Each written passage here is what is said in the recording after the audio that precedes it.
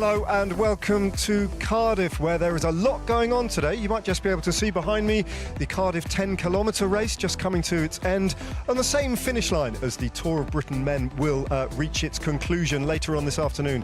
Not only that, but today the capital of Wales bids an emotional goodbye to one of the greatest stars of all time to hail from this country. And we've got a thrilling finale to the Tour of Britain men after yesterday Remco Evenepoel blew apart the general classification on the tumble.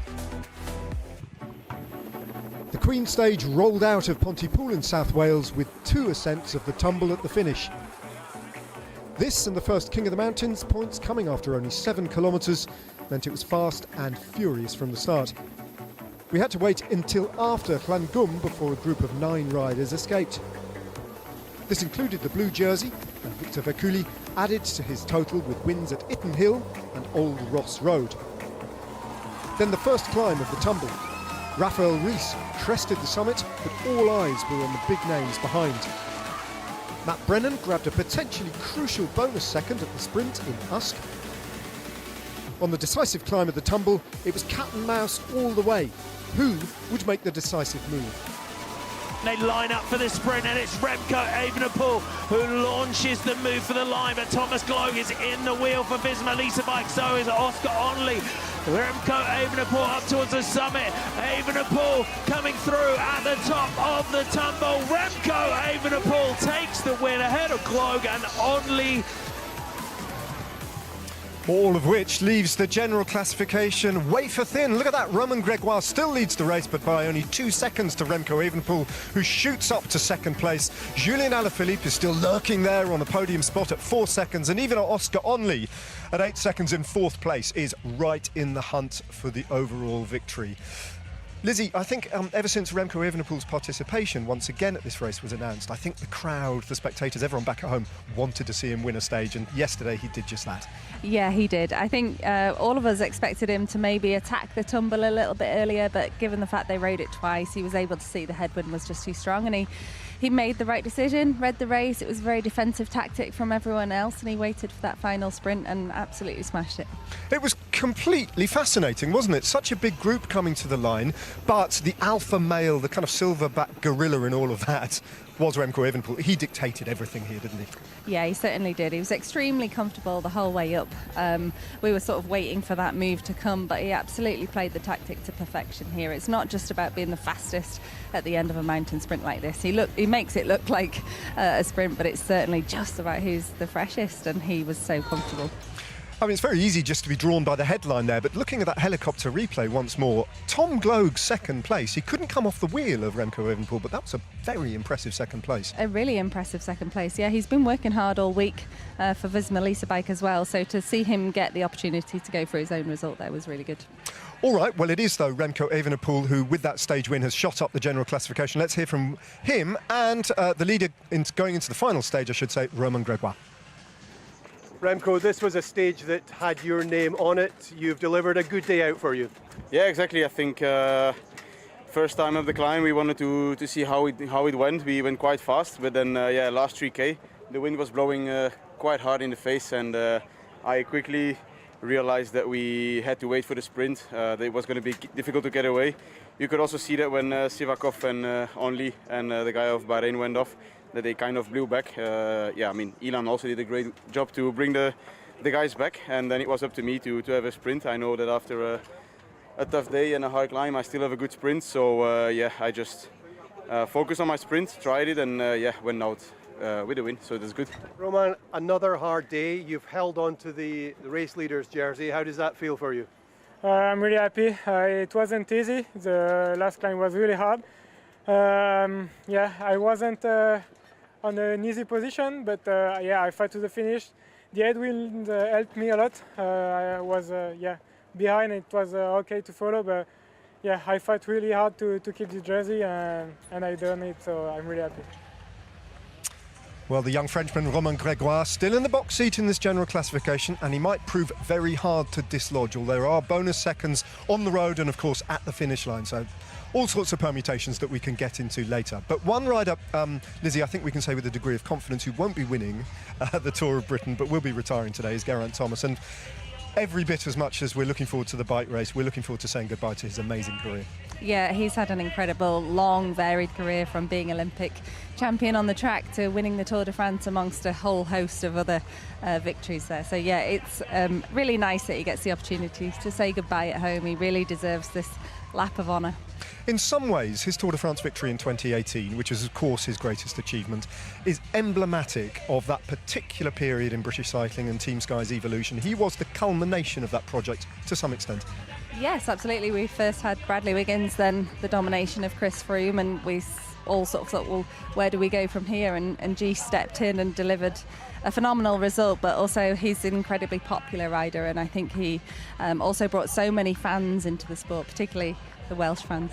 Yeah, absolutely. And for it all to come to a close today in Cardiff is extraordinary. What a career. For 19 years he competed at the Tour de France, and that is longer than anyone else in history. Unimaginable, I would imagine, for Geraint Thomas to think back to how it all began.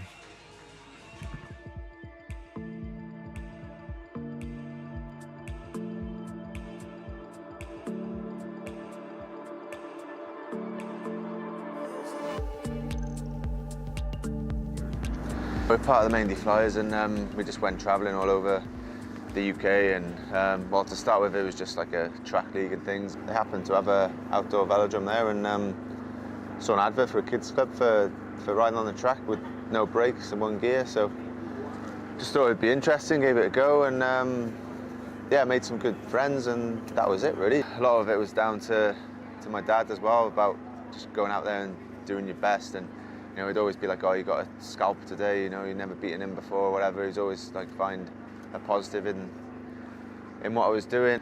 Well, I remember my first Tour of Britain in like 05 with the GB team, and it was like a big sort of buzz and something which was really, you know, it was something I wanted to do by then for sure, but that really sort of confirmed it really. I wanted to do that week in, week out. I think 2018 changed my life massively, really. I think, you know, the Olympic goals were really good, but you know, you're part of a team there. Like obviously, the team helped me win for sure, but you know, it's only me standing on that podium and getting recognised all over the place. And I'm just lucky that the support from SAR especially, and family, friends back home is helps you do it, helps you commit to it, and you know, you don't get any grief off the bike or anything like that as well. So it makes a big difference. One thing I'll always remember is that homecoming. Like, I didn't know what to expect really. I thought there'd be a few people out, but the amount of people that were there was insane, and it was such a nice thing to do, you know, 10 days or so after the tour, and yeah, it really hit home how much it meant to other people, which I never really thought about, you know. I always found quite surprising that people I'd never met were just so happy to see me do well, as much as myself and my family and friends really. So but yeah, that was an unbelievable day. Well, Lizzie, your career has come to an end. You've retired as well. Mark Cavendish went last year. Geraint goes today. It's truly the end of an era, isn't it? And it's going to be extraordinary for Geraint to absorb all of that. And he's not going to be able to, I wouldn't imagine, today. No, it's almost too overwhelming for him. But I suppose, you know, he will have had experiences like this before. He's homecoming after the Tour de France. He knows now to just enjoy the moment and take it all in. There's nothing else on the horizon for him to work towards. It's about absorbing it all and enjoying it. He deserves this moment. And there's a huge party planned as well. 4,500 guests, all for free in Cardiff Castle. Yeah, it's going to be wild in Cardiff tonight. Yeah, it will be. All right then, let's hear from some of those key friends and colleagues of his and competitors paying tribute to Geraint Thomas. Yeah, when you won the Tour, you gave me a jersey, yellow jersey, signed. From the bright lights of Maindy to the Champs-Élysées, we made it. And yeah, that kind of sums up our journey, from young whippersnappers rolling around Maindy, not a care in the world, to you on the top step of the Tour de France and beyond. So, but I think, you know, beyond the Palmares and results side of things, yeah, proud to call you a mate. We've had some, I think we've legitimately shed blood, sweat and tears together, and I think most of the cycling public will remember you from your success and results on the road, but for me it's what we did off the bike. Not always having fun, you know, the bad times as well, and we stuck together and we made the most out of every situation. So enjoy retirement, take a bit of time, enjoy that family time, you deserve it, and hopefully you enjoy the big send-off that you thoroughly deserve throughout the Tour of Britain. Have a good one, bud. Hi G, what a career, eh? You know, just to have been part of your career from the very start to the very end is quite special, really. And I think for you to be able to finish the race here in the UK at the Tour of Britain, at a race where I'm very involved, and you know, and finishing in Cardiff, I think what a brilliant opportunity for yourself and everybody. So, you know, I hope you've enjoyed every moment of it. Every moment of our journey together, it's always been special to me, so well done, mate. Brilliant career. G, I just want to congratulate you for everything you achieved during your career, since the beginning until today for the Tour of Britain. I think you can be really proud of this, and now it's time for something new. Enjoy everything, take time to realize what you did, and also enjoy your time with family, kids, friends, a little bit more rugby, and hope to see you again. Well, lovely words from Julien Alaphilippe and from Rod and from his great friend and teammate over so many years, Luke Rowe. Lizzie, the thing about Geraint Thomas is that he is a people person. He connects with people on a way that he probably doesn't even understand that he does, because he's just natural. What you see is what you get with this man. Yeah, absolutely. A very genuine and authentic character. He's, like we said, had a long and varied career and so many teammates along the way. And he's been a brilliant teammate as well. You know, he contributed to those Tour de France wins before his own. So a hugely respected rider, and it's great to see him recognised for that. It's going to leave a hole, isn't it, frankly, in the British racing scene? It is, yeah. The good news is he's staying involved in the sport, so his legacy will continue, and we see already the amount of professional riders that we have in the peloton. That's a testament to the work that he's done within the sport. Absolutely. All right. I wonder if he's going to win today's stage. Go on, Geraint, get up the roads. This is what awaits you on stage 6. The final stage of the 2025 Lloyds Tour of Britain Men is also the shortest at 112.2 kilometres. From the start in Newport, the route takes the riders into the hills and valleys of South Wales. The first categorised climb of the day is in Mynydd Bedwellder after 54 kilometres. After passing close to Merthyr Tydfil, the route turns south to the intermediate sprint at Caerphilly, which is followed almost immediately by the Cat 1 climb up Caerphilly mountain, which has an average gradient of 9.7%. The summit is within the last 10 kilometres, so it'll set up a thrilling race to the finish in the capital city of Cardiff. So that's it, Newport to Cardiff. But Lizzie, it's all about Caerphilly mountain, isn't it? That's what it looks like. Yes, the mountain that we know is a hill, unfortunately. It will sting, and they will take as much possibilities out of it as they can, but I really do expect a sprint today in the centre of Cardiff. Absolutely. Could come down to bonus seconds. The Welsh capital awaits. It's going to be an emotional day. It's going to be a thrilling bike race, a bit of everything. Don't go away. Don't miss any of it.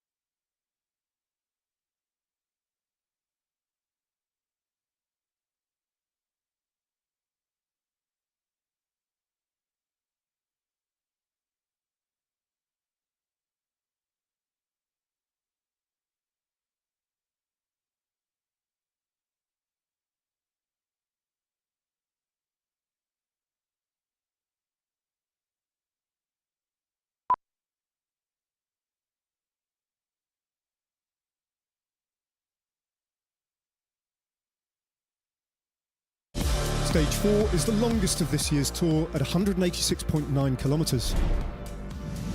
Starting in the historic market town of Atherstone, the riders will head south through Warwickshire, passing through the hamlets of Furness End and Kites Hardwick, before reaching the intermediate sprint at Covington.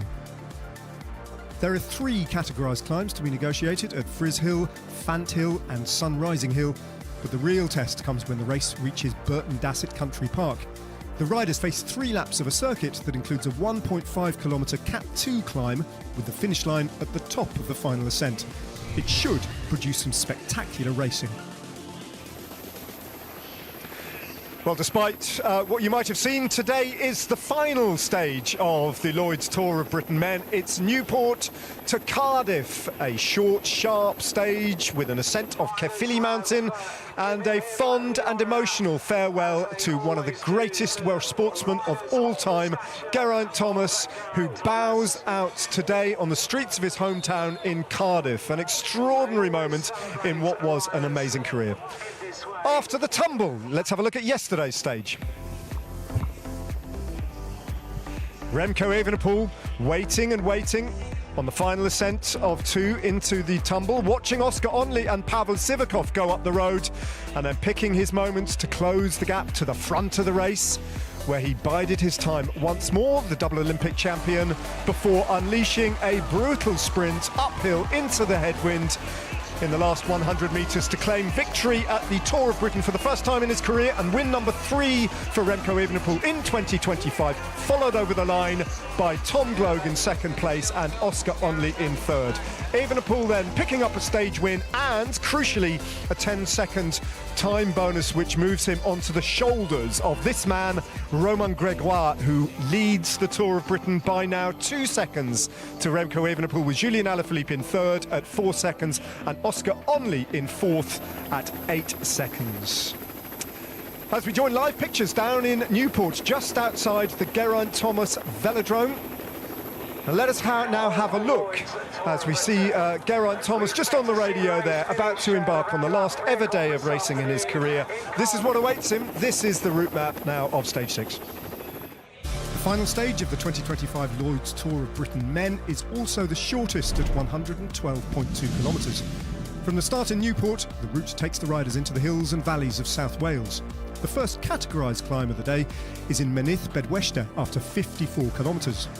After passing close to Merthyr Tydfil, the route turns south to the intermediate sprint at Caerphilly, which is followed almost immediately by the Cat 1 climb up Caerphilly Mountain, which has an average gradient of 9.7%. The summit is within the last 10 kilometres, so it'll set up a thrilling race to the finish in the capital city of Cardiff. Well, despite overcast conditions, the crowds will be thick at Newport as Geraint Thomas rolls out through the Guard of Honour. They will be enormous in Cardiff, they will be huge at Caerphilly Mountain, and Wales celebrates one of its proudest sons in history. A truly remarkable day in the history of cycling in this country.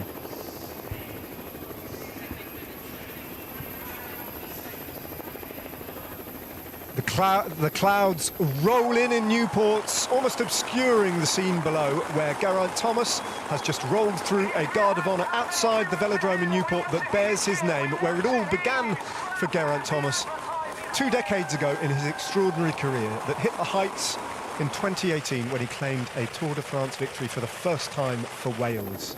They know this in this sports-obsessed nation. They are down to see the big man off in Newport. They'll be all over the race route. They'll be there in their thousands at Caerphilly Mountain and in their tens of thousands at Cardiff. We've got a GC battle, though, for Remco Evenepoel and the others to try and win the race overall, and all day we'll be saying farewell and thank you to Geraint Thomas. Let us get the racing underway then with Marty McDonald, who later on will be joined by Lizzie Deignan. What a big day ahead of us. Geraint Thomas. And fitting outside of the velodrome that bears his name. Will he try and sneak into the breakaway today? It could be a day for a break. You wouldn't put it past him. Will he take a little lap of honour up the road? It would be a special moment. You can hear the noise. I mean, 800 people in the velodrome, everyone coming out to wave him off. And just, I think as well, you know, having commentated for 25 years and on road, on track, and just the most remarkable career, you would say, from those track medals in the team pursuit and his metamorphosis into a Grand Tour rider, that win in 2018. It's been, I think, you know, an absolute pleasure and an absolute joy to be able to have commentated on the career of Geraint Thomas. And we're going to miss him.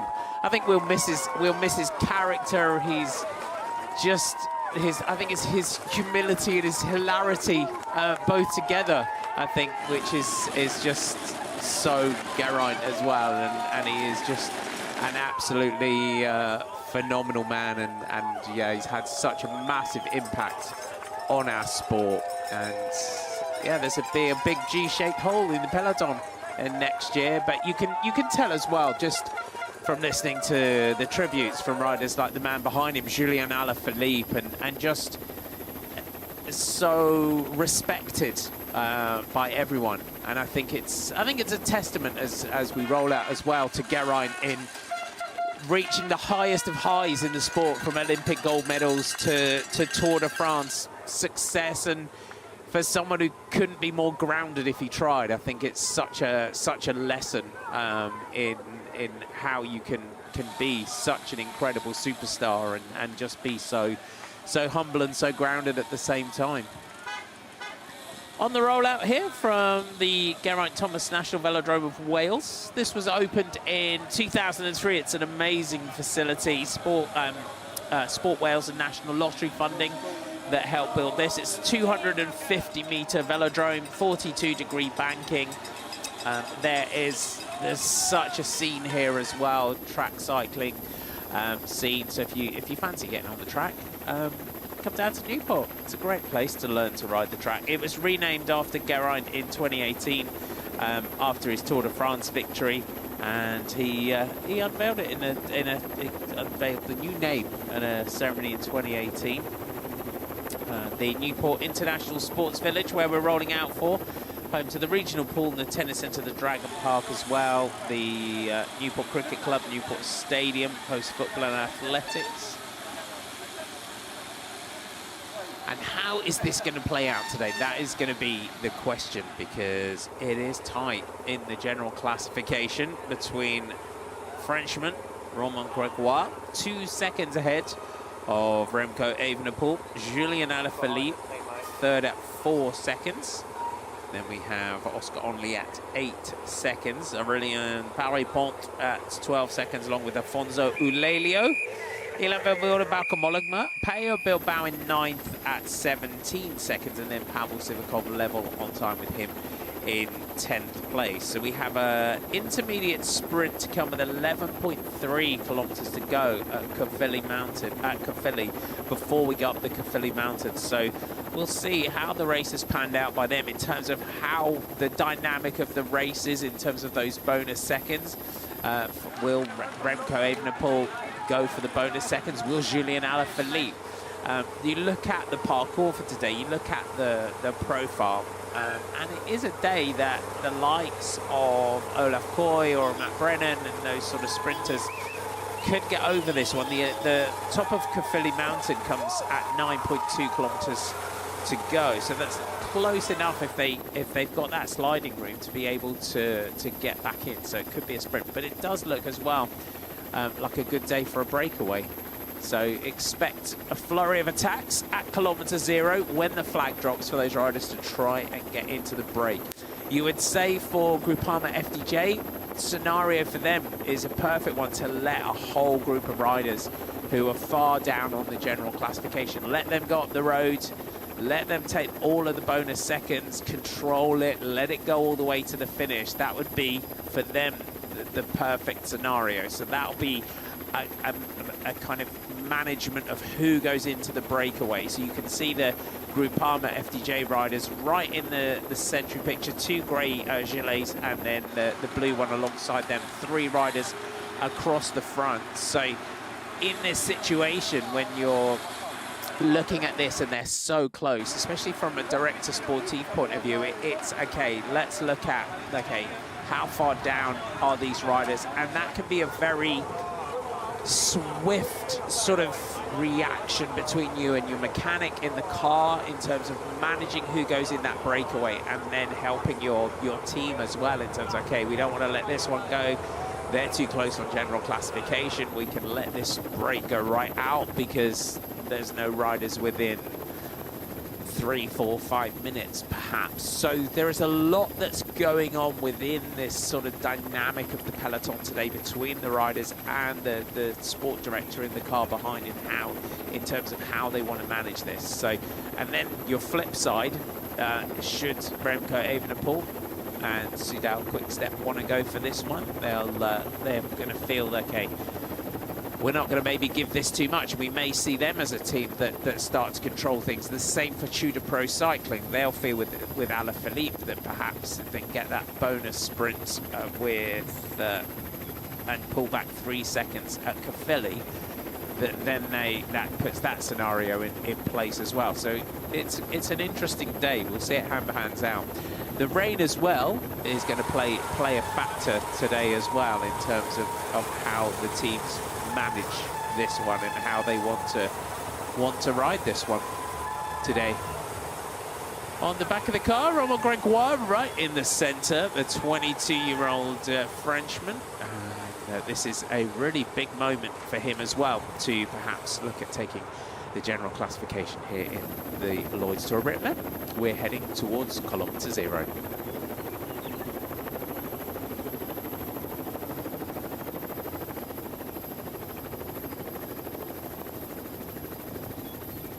So on the rollout, just interesting, if you're interested in some of the sites that you'll see on the neutralised section on the rollout, the City Bridge, we're crossing some bridge, the City Bridge, the race crosses the River Usk via the City Bridge, which is one of many across the river that run through Newport, and the newest is the road bridge, having been completed as part of the SDR. But the Newport Transporter Bridge, if you're interested in your bridges and your landmarks along the route. So the Newport Transporter Bridge is one of only 6, as Geraint, he's probably been on there a few times. The Newport Transporter Bridge, one of only 6 operational transport bridges left worldwide from a total of 20 that were constructed. It opened in 1906 and has dominated the Newport skyline since. The Transporter Bridge is basically a suspended ferry that can operate more efficiently than a conventional ferry. It's currently undergoing some restoration, but it still remains an icon of the Newport skyline. In 2010, circus star Olivier Roustan performed the highest ever wire walk in Europe along its top cable. Matt Brennan there, just getting some arm warmers on. And I believe that is the Newport Transporter Bridge. Right, okay. So it's a remarkable structure.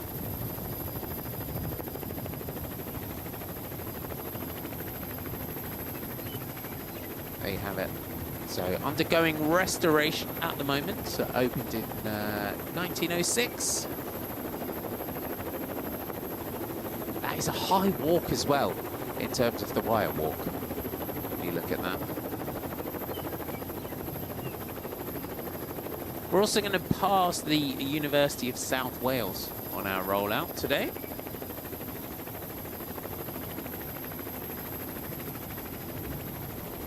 See all the work going on here.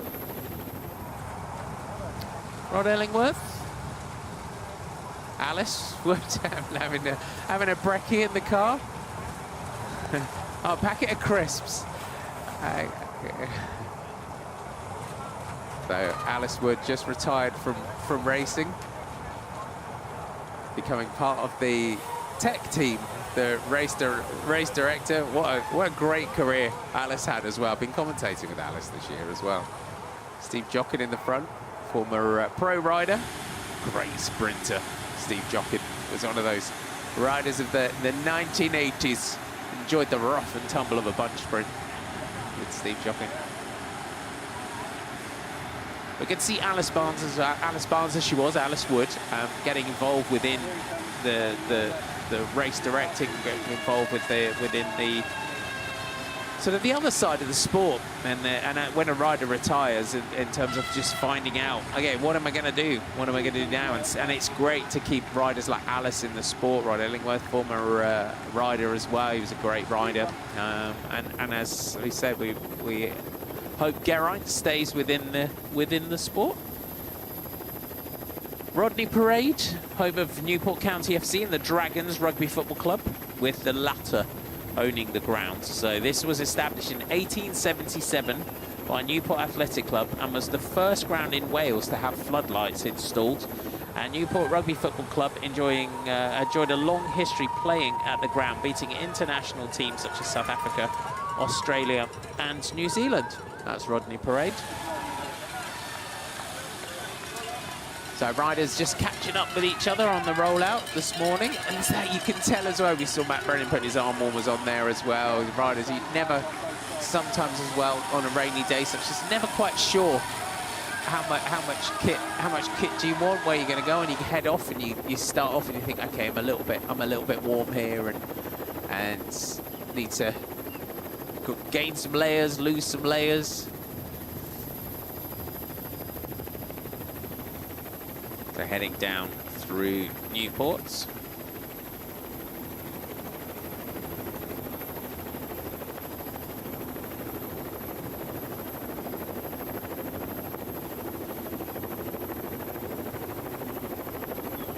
The sixth and final stage of the Lloyds Tour of Britain men from Newport to Cardiff, 112.2 kilometres today. We're on a 9.9 kilometre neutralised section. So the riders just rolling out to kilometre 0, and it brings to conclusion 6 stages, 886.2 kilometres and 9,595 metres of elevation that we have tackled in this year's Tour of Britain. What a race it has been. And sitting nicely in the calendar for the likes of Remco Evenepoel, who took that stage win up at the top of the tumble yesterday. You really sense now those riders that are starting to prep with the World Championships in Rwanda to come in just a few weeks' time,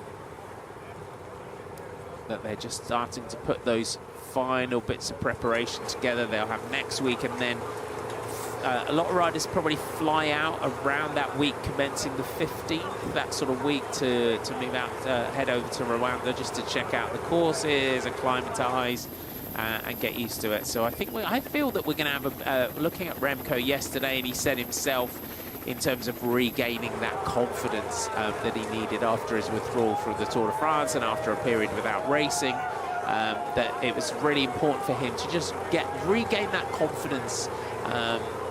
And know that the numbers are looking good, which is something he alluded to in his post-race interview yesterday, that everything is just starting to come together for him for Worlds. I feel that we're going to have some good battles out across the men's and women's World Championships this year.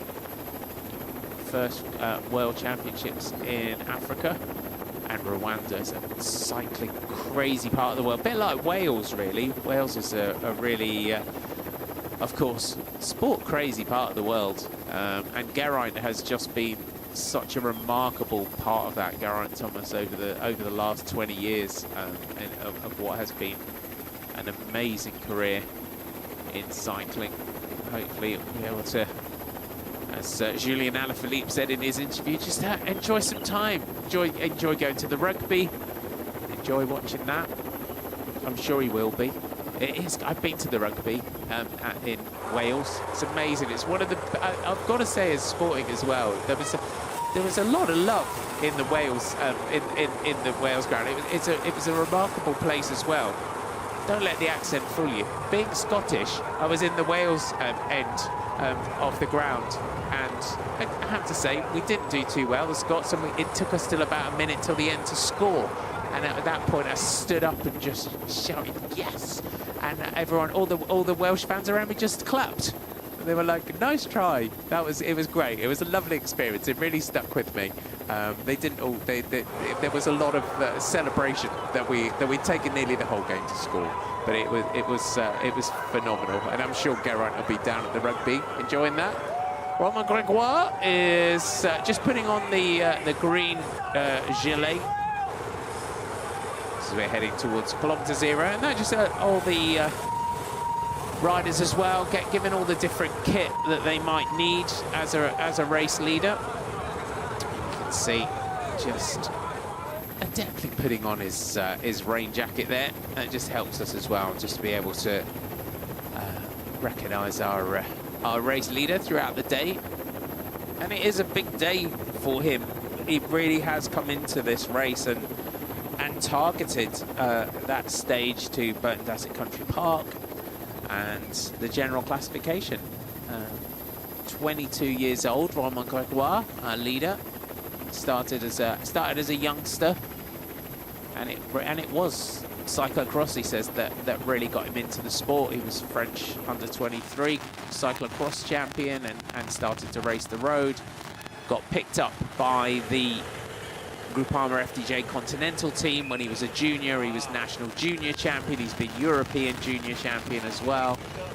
And another rider as well that he concluded his studies before moving to the World Tour. He felt that he's been very patient as Romain Gregoire in terms of moving into the World Tour and moving to sort of the highest level. He felt that he wanted to finish his studies. He didn't want to go to the big leagues too soon. He felt he was quite happy, quite comfortable to stay at the continental level until he felt ready to move onto the World Tour team, and that's what he's done. But he's also, I was reading some interviews with him, and he seems as well very mature for his years in terms of managing the expectation. The interview that I read with him, he said that he saw a headline and it said, "Is the next Pogacar French?"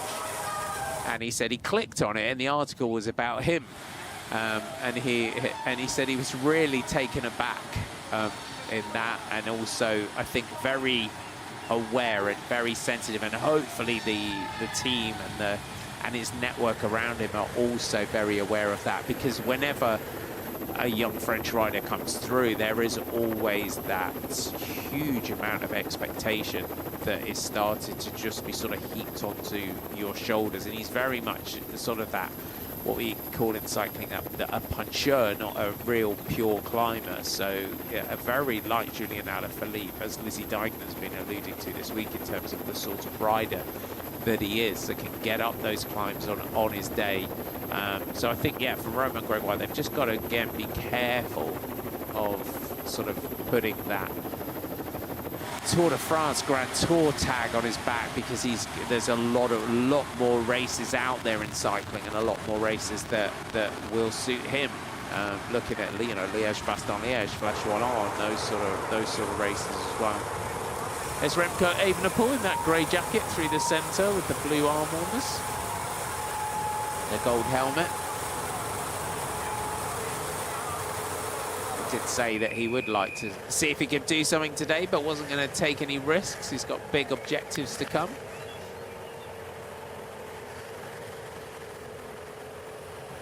So just heading towards kilometre zero. What sort of makeup are we going to have in the breakaway today? That is the big question here. Who's going to go for this one?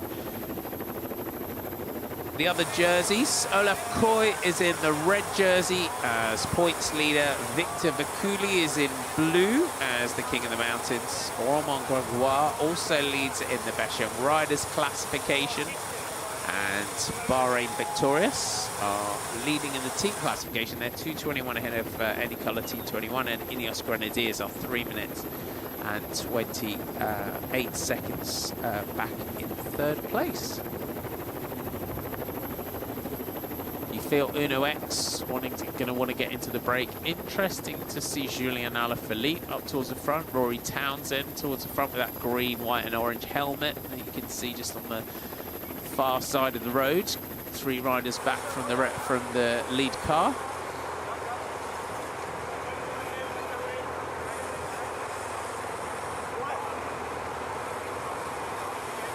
And the French riders just catching up with each other on the rollouts.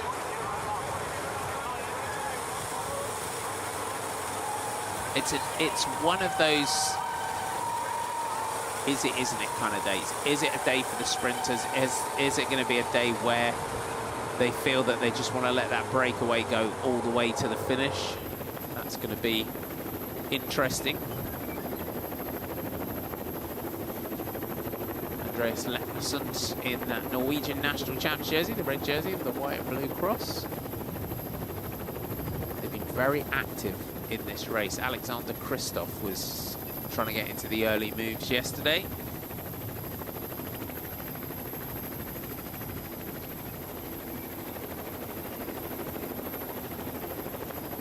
So we've gone through past Newport Cathedral, past the St. Wolof Cemetery as well, Rogerstone,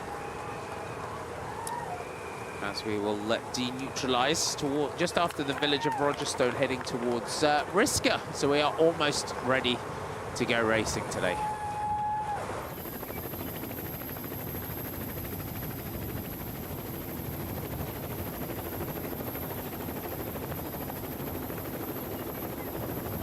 Everyone you can see moving up just onto the side of the lead car. Everyone trying to keep warm along the side as well. Massive thanks to all the fans that have come out this week along the side of the road, and we expect big crowds today up on Caerphilly Mountain and down in Cardiff. We had such great crowds at Newport for the rollout. There's going to be a lot of those flags today. Been here in Wales, and also to just celebrate Geraint Thomas. We haven't seen, is that Geraint just moving up on the left there? Is Geraint going to try and get in the break? We just sense you wouldn't put it past Geraint to try and get in the break today. You would feel that maybe if Geraint did slip into a break and there was no one of any threat, the peloton might just let it go, let him fight it out on his final day of racing. There's a few riders that have gone out with a win on their final race.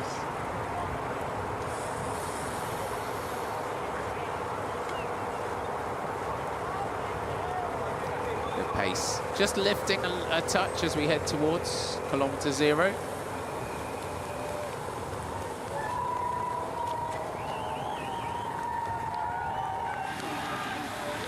Great hats along the side.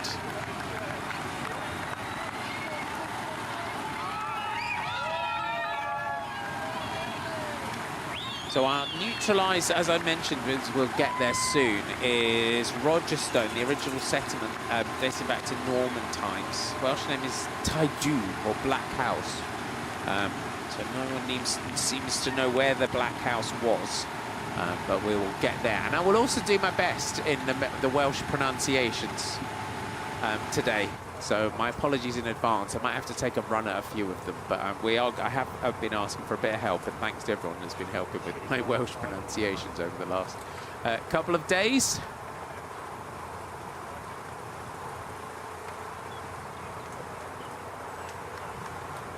Ben Chilton, just in that fluorescent yellow gilet from Great Britain, had the King of the Mountains jersey for a day. We would expect as well, it'd be good to see the Great Britain team getting up there and getting into the breakaway today.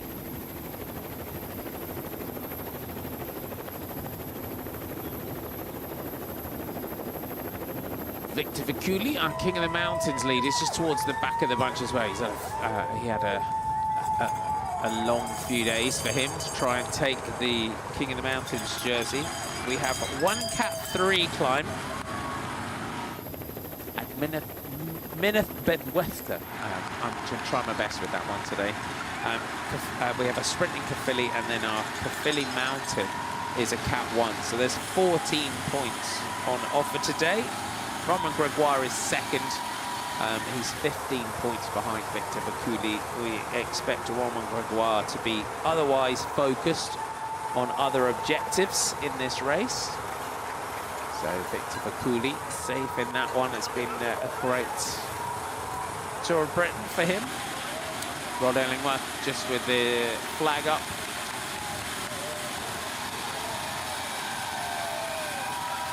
Just keeping an eye on where we are.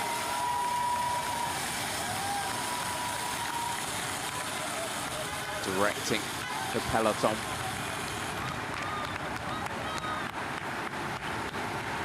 Tone Arts there, just going to the right, the Lotto rider in the red here.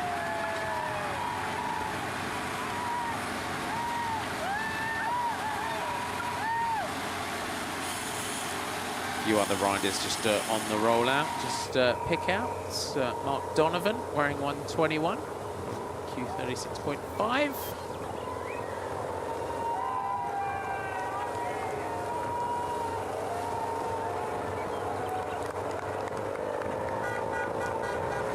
It is time to go racing here on stage 6 for one final time here in the Lloyds Tour of Britain. 112.2 kilometres awaits the riders from Newport to Cardiff.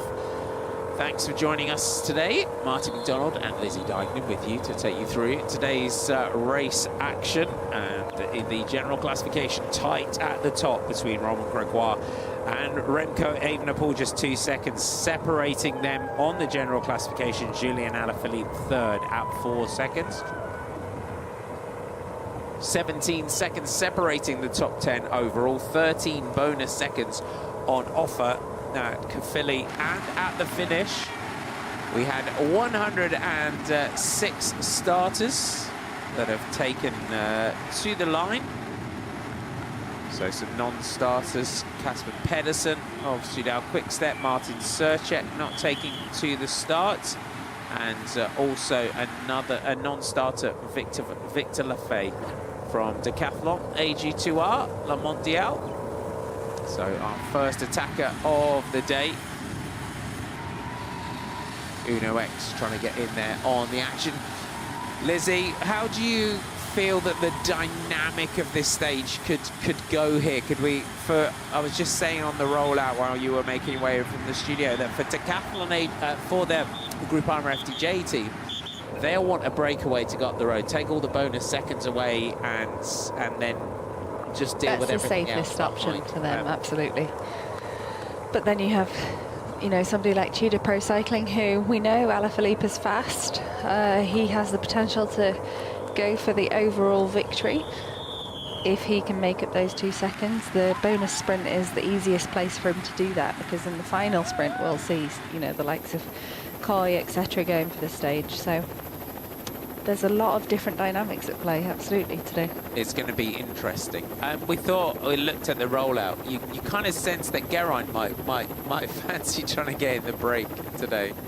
Yeah, I would expect him to be up for that, absolutely, and I'm sure that the peloton would give him the space to do that. There's still a stage on offer, and the general classification though, so there's only so many gifts, I think. Was that Bowker in the move there? He won't be given much space, I don't expect, by the peloton, given he's pretty close on GC still after some really good performances over the last couple of days. So 3 riders just going clear. You can see the pressure very much on within the peloton. So kind of similar to yesterday. You know, we saw in the opening days that the first attack of the day just went, and the sprinters team could control that. Already we're not seeing that.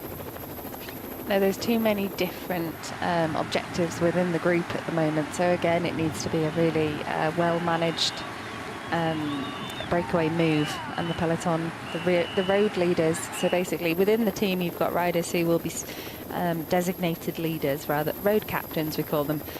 Here we see, is that Geraint Thomas, and quickly given some space there. It is indeed Geraint Thomas looking for one last hurrah here today. Geraint Thomas going on the attack for the Ineos Grenadiers. He's got some daylight. Will they let this one go? This is the dream scenario for the peloton, that especially for Geraint, to try and get up the roads. Yeah, and you can see that the calculations going on behind the other riders know that, you know, with a rider with such respect in his home race, in his final stage, will be given potentially a little bit more sliding room. So that is the breakaway move to be in. So we've now got 4 riders that have gone clear. So Julius Johannesson is another one of the riders in here for UAE. See him up there, so some good teams. Uno X, they've been keen to try and get in on this one. So Decathlon, it is Decathlon AG2R La Mondiale that are bringing this one back, though. They're not going to let this one go. which everyone behind will be like, come on, guys. There are no gifts in professional sport. No, unfortunately not. I wouldn't say that that would be the last time Geraint tries, though. He was clearly given some space, so he might give it another go. I'm sure we'll see that. Unibet Tita Rockets or the next team to try and go on the attack. So here it's just jumping around, maybe try and get into the next move if they can. Zeb Kiffin is our next attacker. Just a small gap there. And our Soudal quick-step rider who's got his rain jacket on didn't quite want to press on with that. That's a shame for them with 2 non-starters for Soudal quick-step today. Yeah, you never know. Maybe there's some illness going throughout the group. It's unusual for them not to start, given the fact that they have Remco just 2 seconds off being able to take the overall. So I would expect that there's probably some illness within the group there. Yeah, Remco Evenepoel there in the black jacket with the gold helmet, just floating around the front of the peloton here. Just perhaps it's quite difficult if you're Remco Evenepoel to slip into a move, but it's good. Fair play for just floating around the front. Yeah, the gold helmet kind of gives him away, doesn't it? It does indeed. It is a shining beacon within the peloton when you've got the gold helmet and the gold bike and everything. It does mean that you want to celebrate it, but I suppose as well it is that kind of double-edged sword, isn't it? That you're kind of like, okay, if you ever do just want to stealthily sneak away, you're never going to be able to do that because you don't look like any of your teammates. No, that's true, but the possibility of him being able to do a stealth move anyway is pretty slim. I certainly wouldn't be giving him any space today. In this situation for Groupama FDJ, when we see how frantic it is around the front, and they've got one rider up there as a, you've been in this position both as a leader, but also when you're trying to manage everything that goes here, you just constantly looking, communicating with the car and everything to just try and work out who's trying to get clear, to make sure there's no one dangerous trying to get in a move. Yeah, so as I was saying before, it's too difficult for the race director in the car to be able to make those shots. It's too chaotic in the beginning, so that's when you really rely on your road captain, the rider within the group who's got a really good overall view of the race and often has really good race instincts to be able to make those calls, and they will communicate either on the bike by saying to their teammates, we can let this one go, or communicate quickly through their radio piece and say, close it, because these decisions have to be made really quickly. You've got about 30 seconds of allowing a brake to get space before you need to close it. It needs to remain to be jumpable, so either you'll keep it within a close distance where you want one of your riders to jump into the move, or you just simply stick your diesel engine on the front and close it. Is that just a question of maybe trying to keep the first 5k, something like that, or 10k just kind of calm by just trying to, as you say, sit the team on the front and almost just neutralize everything? Yeah, if a team is on the front, then it generally means that they're wanting to neutralize it rather than create something. Equipo Geraint Thomas been in the moves so far this week. AJ August just on the back trying to get in on the move. Andreas Leknesund is there. Is that Fred Wright perhaps that's up there for Bahrain Victorious? We'll have a look when we get down there. Ethan Hayter we saw with Mark Donovan also trying to get off the front. So just exiting Wattsville. But there's so many teams and so many riders here that want to get into this move. We maybe see a little bit of a bigger group going clear here. Looks like there's a bit of a big move going across there, but it's really difficult because the GC is so close. But of course then you have the sprinters teams who are interested in a potential stage today. Although Caerphilly Mountain presents a challenge, there's still 20 kilometres after the summit of that climb to the finish. So we see here actually Remco has decided that move is too big and he wants to close it. So Remco Evenepoel coming out to play early here in this one, or Yeah. does it feel he's just managing the front now?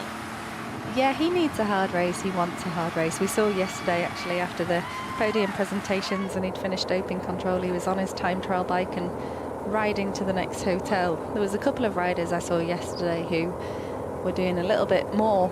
So yesterday's stage was fairly short. These riders have got to consider the fact that they've got the World Championships coming up, at Lombardia coming up, which were all over 200 kilometres. So they will have just done a little bit of extra training.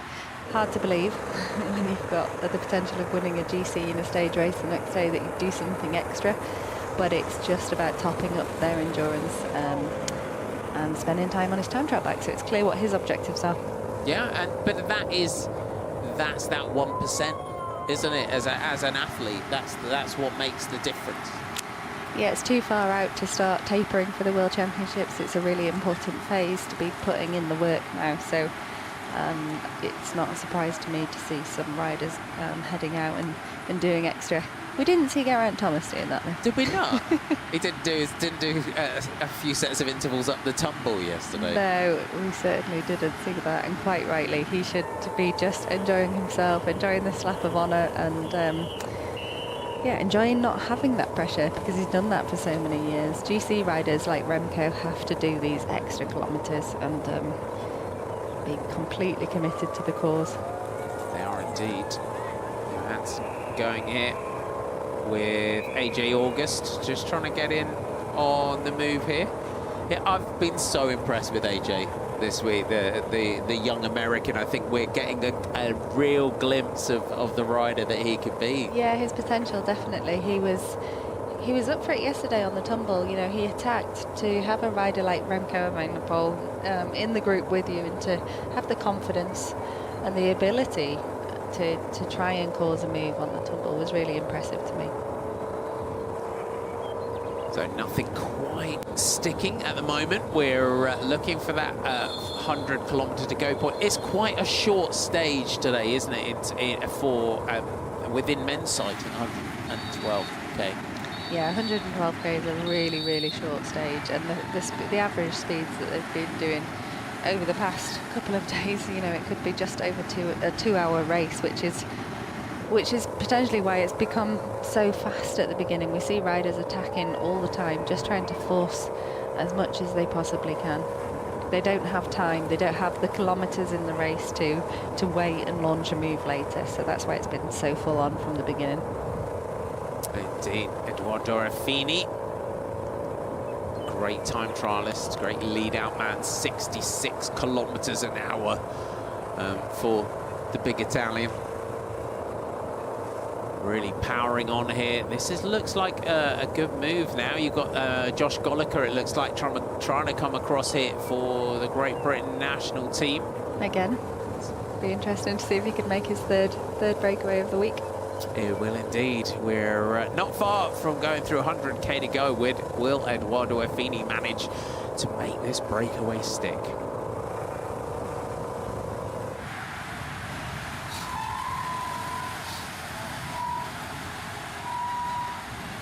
So the riders just directing each other. Yeah, at a moment like that, when you have a van on the road, it's clearly an unexpected situation, and riders just help each other out there and point it out. The teammates here of Romain Gregoire just towards the back. That's Reef Roberts. And just getting rid of the rain jackets. Andreas Stockbro here wearing 141 for the Unibet Titema Rockets. He's had a good week as well. It's been, again, it's been great to see, you know, the impact that different riders have in different ways. I mean, Edoardo Affini here, the stage that Matt Brennan won. I mean, that was one of the slickest lead outs. You know, late timing was absolute perfection by Affini for me. Yeah, he was really important for all of the first 3 victories in the sprint. So interesting to see him going up the road here today. Are they trying to give him an opportunity? It seems like in every stage, each rider has been given an opportunity this week. So he may be trying to take his own opportunity. He might be trying to jump ahead of the 2 climbs that we've got coming up. Whether they decide today is a day for Matthew Brennan or for Coy.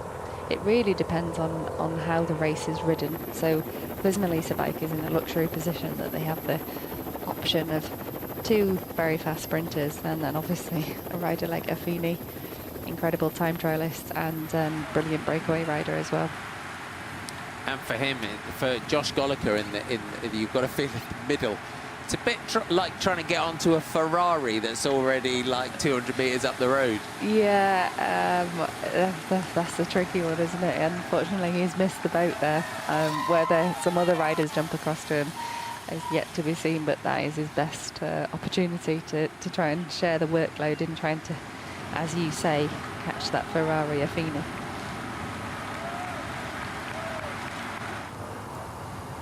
Just powering on here, Edoardo Affini from Italy, 29 years old. He's won a stage of the Tour of Britain in the past. He won the individual time trial in 2019. That was his stage win on that day. I remember that day. It was one of I don't want to say, not sure if it was Mathieu van der Poel. He was leading the race. It was I want to say, if I remember rightly, and if I'm wrong, I'll just completely correct myself. I will check it. It was one of the first time trials Mathieu van der Poel had ever done when he came to that point in 2019. Oh, really? Yeah, it was not a day. Specialist. No. It was we were in Pershaw, and Edoardo Affini was with Mitchell and Scott then. He took it ahead of Sebastian Langefeld and Dylan Mambala, so it was a good victory on that occasion. And he's a rider as well that he, in terms of his career, he is the current European individual time trial champion as well. So perhaps his objective today is just get some time trial kilometres in the legs. Yeah, that's a valid reason that he could be doing this. Absolutely. Although he's, I think, in terms of workload this week, he would be one of the riders within the race who's had the most. But also, you can see the peloton here is not giving him a huge gap. A rider like that, 100 kilometres isn't unheard of for a solo-way breakaway in cycling. So the peloton is keeping him pretty close here. Especially when you're a great time trialist as well. I mean, a 100k time trial. I mean, Affini would be, he'd be well up for that. I mean, that's a kind of kudos. That's one you talk about in when you're sitting there in 30 years' time, going, I once did a 100k time trial and won a stage. Yeah, I mean, I think he probably wishes he had his time trial bike. He might have a little bit more chance of being able to do it. The peloton is just too big and too interested in those bonus seconds and the stage today for this to work, I think. Yeah, you can see the peloton really not wanting to let Edoardo Affini go up the road here. They know the danger of the big Italian managing to take the stage.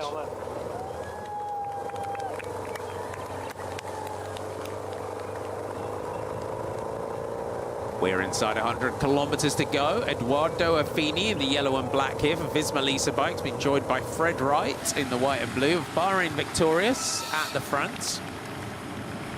Our route, we are heading towards Blackwood. We're in Blackwood. So found in the early 19th century around the local colliery. It was the centre of the working class Chartist movement of the 1830s, and in 1912 here in Blackwood, an amateur wireless operator who lived just outside this town picked up the Titanic's distress call on his homemade equipment. So Artie Moore went on to work for Marconi and helped with the development of the transistor for telecommunications. And it's also the home of the Manic Street Preachers. Wow. Who I saw at Glastonbury a few years ago when my daughter was, Darcy was playing at Glastonbury. I got to go and see the Manic Street Preachers, who are a big favourite band, so it's great to go through the home and give a big shout out to the Manic Street Preachers. Mm-hmm. Nothing managing to get clear here. Fred Wright active here as well. Yeah, just looking for opportunities. The race really will either come down to that GC move, probably on Philly Mountain, or down to a bunch of sprints. So it's the last opportunity for riders like Fred Wright to put his stamp on the race. Off to Pastures New next year, Fred Wright. So he's been very active this week, Fred Wright. It's been good to see him trying to get into the moves. He's such a he's a really versatile rider. I think his second in a bunch sprint earlier on this season as well was a big result for him. As we our next attack, Dries de Bont. Trying to get a super aero. Dries de Bont here for Decathlon AG2R Le Mondial.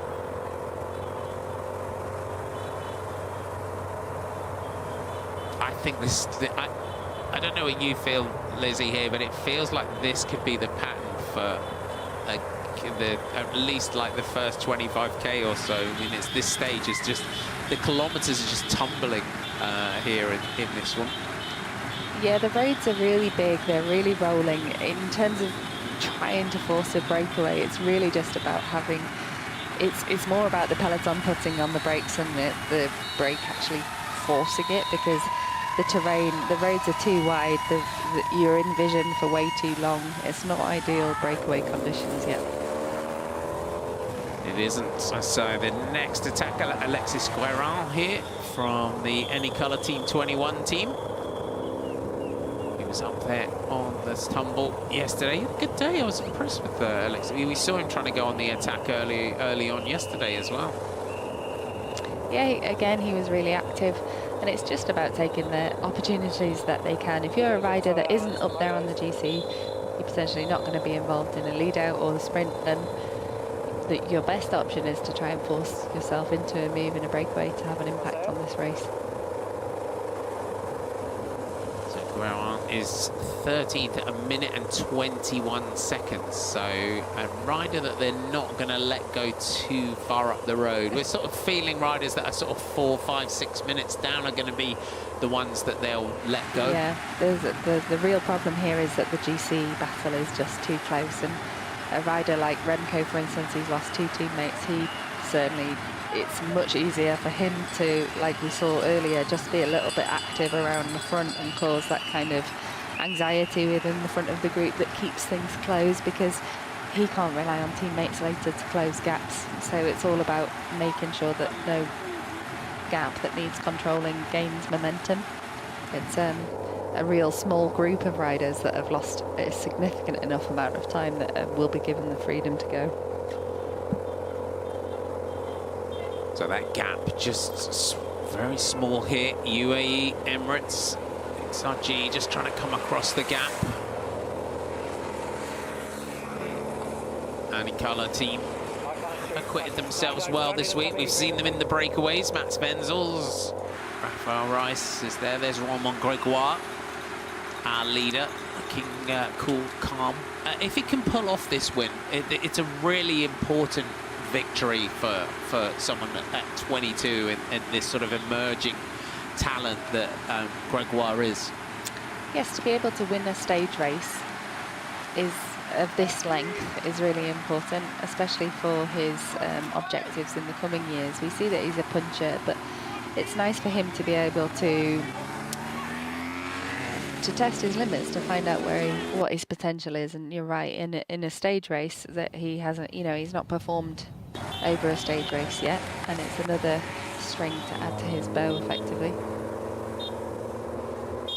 While we get this flurry of attacks at the front, while we were on the rollout, I just mentioned that I was reading an interview with Gregoire, and he was surfing through articles, and he basically said that he read this article that said, "Is the next Tadej Pogačar French?"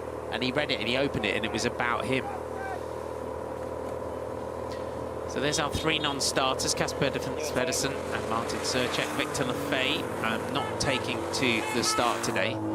But French cycling are all, and this is what his backup team have also got to manage, because as soon as you get new emerging French talent, that this big pressure goes straight on him.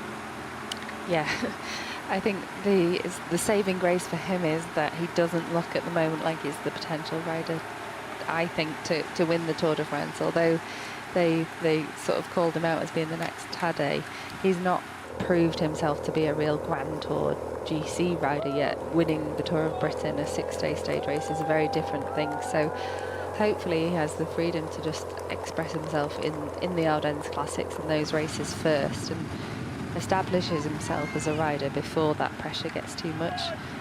the French have been looking for another Tour de France winner for a number of years.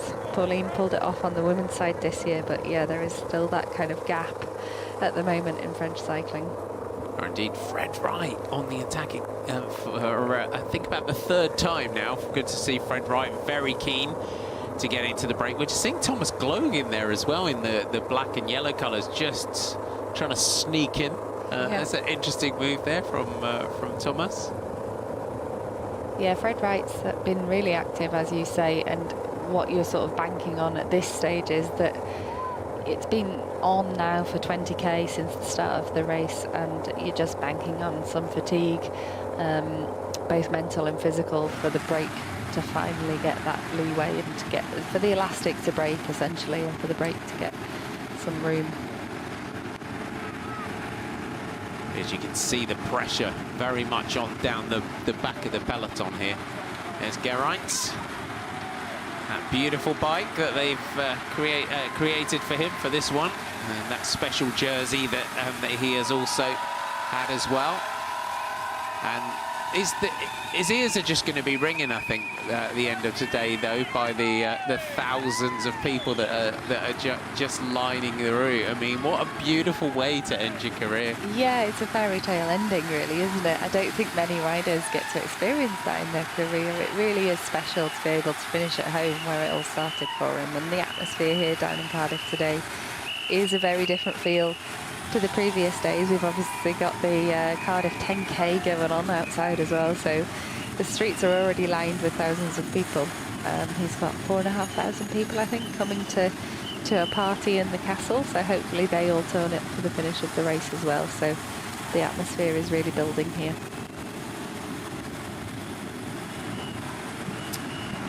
Just heading now through Crumlin. So the Kelly's director of South Wales in 1895 considered Crumlin to be one of the most picturesque spots, surrounded by features of unsurpassed loveliness, we are told. Historically famous for an ironworks, which produced the first Blackfriars Railway Bridge in London. It is also the home of the pot noodle, which has been produced in the town for over 40 years. As cyclists, who doesn't love a pot noodle? We've all had to resort to a pot noodle, haven't we, on the way home for a bike race. Fred Wright, has he got an issue here? Yeah, it's unusual to see him distanced in a corner, so maybe he has some sort of issue there. So just riding his way back on here. Bastien Tranchant. So Bastien Tranchant and Fred Wright are two leaders. So good move.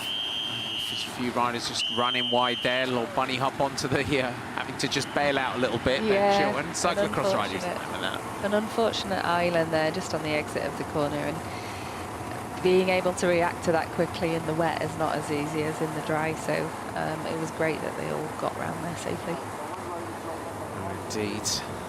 Just working well together.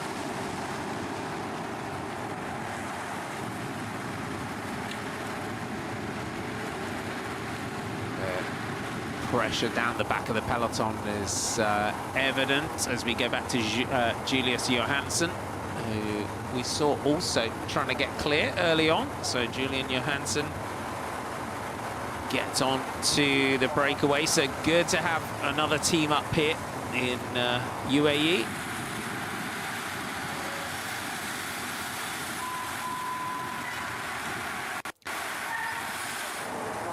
So three riders now at the head of the race. Bahrain victorious, Decathlon AG2 Le Mondial, and UAE. One rider now just coming across the gap in Mats Wenzel. So good to see Mats Wenzel on the attack, the Luxembourg rider. We've seen him already in the breakaways this week. So from the Equipo Kern Pharma team, he gets himself onto the breakaway. It gives us four riders at the head of the race. So Denmark's Julius Johansson, Bastien Tranchant from France, Fred Wright from Great Britain, and Mats Wenzel from Luxembourg. And like previous days and throughout this week, we saw Julius Johansson trying to get on into early moves. We see Fred Wright in a move for about the 4th time. We saw Tranchon trying to get clear.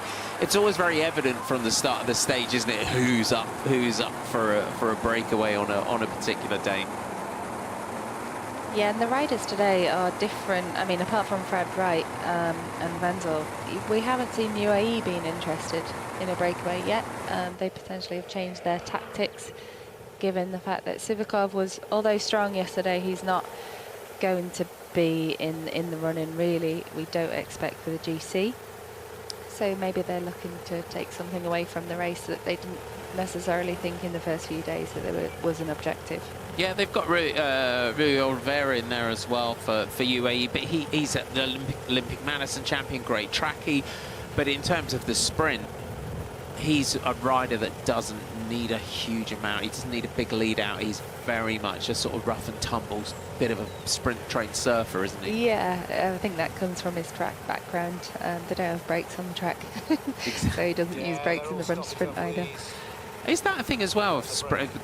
We see now, as I like to say, the bus has been parked on the front. It's just, they've said, right, okay, brakes gone.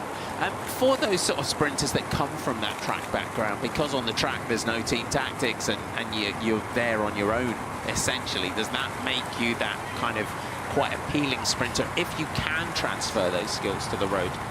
Yeah, it's a brilliant place to start your career. There's a lot of track sprinters that have come through the years onto the road. Somebody that stands out to me would be Elia Viviani, who's had a long and successful career and a brilliant track rider at the same time.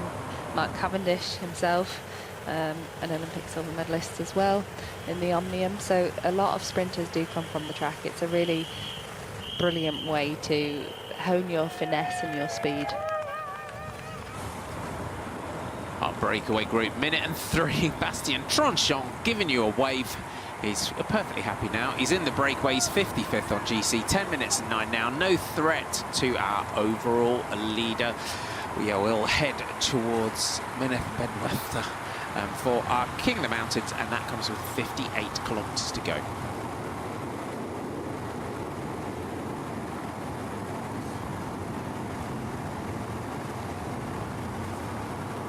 So we see in terms of our breakaway groups, we just get their GC positions. Yeah, I think by my calculation, Mats Wenzel is the closest at 1 minute and 13. So not a million miles off. They'll still have to be able to control on the front of the peloton the gap to a certain degree. And you look at that because, but Mats Wenzel is also that sort of rider that can just kind of fly under the radar a little bit, isn't he? Yeah, he's not got the biggest team in the race. He's not posed an overall threat as of yet. He's just been sort of there or thereabouts, and he's been given the space in breakaways before. So although he's been in the breakaways, he's still managed to be up there in the final. He's still managed to pull off you know, staying up there in GC after some hard days in the breakaway, so he's clearly in good form. Fred Wright just adjusting his head unit here. And Fred Wright, 5 minutes and 43 down on the general classification for Fred Wright, so he's no immediate danger in the general classification. Johannesson is at 17 minutes and 25. So he's no threat either. So it's just Mats Wenzel who is the rider that they're going to be most concerned with for the Equipo Kern Pharma team. So as we spoke about before, Groupama FDJ are incredibly happy with this situation. They can manage the gap comfortably like they did yesterday, and it's in their interest to let those bonus seconds disappear, and even the stage today. And that is just that calculation, if they can just keep it right there. But then it must, when you've got a rider like Wenzel who's just over a minute down, it is trying. It's all about timing, and isn't it? And it's about the sprinters. You're almost trying to, in a way, you're almost trying to outwit the sprinters teams in terms of the timing of them leading into for a bunch sprint. Yeah, because if you have a team like Visma Lease Bike come through within the last 10 kilometres, then that gap tumbles very quickly, and the danger in the group grows again. So it's I expect that they'll give this group a certain amount of space. The stage is shorter today, so that might play into it, and obviously they've got Caerphilly Mountain. They don't want to leave Gregoire without any support in the final, but it may come down to that. If they've had to control the race into Caerphilly Mountain, it might just be a case of Gregoire's job, like yesterday, was staying as close to somebody like Remco as possible. Let's go back to our breakaway group. Johansson, UAE Emirates XRG, Danish rider, 25 years old, former national under-23 road and time trial champion. And for him, just kind of getting some smaller results in smaller Danish races. It's a tough team to kind of be a part of, isn't it, in terms of building your career and getting opportunities to win races. Yeah, particularly, well, you know, when you have Tadej there, it's pretty clear in most races who the leader is going to be, and opportunities are few and far between in that team, and you have to decide at a certain point in your career whether you're happy to be almost a super domestique, stay in a team where you're riding for the best rider in the world, where the wins are coming fast and it's pretty comfortable, or you decide actually to progress your career and gamble essentially and go to a different team and back yourself.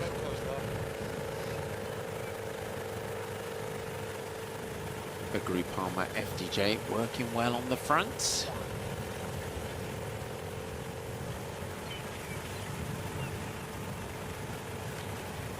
The kilometres are ticking back here on the 6th and final stage of the Lloyds Tour of Britain. Then from Newport to Cardiff, 112.2 kilometres in length today. You can see we have 83.1 kilometres to go. Our breakaway group have 1 minute and 55 seconds. It's lunchtime for Dean Downing in the car behind. That's unfortunate timing for Dean there. And that's the thing, that whether you're a sport director, whether you're part of, we saw Alice Wood having a cheeky bag of crisps earlier on as well. You've got to keep your energy levels up when you're in the car and you're a director sportif and you're, you know, everything but within the race. Yeah, car snacks are very important. You want your director sportif performance to be as good as possible as well. And we have directors in the past talk about their favourite soigneurs. It's not just the riders who have their favourite soigneurs. So the best sandwiches, the best soigneurs. And you'll get in the team car a lot of the time with as you say, your favourite Swanee, and you get in the car ready for the day, and as a sport director, you've generally got the pockets of the door, you've got your gels, you've got your energy bars, you've got everything lined up in there for your riders, but you get in there and your Swanee has either put a musette with your lunch in there and your car snacks and your drinks for the day, and it's a special moment when you have a little rummage around and see what the Swanee's put in the car for you that day. Yeah, well, we used to have those special moments as riders when you got on the bus and saw what snacks were prepared for the race day, but now it's very much just gels and rice cakes. Bring back a frangipane. That's all we say. Bring back the frangipane, absolutely. Yeah, I think we've started this week hashtag Snickers and hashtag frangipane. So the frangipane cakes, you know, the famous cakes, or a stroopwafel as well. We'd love a stroopwafel as well. They used to have them back in the day in your pockets. Yep.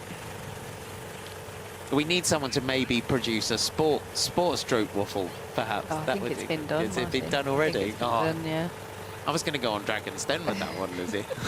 My hopes and dreams of success are crushed yet again. Yeah. We can report that Dean Downing was just having a plain cheese sandwich today. I see Dean. I would have gone with Dean Downing was more of a brie man myself. You know, finishing trick in, maybe. Well, you've got to consider your other passengers, haven't you? You have. I mean, you wouldn't have an egg mayo sandwich in the car, would you? Perhaps you'd or be cheese and onion crisps. Yeah, you'd be unpopular there with those level of snacks. Meanwhile, Tudor Pro Cycling have come through to the front to control this one.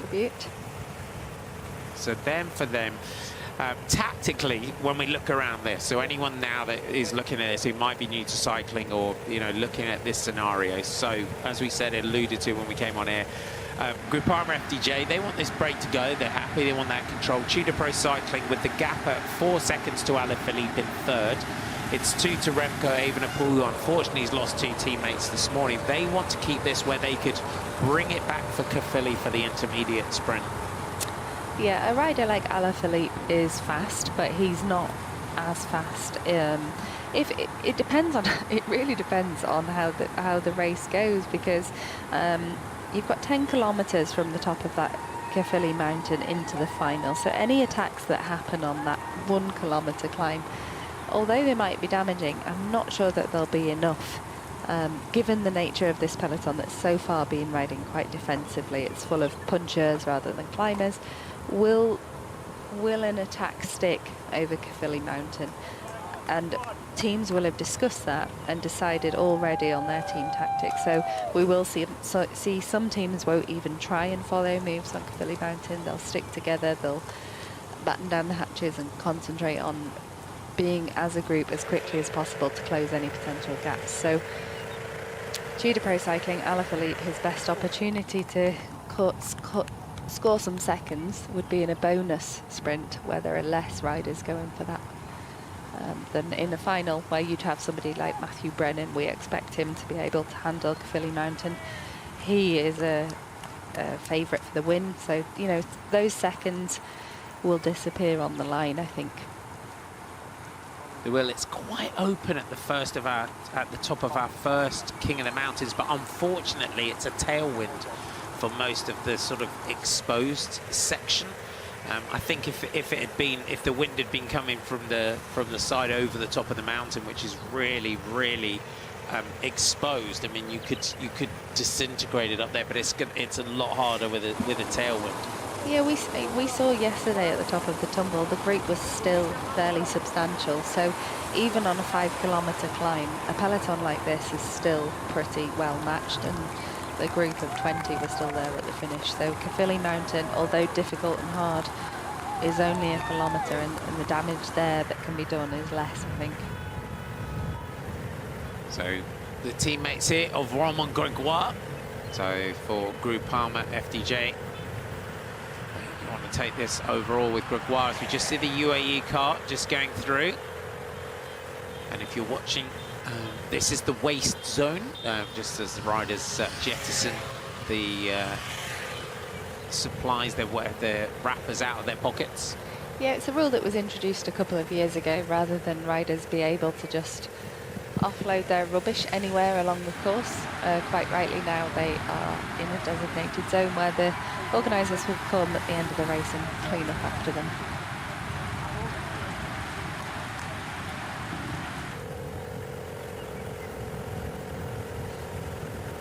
Remco Evenepoel with the gold helmet. He's got his rain jacket on today. And I think his ride yesterday was, I mean, it was classic Remco, wasn't it? But I think it was kind of as well a very patient, very kind of, it was like ice cool Remco we saw on the tumble. Yeah, it was yesterday. very tactical. Yeah, because he looked so comfortable to be able to hold himself back. And back himself for the sprint, which, you know, traditionally he hasn't won that many small sprints. So for him to be able to have the confidence to hold himself back and know that his best bet was to wait for the sprint was really impressive as a tactical ride, I think. And people do as well. And he's very explosive and he's very powerful. And people sometimes when they come into sprints, they're saying, Remco, not a sprinter, but he is quick. You know, he is he's quick, particularly at the top of a hard mountain, yes, but what he's not as good at as some other riders is technically and skillfully handling a bigger group or even a small group in the end of a classic. So it really suited him yesterday because it was uphill, because everybody else was on the limit. It was more about who was the freshest on top. Although it was an explosive and a commanding sprint, it was clearly because he was the freshest. Tudor Pro Cycling Dionysi. So they're really showing their intent here as well in the way that they're using their team here in terms of the sort of hierarchy within Tudor Pro Cycling here, because Dionysi's their sprinter. So this really gives us a glimpse of what they're thinking. If they were kind of going for it but having a backup, Dionysi would not be on the front. Yeah, that's a really good point, and does point towards their tactic of going all in for Julien Alaphilippe. Well, we'll see how that goes. And I've just had another zoom in and a little glimpse over the top of our Cat 3 climb, and as they turn left towards Georgetown and Tredegar, sort of in that direction, there is a quite exposed section, and currently we've got about 17.5 kilometre an hour winds at the top. Do you think that might be enough to maybe just try something, or is it too early, do you think? I think it's more down to who would try it. Whose interest is it to push on? Not really Gregoire. He's in a position where he's holding the jersey at the moment. He doesn't want the seconds to come back. He doesn't need to do anything other than finish the bike race safely. So I don't see Groupama doing it. Remco, I don't think, can do it alone. So Tudor, they know that Alaphilippe was beaten on the line in Burst at Dasset, so their opportunity to try and beat Gregoire doesn't come over the climb. I think it comes more in the bonus sprints. Perhaps on Caerphilly Mountain, it's 9.2. If they make it really hard leading into that, we've got an uncategorized climb as well between our Cat 3 climb and Caerphilly Mountain. Perhaps do you think if they can split the race, thin it down, get rid of some of the sprinters before Caerphilly Mountain, then there is that opportunity. We're into headwind as well, aren't we, on the sort of way back down towards Cardiff, that maybe Alaphilippe and goes for that sprint in Caerphilly. Then they try to keep it going up the Caerphilly Mountain and just give the tree a bit of a shake and see if the sprinters are still there. Yeah, they have nothing to lose by doing that. It's the last stage of this race, and Alaphilippe has nothing to lose really. He's on 4 seconds, and he can, like you say, it's a good opportunity for them. The sprint comes right before the mountain, so I would expect that they'd want to keep the pressure on over the mountain after the sprint. It's really back-ended the action in this race. And for our breakaway group, for Mats Wenzels, in terms of his position in the general classification, sitting 9th, he's up there in the general classification at the moment, is Mats Wenzels. He's in a good position, 20th overall, minute and 13 seconds down. So our Luxembourg rider from Equipo Kern Pharma is currently our virtual leader on the roads. In the centre you picture there, Geraint Thomas on his final lap. If you weren't with us earlier on, Geraint had the wall of wheels to roll him out at Newport earlier on. It's such a special moment, that. Yeah, really traditional and lovely thing that happens in cycling. Obviously very well deserved for Geraint. It's going to be a real celebration of his career today, and that part was about the other riders in the peloton respecting him and showing their respect. So great to see the fire service out, just celebrating everyone coming through. They've been out a lot this week. We're going through Ebbw Vale, where we stayed the other night. So in Blaenau Gwent, so famous for its iron and later for its steel between 1778 and 2002, and in the height of the town in the 1930s and 40s. It was the largest steelworks in Europe.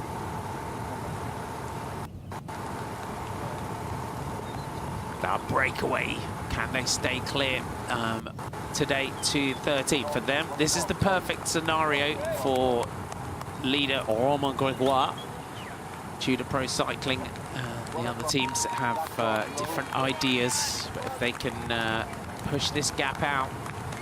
And just to explain as well, in terms of virtual leader for Mats Wenzel here, it just means if we were to stop at this point, Mats Wenzel would be the winner. But we still love a virtual leader on the road. We still love a virtual leader, yeah. He's done really well to be into that position. He's raced really well all week, being in a breakaway earlier in the week as well, and limiting his losses yesterday over the tumble. So the team has had a really good, strong race. They've been active every day. And it's great to see him in the breakaway being given that little bit of space. Our peloton going through Ebbw and Nuran Bevan, the Labour Party politician who was the main architect of the National Health Service and the Member of Parliament for Ebbw from the 1929 general election until his death in 1960. So Nuran Bevan from Ebbw. With 74 kilometres to go, the gap at 2:18.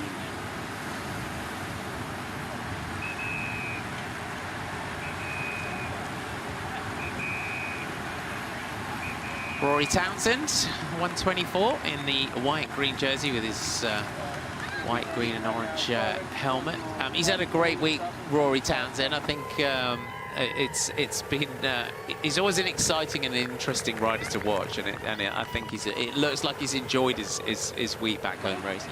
Yeah, absolutely. He's been active in the breakaway. We saw on Burton Dassett that the breakaway went really deep into the race, and he looked really strong and in really good shape. So been good to watch him this week.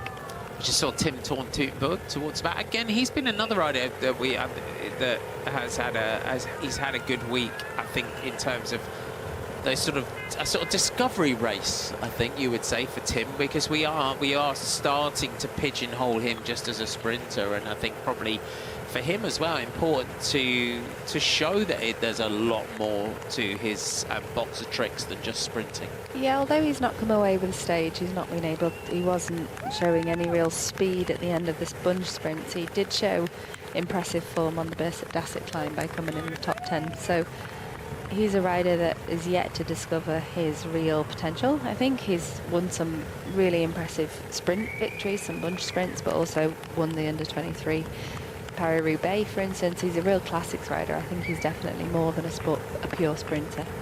It's it's fair to call them a cycling dynasty, the Teutenbergs. Yeah, absolutely. His auntie, Ina Jochen-Teutenberg, was the best sprinter of her generation, won over 100 races, and a real character within the sport, and a real shame for me that she was in a generation of female cycling that didn't really get the recognition it deserved, because she's, as I say, a real character, and I think would have been, in modern women's cycling, a bit of a superstar. She would have been as well. I was at the Junior Worlds a week or so ago, and Trixie Worak was with the German junior team. It's good to see that she's now staying involved with the sport with the youngsters. Yeah, it's great that although when they were racing, the opportunities weren't as good as they are now. A lot of opportunities now in professional women's cycling are being given to the riders that came beforehand, because their knowledge is so vast and irreplaceable, really. Fabian Leinhardt for Tudor Pro Cycling on the front. You can see along with him and Dianese that are in there, along with Reeve Roberts, who's one of the riders that is up here for our leader, Romain Grégoire. In this position for Romain Grégoire, I mean, you've been in this position leading. I mean, what is that sort of emotions that are kind of flooding around? Are you just trying to fight to keep yourself calm all the time, or is that something that kind of comes naturally to a leader? I think when you're leading a race with only 2 seconds, yeah, you are fighting to stay calm, and it's just sort of that unknown of understanding what your rivals are going to do. He knows that he's fast. He knows that he's capable of following and surviving on the tumble, He proved already that he was the fastest on Bertic Dasset. So something like Caerphilly Mountain shouldn't really scare him after his performance yesterday in the tumble. It's just about matching somebody like Alaphilippe in the sprint, in the bonus sprint. Although there's only 3 seconds available, could he come up with something in the final? You know, he'll be playing mathematician in his head all the time. Remco as well, you know, yesterday with that sprint. Who knows if he'll be interested in the bonus sprint? And that's, I suppose, the point for Gregoire. Who knows? Yeah, we just we'll see how the rest of this stage is going to play out. It's going to be short, exciting, and it's a shame in a way that almost that we've only got one intermediate sprint today. Yeah, it would have made it a little bit more interesting if there was a few more, wouldn't it? Or even yesterday we saw that Remco was given a fine for brake checking on the tumble. If they'd given him a little time penalty, that could have mixed things up a bit as well. Yeah, that would have made things a bit more spicy as well, wouldn't it? If they'd done that.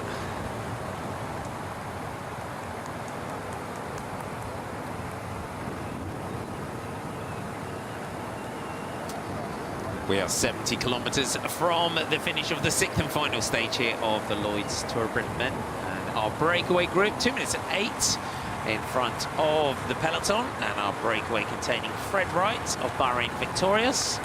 You've got Mats Wenzel here from Equipo Kern Pharma, the highest placed rider in the breakaway. He sits at 1 minute and 13. So at the moment, the rider there in that greeny coloured jersey is our virtual leader on the road, Julius Johansson, in the white and black colours of UAE XRG. And Fred Wright from Bahrain victorious. Mats Wenzel's in the breakaway so far this week. One of our smaller teams in the race. He's the national under-23 road and time trial champion. And if you weren't with us earlier in the week, he's the champion of the small states of Europe. Or the small states. Is it a world small states? I can't remember if it's the small states of Europe. I need to check that. I have a feeling it's of Europe. It is, I think. It was recently in Andorra, I think.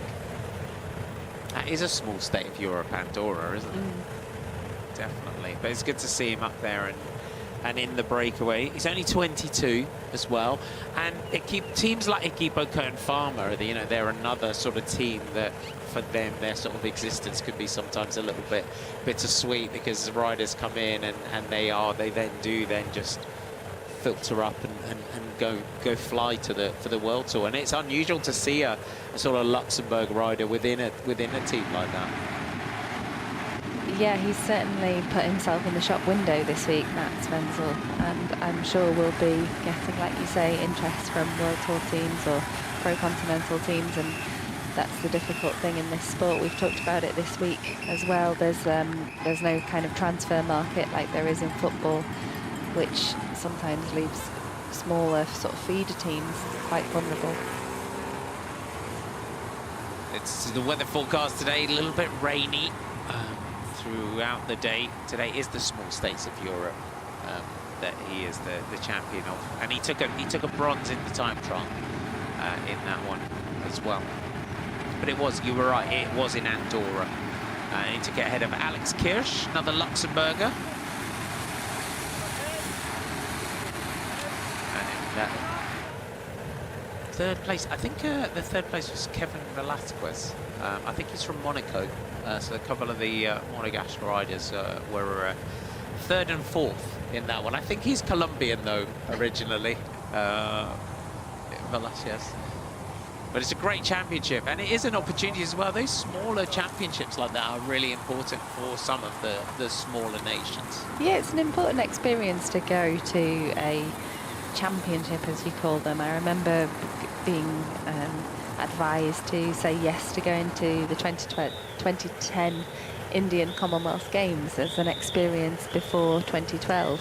It's, you know, a multiple games where there are different sports. It's a very different environment, getting used to working with your national team as opposed to your trade team. There's a lot to learn, so it's a really valuable experience ahead of potentially going to the biggest one, the Olympic Games. And we're building as well. For riders like Mats and other riders, we're building as well, especially for the smaller states like Luxembourg. We're building in now we're 3 years away from LA, and we're building into this next Olympic cycle for all the nations.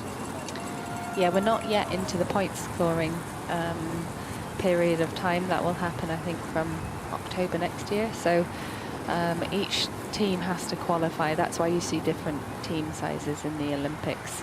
A team like Luxembourg obviously is a small nation, and there is a system that means that smaller nations, or B nations they call them, have guaranteed slots, and they have to qualify their spots in different ways. And our next Olympics as well be an interesting one. We go back to LA. 1984 was that, I think, the last time we had the Olympics. So that was the year I discovered cycling for the first time, watching the Olympic road race with Steve Bauer, Alexi Grewa, and then Connie Carpenter-Finney taking the first ever women's road race. It's hard to believe that was the first women's Olympic road race in 84. Yeah, not that long ago. But it's developed and developed, and I think last year in Paris, the Olympic women's road race was a phenomenal race to watch, with Kirsten Faulkner winning in the end, and she didn't even realise. Imagine. She didn't know whether she was at the front of the race. The Olympics is different to every other European race that you do. The motorbikes ride differently, the time gaps are presented differently, and it's just a unique race. It's raced very differently. And no radios as well, hence why, I mean, I was commentating that, and I remember we said, Kristen got on, and we said, as soon as she moved to the side, we were like, if she gets 10 meters, you will not get her back, and that's what happened. Yeah, she really was the strongest in that race, and a very deserving winner. Beating Marianne Vos to the silver medal, so I think Marianne is, at the moment, the most successful Olympian in cycling for women in terms of her diversity. She's Olympic champion on the track, 2 medals in the road race, and over 6 Olympic Games, so it's pretty impressive. Yeah, she was points winner in 2008 on the track. I think that's one that sometimes people forget. And then, of course, 2012, you were in a sprint with you, wasn't she? Yeah. And still going. We imagine Marianne will still be there, and a potential, a potential winner in LA, absolutely. We're building in towards our Category 3 climb at Manef Bedwalka. I'm going to really try on this. Well done. On this, thanks to Perry from our S4C commentator. Who sent me a little voice note, so I'll keep trying. It's a tricky one, but he did send me a voice note, so thanks, Perry, for help. And again, as I said earlier, thanks, folks, for all my Welsh friends who have been sending me messages as well, and especially on Instagram as well. All the viewers offering their help with my Welsh pronunciations. Well, I was delighted yesterday. We were delivered 2 sets of Welsh cakes. Yeah, and you had Welsh cakes for the first time. I did. And you also had an opportunity to try 2 different Welsh cakes. I had a packaged Welsh cake and a fresh Welsh cake. Very different things. The packaged one felt like a squash scone. I was a bit disappointed, but the fresh one was delicious. They are a thing of beauty, I must say. I'm very lucky. I'm gluten-free, unfortunately, but I've got a friend who makes me gluten-free fresh Welsh cakes as well, and I honestly love them. I eat so many Welsh cakes. I think I do deserve to kind of have an honorary Welsh tag. Yeah. Maybe is eating cake a good requisite for... I don't know. G always goes on about Welsh cakes. He's very proud of them, so I think it is a bit of a national... delicacy, can we say that? Yeah, you can. We could call them a national delicacy. They're a national treasure, I think, Welsh cakes. Definitely. I'm glad you've tried them now. Well, thank you for the listeners. Yeah. Yeah, thank you. Much appreciated. They're fresh Welsh cakes that were delivered. We're now seeing a different dynamic at the front. We've got Picnic Postonel on our left in the blue and orange. We've got Tudor Pro Cycling through the centre. Geraint Thomas on the right for Ineos Grenadiers. I'm sensing something as we move towards the Category 3 climb. Then maybe that nod as well, maybe that sort of look over the top of the climb as well, where we thought Might be a little bit open, but a little bit too far out, perhaps. But we're definitely seeing a different dynamic shift here. Yeah, we are. We're seeing much more tension at the front of the bunch than I expected, actually. Particularly a team like Picnic Post and I wasn't expecting them to be up here with Oscar Onley. So maybe they've had word from DSs, from Swanniers over the top, that it is an opportunity. And, you know, today is the last stage. It is the last opportunity to try and shake up the GC. So they have nothing to lose. Still Tonans just bringing up the rear of the peloton. Geraint Thomas keen to stay close to the front here. If you weren't with us earlier on, he did have a go to try and get into the breakaway today, did Geraint Thomas. But we are heading towards our KOM. That comes with 58 kilometers to go. It's a 3.3 kilometer climb, averaging 4.4%. And the head of the race still our virtual leader on the road, but not a lot. The gap is definitely starting to come down here. Yeah, it was inevitable, wasn't it, really? With only a very short stage, they were never going to be given that much space. The riders behind, the peloton behind, don't have that many kilometres to work with, so we see that they're really starting to lift the pace behind here now. They are indeed. Ethan Hayter just starting to get squeezed a little bit by Tor Gummerstadt and Dries de Bont as we head through Markham. So built in 1913. Apparently the first mining village to have a bath in every property. That is a claim to fame. That's an interesting fact for the day. And then we will head on to Meneth Bedwether, which is our category 3 climb of the day.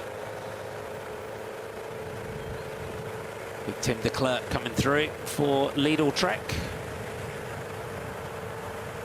Decathlon, AG2 Art, Le Mondial also trying to get in on the action here. Rory Townsend coming through with the Q36.5 team. Geraint as well, they're positioning what looks like Sam Watson and August. They have a couple of cards to play today, whether they go for Sam Watson in the stage or whether they try and protect their GC riders in the positions that they're in. And Sam Watson climbing well in this race. So I'm really sort of starting to sacrifice his chances. Set things up well on the tumble yesterday. Did Sam Watson as the breakaway. Head through Markham. Still working well together. Julius Johansson there just chatting into his, looks like he's just talking into the radio. Fred Wright powering on at the front here for the team of Bahrain Victorious. We're going to take a right turn and start our first King of the Mountains of the day. It is the climb of Meneth Bedwether, the category 3 climb, 3.3 kilometers in length, 4.4% average gradient. Yeah, it's a pretty steady climb. There's no real steep sections, but as you talked about before, it is exposed over the top, and maybe that presents an opportunity to try and shake the race up a little bit. It certainly looks like Picnic Post NL are interested in making the most out of this climb. They are. Oscar Onley sat third in line here for the Picnic Post NL team. Onley sits fourth at 8 seconds in the general classification. And also for them, the tactic here could be to try and eliminate some of the teammates of Gregoire and try and isolate him. It's quite narrow here as well. As you said, it's exposed over the top. But just if they can really thin this peloton down and just take it down to a much smaller group, that would help them as well. That would help them, yeah. They have the opportunity to try and get rid of, like you say, Group Armour FDJ, who have been controlling that gap for the last sort of 50 kilometres now. We know that Remco as well has started the day with 2 less teammates, so it could potentially be about isolating people, and it may be that there is a significant enough crosswind over the trot to try and do something. Yeah, because you get this real glimpse here, and it's fairly tailwindy for a lot of the climb as the peloton just swing onto our category 3 climb. So it's fast up, but it's going to be that sort of left turn that is going to be fairly significant in terms of the left turn. Comes with around 53, just inside about 53.3 to go. That's where they'll swing left. But you can see as they climb out of Markham, it will start to become exposed. Fred Wright just grabbing a quick bottle.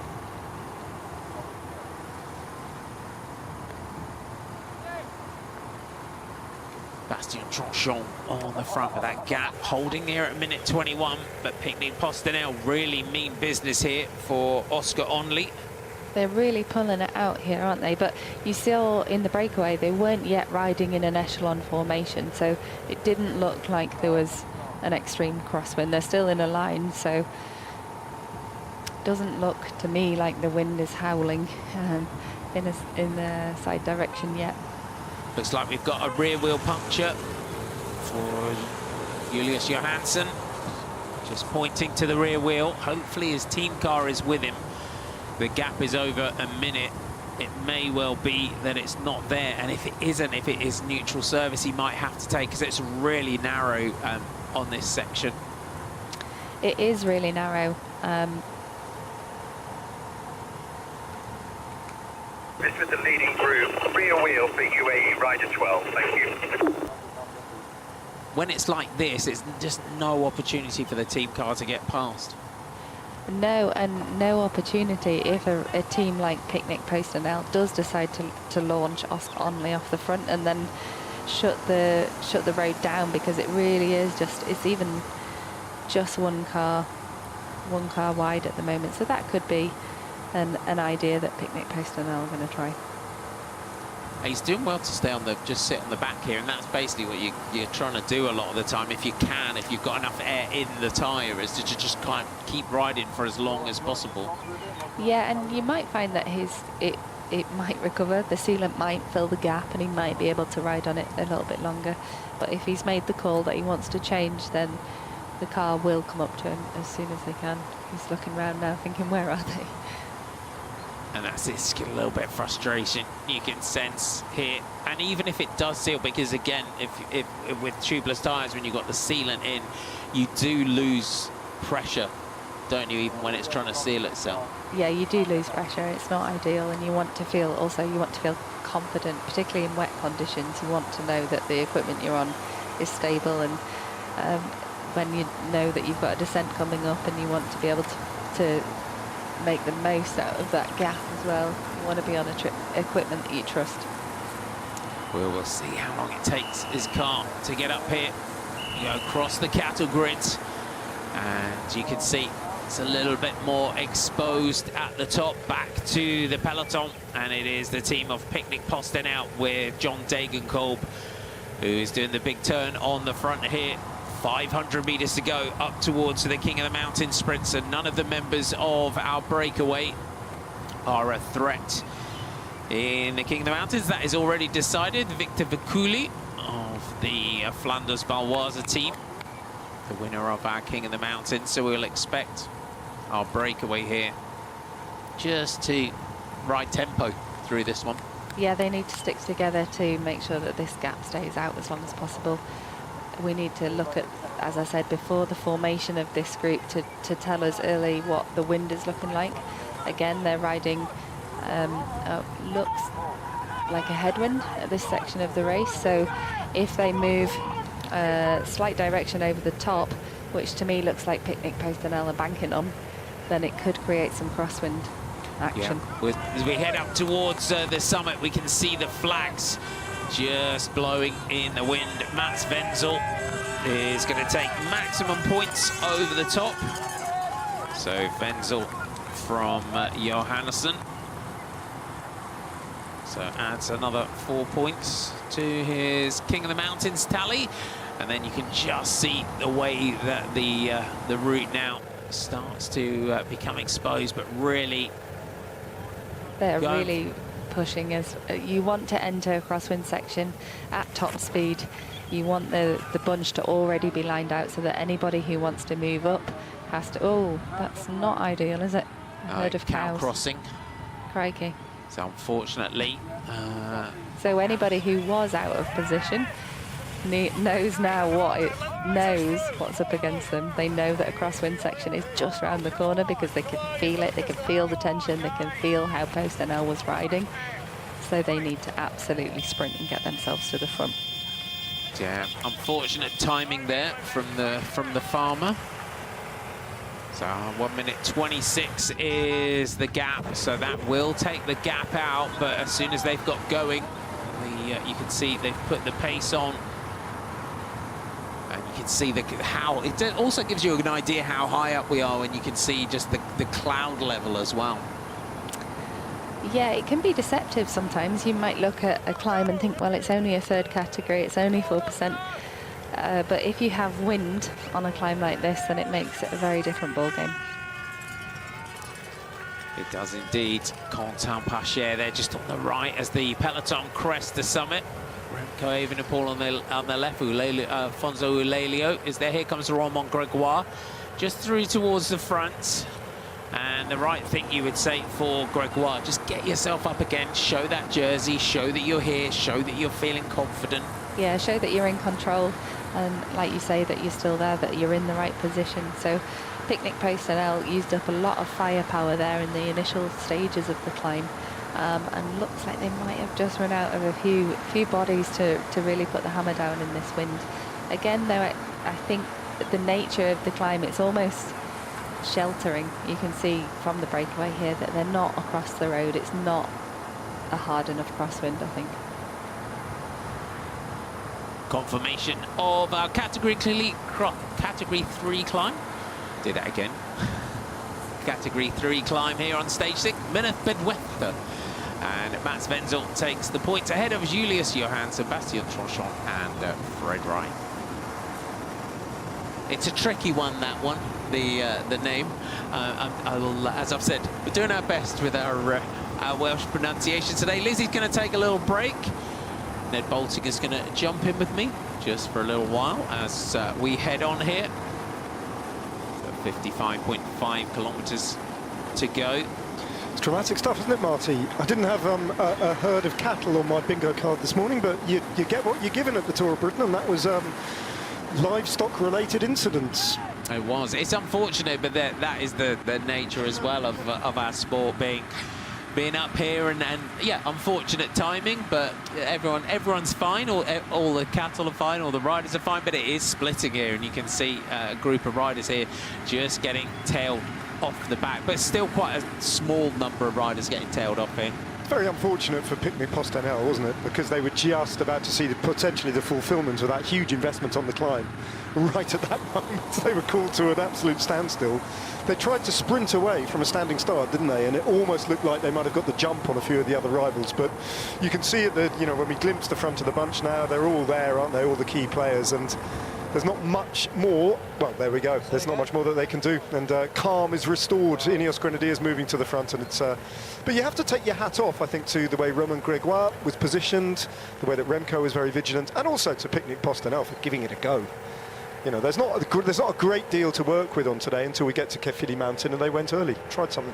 Yeah, you've got to, I mean, that's it. You've got to try, especially when the gaps are so small, because you know, if you just leave it as well to potentially just to those bonus sprints as well. So good to see Oscar Onley and the Picnic Post NL team just having a go. Remco Evenepoel's also very active at the front here. Well, at the moment he's active, but in the sense that he's just visible, isn't he? He's just there. His positioning is perfect at the moment. He himself has not instigated anything, unless I've missed something, Marty, at this moment. Be interesting to see whether or not he still believes that he can actually haul this 2-second deficit back in the general classification. I think it's going to be difficult, I must say, but given the way he attacked yesterday, and not just yesterday, actually, the stage 4 as well to Burton Dassett, he's come here to try and win it, hasn't he?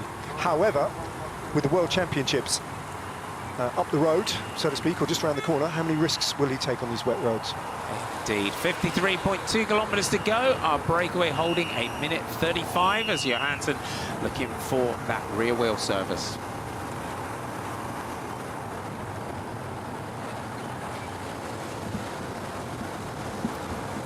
So it looks like Johansson almost here now, Ned's decided that the pressure in the back wheel is comfortable. As Lizzie was saying, sometimes it just seals itself. Possibly. On the other hand, I don't know if he's got a choice, really. I mean, he just hasn't been able to get service at this point, and I mean, you might don't have to want wait to stop until we're here. over the top of this moorland and down bottom into the valleys and the roads widen out a bit, and then he maybe can get that wheel change that he needs. Because even, as Lizzie I'm sure could explain far better than I, but even if actually the pressure is okay, psychologically he'll be thinking, something not quite right, you know, and that would be, I would imagine, nagging away at him slightly. So I would imagine that Johansson will try and effect a wheel change if he can. Still, it's good to see him on the front foot. We haven't seen too much of him in this race. We haven't seen too much of UAE, actually, with the exception of Pavel Sivakov. But this was a rider who came to the Tour of Britain last year riding for Anicala with a continental team from Portugal. And for him, in terms of his career, to be catapulted from the ranks of Portuguese continental teams to the biggest team in the world is an extraordinary trajectory, isn't it? It is indeed. Oh, this is interesting. We go back, Groupama, FDJ, perhaps here feeling the best form of defence's attack here. Yes, Quentin Paché doing the climbing on the front. Groupama FDJ, and Grégoire, the race leader in that light green jersey, sits in fourth wheel. He's only got one teammate with him, and there's a bit of a discussion going on between them as to whether or not to persist with that tactic, because the road flattens out again. Matteo Trentin and Julien Alaphilippe just moving up on the right. You sense something, and I think, you know, the partnership between these two, and Trentin will be a great lead out for Alaphilippe into that Cavilli sprint.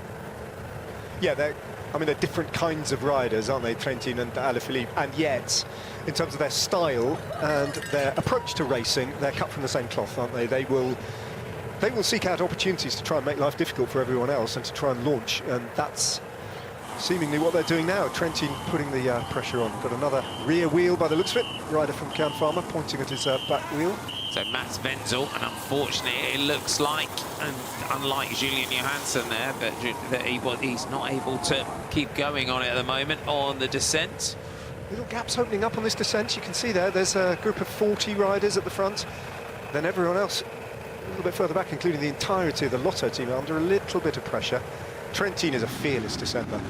And for a veteran rider of his years, I mean, he just shows no signs of easing up, getting the yips, or kind of treating it with a little bit more caution. He will take risks, Trentin.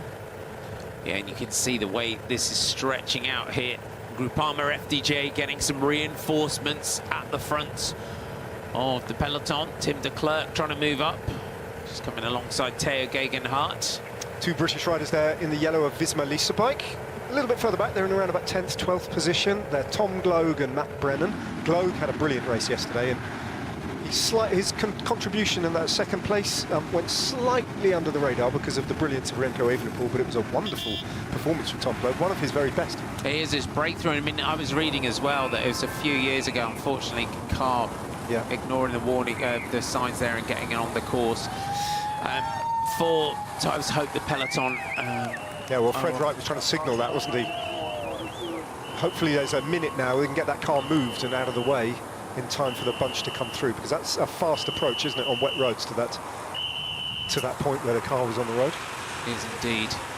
And just going back to Tom Gloag, I was reading as well that we kind of forget sometimes. I mean, he was a rider, he crashed, he hit a car out training and he shattered his kneecap into many pieces. It took him about 8 or 9 months to come back from it. So again, seeing that sort of recovery and his development as a pro, I think it was a big breakthrough ride yesterday.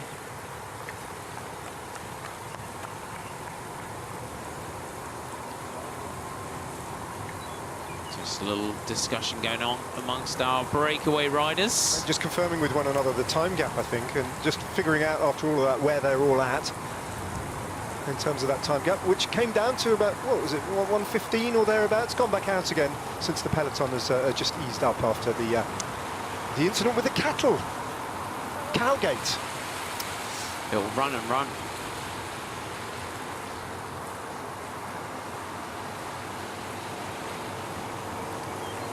So inside 50 kilometres to go on today's 6th and final stage here of the Lloyds Tour of Britain. And we are down to 3 members of our breakaway group. Fred Wright, wearing 82 in the white and blue colours of Bahrain victorious. The man on the front, Bastien Tranchon of Decathlon AG2R at Le Mondial, and in the white and black colours of UAE Emirates XRG is Julius Johansson.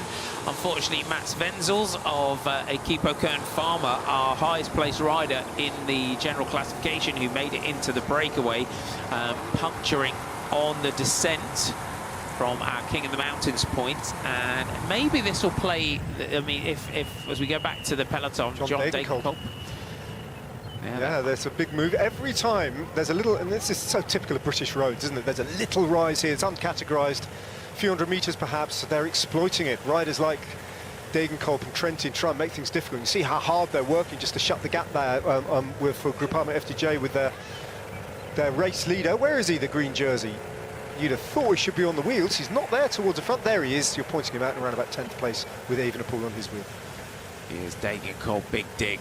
And two powerhouses, you would say, on the front in Matteo Trentin and John Degenkolb.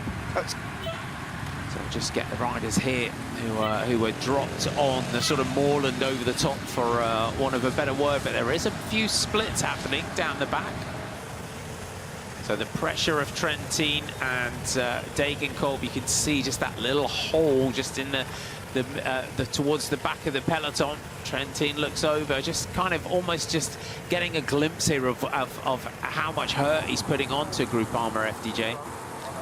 Yeah, it's good to see, isn't it, in terms of you know, what we want to see is a real scrap all the way to the finish line here, and it does seem as if Oscar Onley and Julian Alaphilippe are not content, you know, simply to wait until Kefili Mountain and see what they can do there. They're looking for every possible opportunity to put Grégoire under pressure.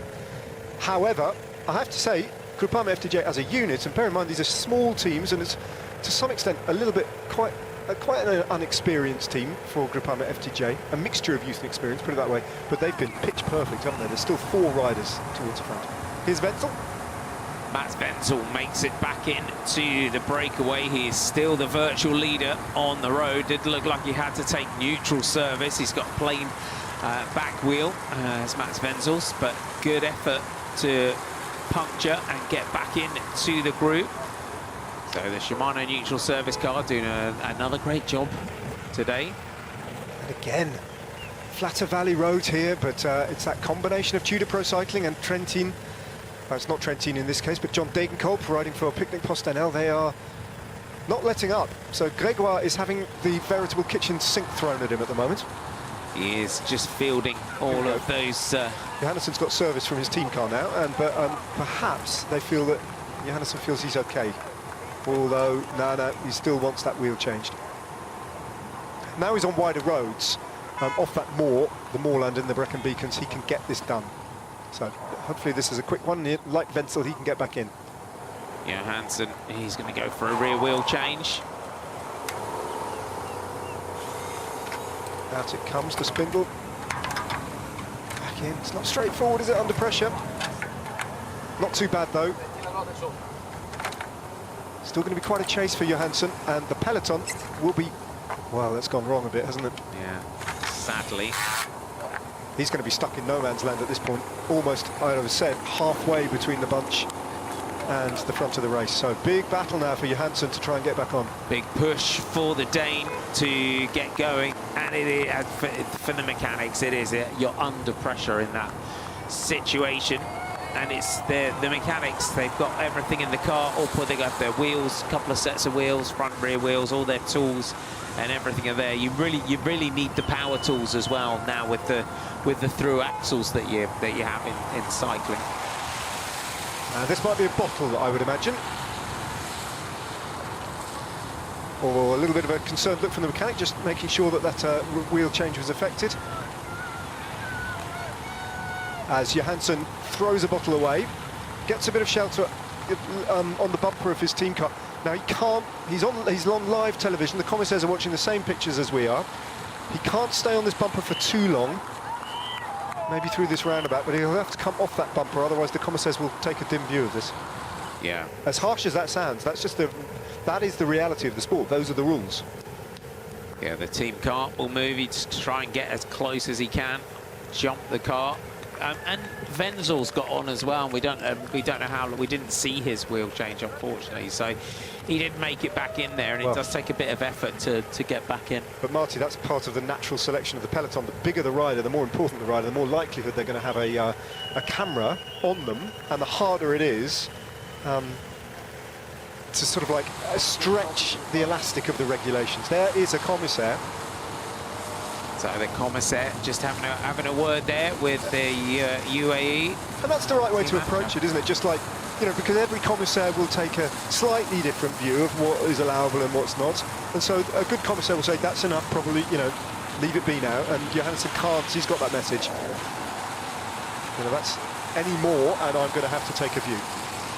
So Johansson has got the cars in front of him, and he's even got the at neutral that service distance, car, he's going to get some benefit there, isn't he? Yeah, the Kern Farmer car's in front of that, and even at that distance, you're starting to get, you know, the draw off the cars in front of you. So he'll make it back in to the breakaway, and he was almost, you sense he was waiting because he wanted his own rear wheel, he wanted his own team car to help him to swap with rather than taking neutral service. And equally, Marty, the three riders at the front, they want Johansson. At this point, they've got an hour of racing left. If they've got any chance of staying away, they want Johansson there. So they're not going to have put the throttle down. They would have, if anything, just eased up slightly to make it easier for him to get back on. The calculation, and the calculations will be being made here by Groupama FDJ. They will want the breakaway to stay clear, definitely through that 11.3 kilometre sprint in Caerphilly.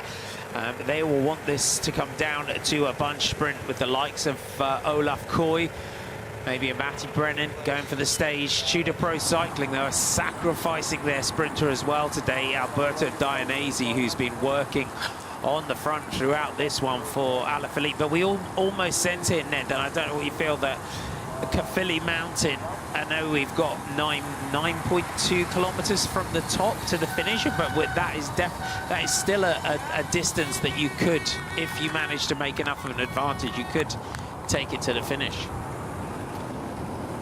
Yeah. I mean, this is that's the joy of having a nasty little climb like Caerphilly Mountain that close within the last 10 kilometres. It brings the race to life, doesn't it? It means that there's no certainty in terms of the outcome. The size of the group is very, very hard to predict how it might be raced. And it depends entirely on how the GC teams will actually approach it, and the big teams. But on the evidence of what we've seen from Tudor Pro Cycling and Picnic Postenel, they're not going to hang around. Caerphilly Mountain's not long, it's steep. Every single metre of it is going to have to be used. As Johansson gets back on, and a little thumbs up, and yeah, they need him at this point. It's a pretty remote prospect that this group will stay away, but you never know. It's a strong group, isn't it? Tonchon, Wright, Johansson, they're the senior partners, but we've seen that Wenzel is a very capable rider as well. So the peloton are not going to underestimate this four, but they might just fall victim to the fact that there is a general classification battle behind, which is going to add to the insane pace that we're expecting on Caerphilly Mountain, and even before, because as we've seen from Trentin and Degenkop, and as you say, Dainese joining in every time they feel that there's a little rise in the road. Somewhere they can just kind of like turn the hurt on everybody up to 11 just for a bit. It's going to incrementally, even if it doesn't split the bunch, the accumulated fatigue and stress, they're hoping will come to their aid when they get to the actual climb of Caerphilly Mountain, and that'll just make it easier potentially to crack Gregoire. Although, on the evidence of what we've seen so far, I haven't seen too much evidence of that yet. I thought he rode a very capable race on the tumble yesterday, and I think today, in theory, should be easier for him to defend. And even if it comes back for the sprint in Caerphilly, that Gregoire, we haven't seen him in this situation. I was literally about to say that, yeah. He's very fast. In fact, I think he's probably, in theory, you never know, but he's of the GC aspirants, he's probably got the fastest kick, hasn't he? Yeah. So that's an advantage in theory for him anyway. And I think his team have done very well, looking after him so far today. Yeah. Cattle, livestock and all, you know? Yeah, Cowgate's going to run and run. Cowgate. Yeah. I'll tell you what, they weren't messing around either. They were substantial beasts, weren't they? You wouldn't want to sort of like try and dart between two of them. You know, like the old Paris-Roubaix level crossings where you just chance your luck. You wouldn't want to get on the wrong side of one of those. No. Or even the right side of one of those. In fact, you wouldn't want to be anywhere near them. They're big. I'm quite scared of cattle. They are big. Where I live on the South Downs, I'm always meeting herds of cattle on the top, and they are big, big, magnificent beasts. So yeah, they were just heading off for some lunch at that point. I'm rather disappointed that our television company producing these wonderful images here haven't got, like the Tour de France television company has, little sound effects for all the various different animals, because we get the whinnying of horses in the Tour de France when we see those. Cattle, we get the mooing of I don't know if you noticed, but every time you fly, the helicopter flies over a town at the Tour de France and there's a bell tower, doesn't matter even if it's 11 minutes past 4, it's chiming, you know. We've had beautiful bird song. We've had bird song on the side. Not sure we want to see that wildlife at the side of the road, particularly. No. I mean, you can't unsee that now, unfortunately. No, it's burnt into your retinas for the rest of the afternoon. Yeah, I'm going to grow old never feeling like a real man ever again. I've had a bit of intel, by the way, that our ex-colleague, because she's had to go up to ride today with Sir Chris Hoy in Scotland for his Tour de Four charity rides, and I hope that everybody who's doing that is having a really good day and a really excellent cause. But anyway, Danny Rowe, who was with us earlier on the week, she's left us. Her husband, Matt, is on Caerphilly Mountain, and I have it on good intelligence that he is dressed as a cheerleader. Nice. That's one to look out for. Yeah, Matt does good costumes. We always know that from Matt Rowe. He does a good costume, so we'll watch out for that. I hope he's gone full Tony Basil Hey Mickey on that. I wonder if he'll be giving us. I kind of hope he hasn't, but I think he probably will have done. Yeah, we'll watch out. We'll give Matt a shout out when we get to that point. All right. Lizzie has stepped outside to sample the drizzle and has come back in, which is pretty understandable. Although when I was outside at the finish line, it was really building up nicely. Thousands and thousands of people are making their way to the finish line in Cardiff to get a glimpse of Geraint Thomas. But I'll bow out now and leave you guys to call it all the way to the end, because we're well within the last hour of racing, and it won't be long before Caerphilly Mountain and Matt Rowe in his cheerleader's costume loom large in front of us. Thanks, Ned. Make sure you join Ned and, of course, Lizzie for our post-race show. And Julius Johansson here from UAE Emirates XRG, powering on at the front, the Big Dane. And the gap here, Matt Spenzel's still by a second, the virtual leader on the road. You do sense that something is afoot here, even more so. It was a shame for Picnic Postanel that we did have the cattle incident, but I've just caught a glimpse, Lizzie, of Olaf Koy just at the back of the group, right at the back in the red jersey with the yellow helmet, just having a drink out of his bottle right now. Yeah, we haven't seen anything of him all day, have we? But he is certainly a threat if he can survive, and the fact that he's still there suggests he has intentions to. Then we know he's the fastest man in the race, so he's a dark horse.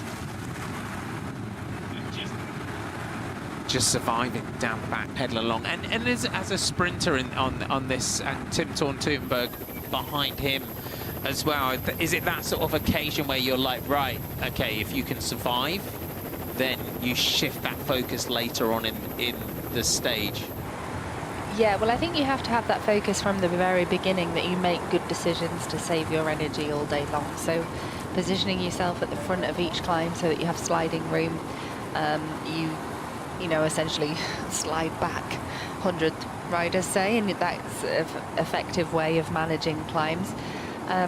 And strategy in terms of fueling and eating. I don't think we can see that they haven't asked any of the team to commit to helping them yet. It's literally just about being the backup plan. But he is a very solid backup plan, and for me, a dark horse in this race. The team of Romain Gregoire very much in control. Peloton again there.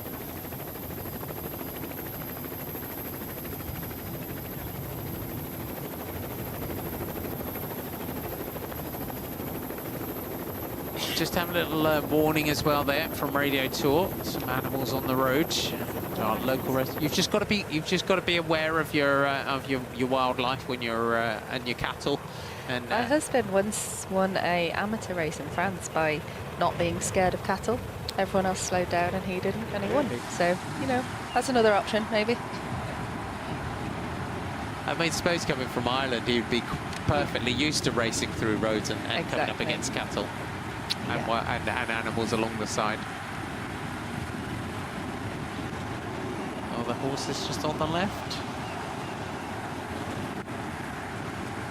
We're all safely through. Still, we've seen some groups getting distanced off the back, but still a decent-sized bunch here. Well, it's been quite a relentless pace, and it's a very exposed part of Wales. And if we'd have had more extreme weather conditions, if we'd have had crosswinds, then I think we would have seen this race completely split to pieces. So, although the group is still big at the front, there's definitely been riders who've been suffering at the back and been distanced. I know in terms of the weather, I mean, you look at this, it's fairly, as you said, if we'd had more extreme weather, it's been fairly gnarly since the beginning of the day, but this is the sort of conditions you loved as a rider. I did, yeah. I really enjoyed this kind of weather because there will be riders who are just, on the start line, they're just demotivated by it. There'll be riders that are scared as well, and coming into a particularly technical finish in Cardiff where we'll have white lines and wet corners to deal with, it can count some people out. And is that a skill that you always had, you've always possessed from racing as a youngster? I think so, probably to do with the fact that I grew up in Yorkshire, and if I wanted to train, I had to train in the rain. I think a lot of riders who live in sunnier climes, even me when I lived in Monaco for some of my career, I got a bit soft and didn't train outside on wet days. But that means that when you come to a race and it's raining, you're not used to the conditions. So it is important still to ride outside and get used to how your bike feels underneath you in a slippery, wet corner. Bastien Tranchant just pushing on here on the descent. Our breakaway group holding 122, very much in control. The group behind Mats Wenzel still is our virtual leader on the road.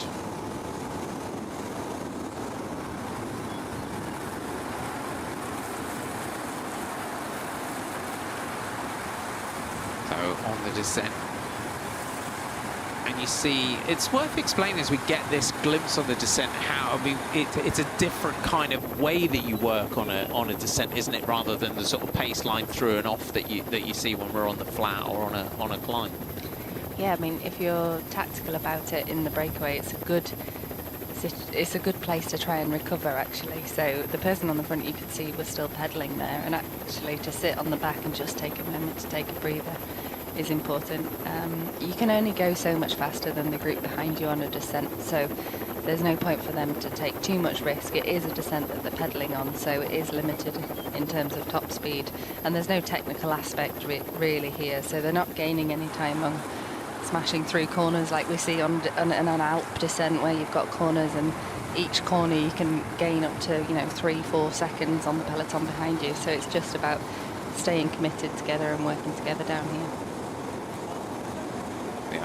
They're with 36.4 kilometres to go. They're not giving, they've controlled this one now after that work by Picnic Poster now on the climb.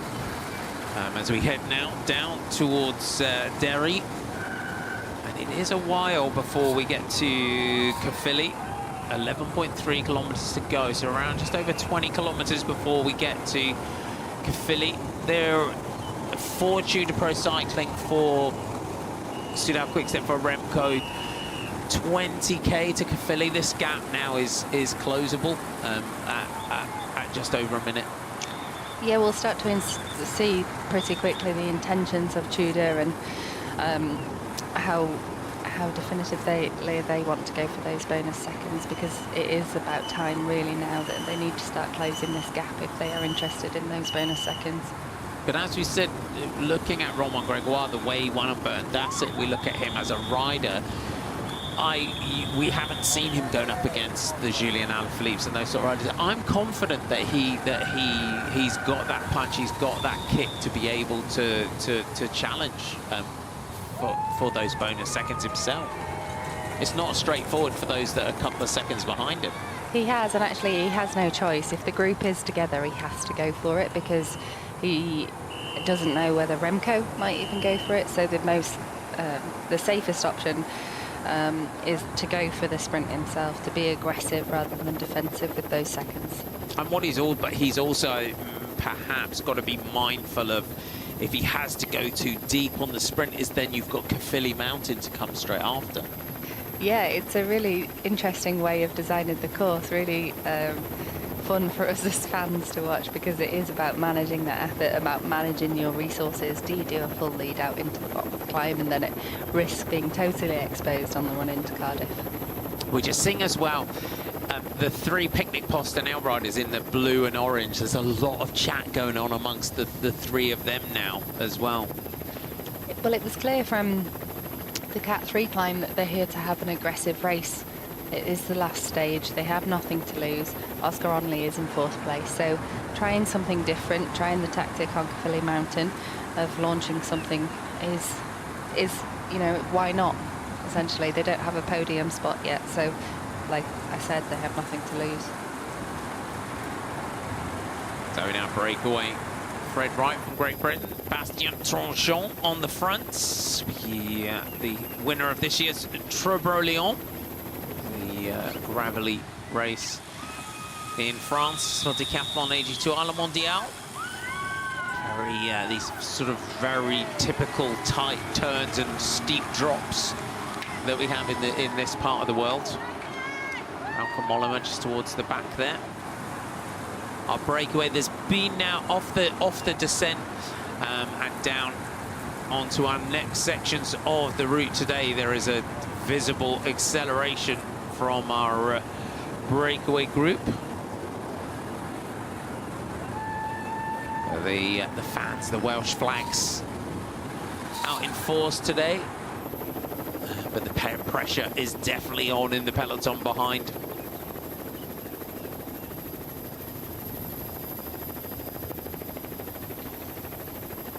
33.3 kilometers to go here on the 6th and final stage of this year's Lloyds Tour of Britain Men. And our breakaway group now starting to really invest in trying to stay away on today's stage. Fred Wright, British rider from Bahrain, victorious. We go Bastien Tranchant of Decathlon AG2 à la Mondiale, Julius Johannesson from the UAE Emirates XRG team, and Mats Wenzels from Equipo Kern Pharma on the back. We have had 1 King of the Mountains along the route at Wester, and that was taken by Mats Wenzels, but no threat in the King of the Mountains classification to Victor Vakuli, who of the Team Flanders Baloise team, who started today with 36 points to our race leader Romain Gregoire's 21. So assured coming into today of that King of the Mountains title. Olaf Koy in the red jersey as a leader on points. He is in that bunch behind, and if he can get himself over Caerphilly Mountain, could Olaf Koy take his 3rd stage win of this year's Tour of Britain. Visma Lease bike, very evident, the bright yellow jersey's just out of our shot. There's Remco Evenepoel, you can see in the black with the gold helmet for Soudal Quickstep. He's got Ethan Hayter just out of the way. I think Ethan Hayter's a really good ally for Remco coming into the Caerphilly sprint if they can get this breakaway back. They're kind of almost reliant on Tudor here to bring it back. To do the work for them, yeah. And it's one of those rare occasions in a bonus sprint where you might see 2 teammates sprinting, because Ethan Hayter is fast. And if he can remove any bonus seconds away, if Remco sprints and Ethan Hayter sprints, then they have the potential of taking potential bonus seconds away from somebody like Alaphilippe. So it's in their interest to both sprint if it comes back to that. Yeah, it's just a question of just trying to pack the front, isn't it? And Ethan Hayter's very, very, very quick in a sprint. Yeah, I think also here with Visma Lease bike being present all together, it looks to me like, you know, Matthew Brennan here, it's hard to look past him. He performed well on Bursat Dasset climb. He can climb better than Coy, so potentially will be fresher in the final as well. So they have quite a few options to play. That's what was quite interesting about Matthew Brennan in terms of being that sort of fast finisher that can climb, because is it then the case that the climbs are just less fatiguing for them because of that, the sort of rider that they are? Yes, absolutely, that's exactly it. And I expect, like we talked about, Coy's job is essentially to just see how far he can get in the race. So there will be some communication after Caerphilly Mountain He'll either say I'm dropped or I'm here and I'm fresh and I want to win. But it looks like they have a very good working relationship. We saw on stage 3 that Coy led out Brennan after winning the first 2 stages. So I think there'll be some really open and honest communication between them who decides to go for the final sprint. The teammates of Julien Alaphilippe, you can see out of the saddle there with the black jersey, the red helmet, just coming alongside his teammates here. You can see as well, he's about to, he's still got the gilet on, he's looking for some food in the pockets, there's Julien Alaphilippe, but this is interesting now to see, this is the first time today that we've seen Alaphilippe with the teammates, gets rid of his gilet to his teammates. It's now, it's getting ready for battle in a way, getting rid of that gilet. Yes, it's 30 kilometres to go, the rain has stopped, he's starting to warm up. He needs to feel race ready for that sprint at the bottom of Caerphilly Mountain and before it really hits off. Remco Evenepoel and Julien Alaphilippe just having a little chat within the group. Interesting. Mind games. Is that a question you just ride along, have a right look at them and see if you can work out how they're feeling? I don't think that Alaphilippe is that kind of character. I think he's very much wears his sort of heart and on his sleeve. Definitely is the way he races anyway. It's very, you know, he's a real kind of passionate racer. So I don't expect him to do any mind games now. It's not like a track sprinter sat on the start line just staring through each other. That's awful. What's been, I think, really, Julien Alaphilippe is a big star and he's got a huge fan base around the world, and what has been nice this week is to start to see that glimpse of him coming back through. And when you come back to a race that's given you joy in the past, that you've won stages and you've won the general classification, it's such a great thing to come back, and it does give you that little boost. Yeah, a rider like Julien Alaphilippe will always be compared to his past. So even if he comes away from this race with the second on GC, it'll still be, oh, but he won it in the past, he was double world champion in the past, etc. So he's in a difficult position that even though he is consistently one of the best riders in the world, it's still often seen as a failure because it doesn't quite match up to those phenomenal seasons he had in the past. So he's a brilliant bike rider and is very capable of taking over the GC today because he's so fast. And like you said, I think it would be really good for his confidence to come here and know that he's still capable of winning some of the biggest races. Team cars just coming up here, Sébastien Tranchon. And you're seeing, look at this shift here in the peloton. Little trek coming out, looks like Taya Gegenhardt, Tim Thornton through, Tim de Klerk for the Lidl Trek team. And we'll start to now build into the run towards Caerphilly, where we have those all-important bonus seconds. So 3, 2 and 1 seconds at Caerphilly, 10, 6 and 4 on the line. The sun is coming out for the riders as well, which is great. We've got, as Ned said, we've got an awful lot of fans down at the finish. Yeah, it's good news for everybody. It means that somebody like Remco as well will be more keen to take risks. You know, he was really vocal yesterday about the fact that he won't risk his life or anything. He's got big goals on the horizon and we want him to be up for it today, don't we? We want him to attack those bonus seconds in Caerphilly Mountain. So the drier it is, the safer it is for everybody. For Fred Wright on the back here. Been British road race champion in the past, stages in Tour de l'Avenir, Giro Next Gen, and he's come close so many times, hasn't he, Fred Wright, to that massive breakthrough win. I still don't think he's 26. I still feel if he can get that one win, it'll just make such a huge difference, Tim. Yeah, he's consistently up there in the classics. He had a really, really strong classics campaign, and who knows, maybe going to a new environment next year will give him that impetus, that extra confidence, different teammates to play the game with in the final of those classics, which are often so tactical as well. So yeah, he's a brilliant all-round rider, really. And At the end of the day, we look at riders, and I always say I try not to be too win-centric with the analysis of riders and riders' careers, because there are only so many races a year, isn't there? There can only be so many winners a year, and we do judge everyone on their victories. Yeah, and unfortunately for Fred Wright, he's in this sort of generation of your Matteo van der Poels, your Tadej Pogacars, who are obviously in a sort of league of their own. So second places can almost feel like victories, I think, in the classics these days. Taking a second in a bunch sprint earlier on in the season as well was a huge moment in the Dauphiné. That was a big old surprise, that one. Yeah, really impressive. He's fast. He's an all-round rider. He can do it all. So, like you say, a big victory isn't far away, I think. So 27 kilometres to go, a minute and 37 seconds is the gap. We are definitely seeing some more shift in the front of the peloton. It is up and down all the way to Cafelli. The parkour today is just one of those sort of real leg-sapping kind of days as well. Yeah, leg-sapping is a good way to describe it. It's been relentless from the start. The pace has been on. We can see Tudor Pro Cycling really committing here, although the gap is still staying out there. So the four in front are really doing a really strong ride.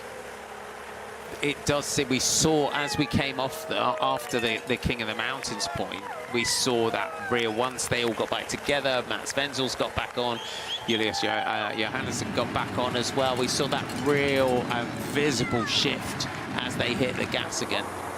Yeah, they'll be starting to believe now, potentially, in making it all the way to the line.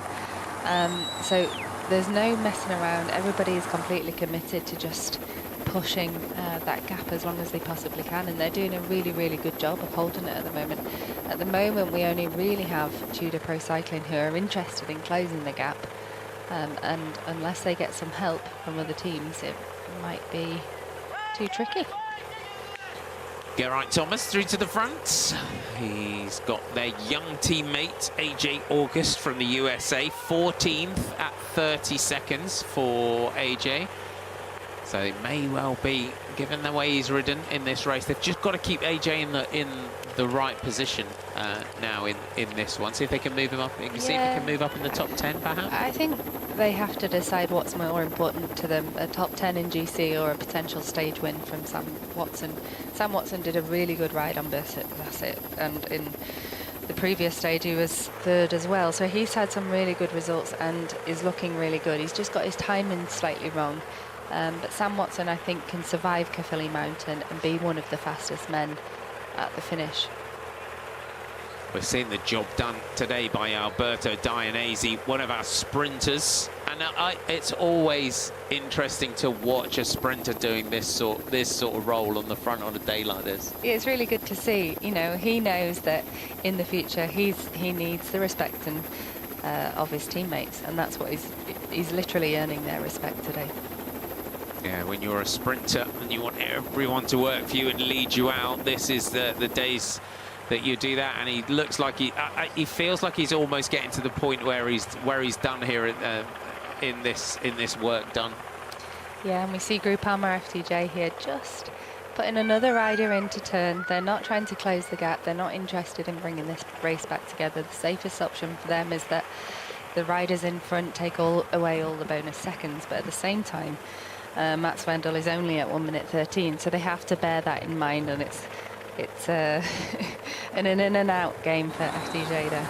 I just got a little mention for UK viewers on our coverage today. In just under a minute's time, you're going to be shifting from ITV4 to ITVX to join our coverage for the last just over 20 kilometres. So for UK viewers, you will need to shift to ITVX to continue watching the 6th and final stage here of the Lloyds Tour of Britain Men.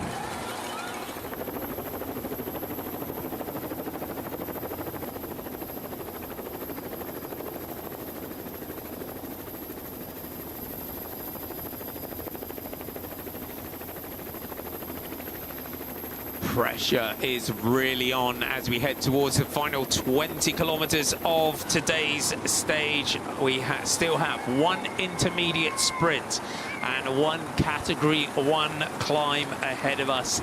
It could all come down to the wire today here on the stage 6 as we head towards Cardiff. Our breakaway group, you see, are fighting to try and hold this advantage and take it all the way to the finish. Fred Wright, Bastien Tranchant, Julius Johansson and Mats Wendels all in. The rider on the back here, Wendels, is still the virtual leader on the road for Equipo Kern Farmer, but the pressure is definitely on here with Visma Lease Bike joining the chase at the front of the peloton. Yeah, so Visma Lease Bike joining the front means that they are interested in that stage. They're not interested in those bonus seconds or Caerphilly Mountain. It's all about, I think, setting up Matthew Brennan for the stage win. So Seb Kiffin just dropping back for the Univet Titema Rockets. So it looks like Julien Vermote, who is on the fronts for Visma Lease Bike. What a race they're having. Unfortunately, they lost Lo Van Bell from the team, who's been MVP in this race. Lo Van Bell, I would say. Yeah, every rider counts as well, and they will certainly miss him today in this run-up. The gap holding, minute 35. We'll see how quickly it starts to come down. Visma Lease Bike will have confidence in Matty Brennan for the stage win. You can see him just at the bottom of your picture in the yellow jersey with the yellow and black helmet. Always goes with the aero helmet. Goes full aero, Matty Brennan, in his kit. Like a true sprinter. Matthew Brennan, the faster these guys have to close the breakaway, the better the opportunity for Matthew Brennan in terms of who they decide to go for, with either going for Coy or going for Matthew Brennan. The fact that they're having to close this gap now quite quickly means that over Caerphilly Mountain it will be a real charge, and that will suit Matthew Brennan's chances more, and I expect that they'll choose him. Second place, 2 seconds on general classification, is Remco Evenepoel in the blue with the gold helmet, wearing 41.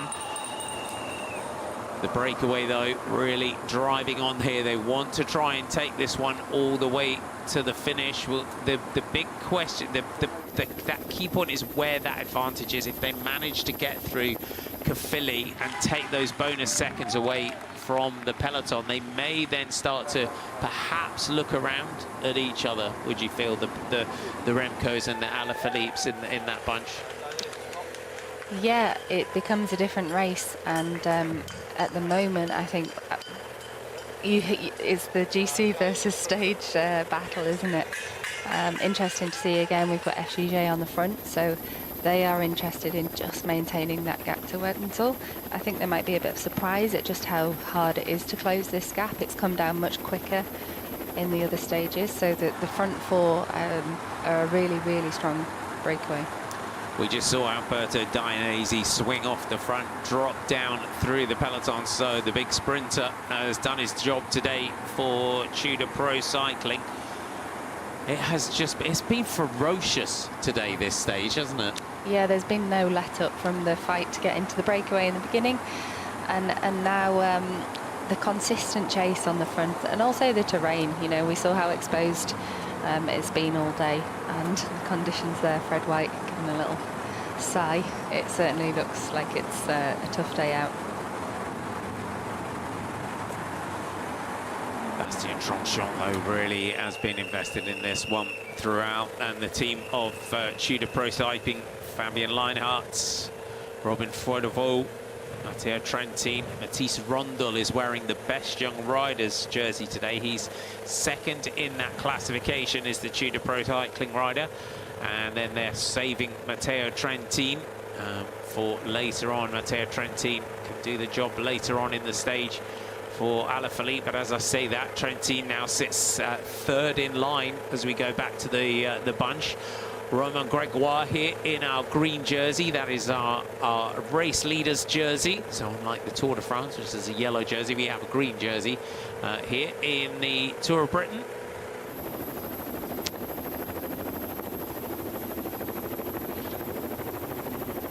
So the horse carved into the pits. This is Sultan the Pit Pony. This is partly. I was just getting my notes for you so that you know where we are here. So the country park in Istradmunach. Park Penalta boasts scenic walking trails and a unique sculpture of Sultan the Pit Pony that has been crafted for the remnants of the former Penalta colliery, paying tribute to the region's coal mining heritage. So impressive stuff there. So Istradmunach. I've got to try and get that right, my pronunciation. Inside 20 kilometers to go for our breakaway group. Mats Wenzel's on the front. You can see the roads are drying out as we head back towards Cardiff. It is still all to play for, though, on today's stage. You have the battle for the stage victory for our breakaway group. Can they take it all the way to the finish? And then we have this thrilling battle behind for the general classification. They're running out of time, though, Lizzie, to bring this back before the intermediate sprint. Minute and a half, and Caerphilly is at 11.3 kilometers to go. I don't think they're going to make it. It's going to be very close, yeah. Unless they start getting some extra help, they're going to run out of road before those bonus seconds. Unfortunately for them, the rest of the riders, so Visma Lease Bike, they have another 11 kilometres to play with after the bunch sprint to try and close that gap for the stage. So there are different, there are ulterior motives going on here, and unfortunately Tudor Pro Cycling really are the only ones that are interested. My dad rides the TV Moto. Shout out to your dad. Shout out to Jason Jenkins, apparently.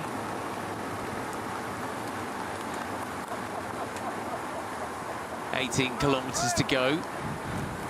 Yeah, the breakaway now have held it at 1 minute 30 for the last 3-4 kilometres, and we've seen that in the peloton they've had extra firepower added to the front and it hasn't made a dent, so they're looking really solid up front.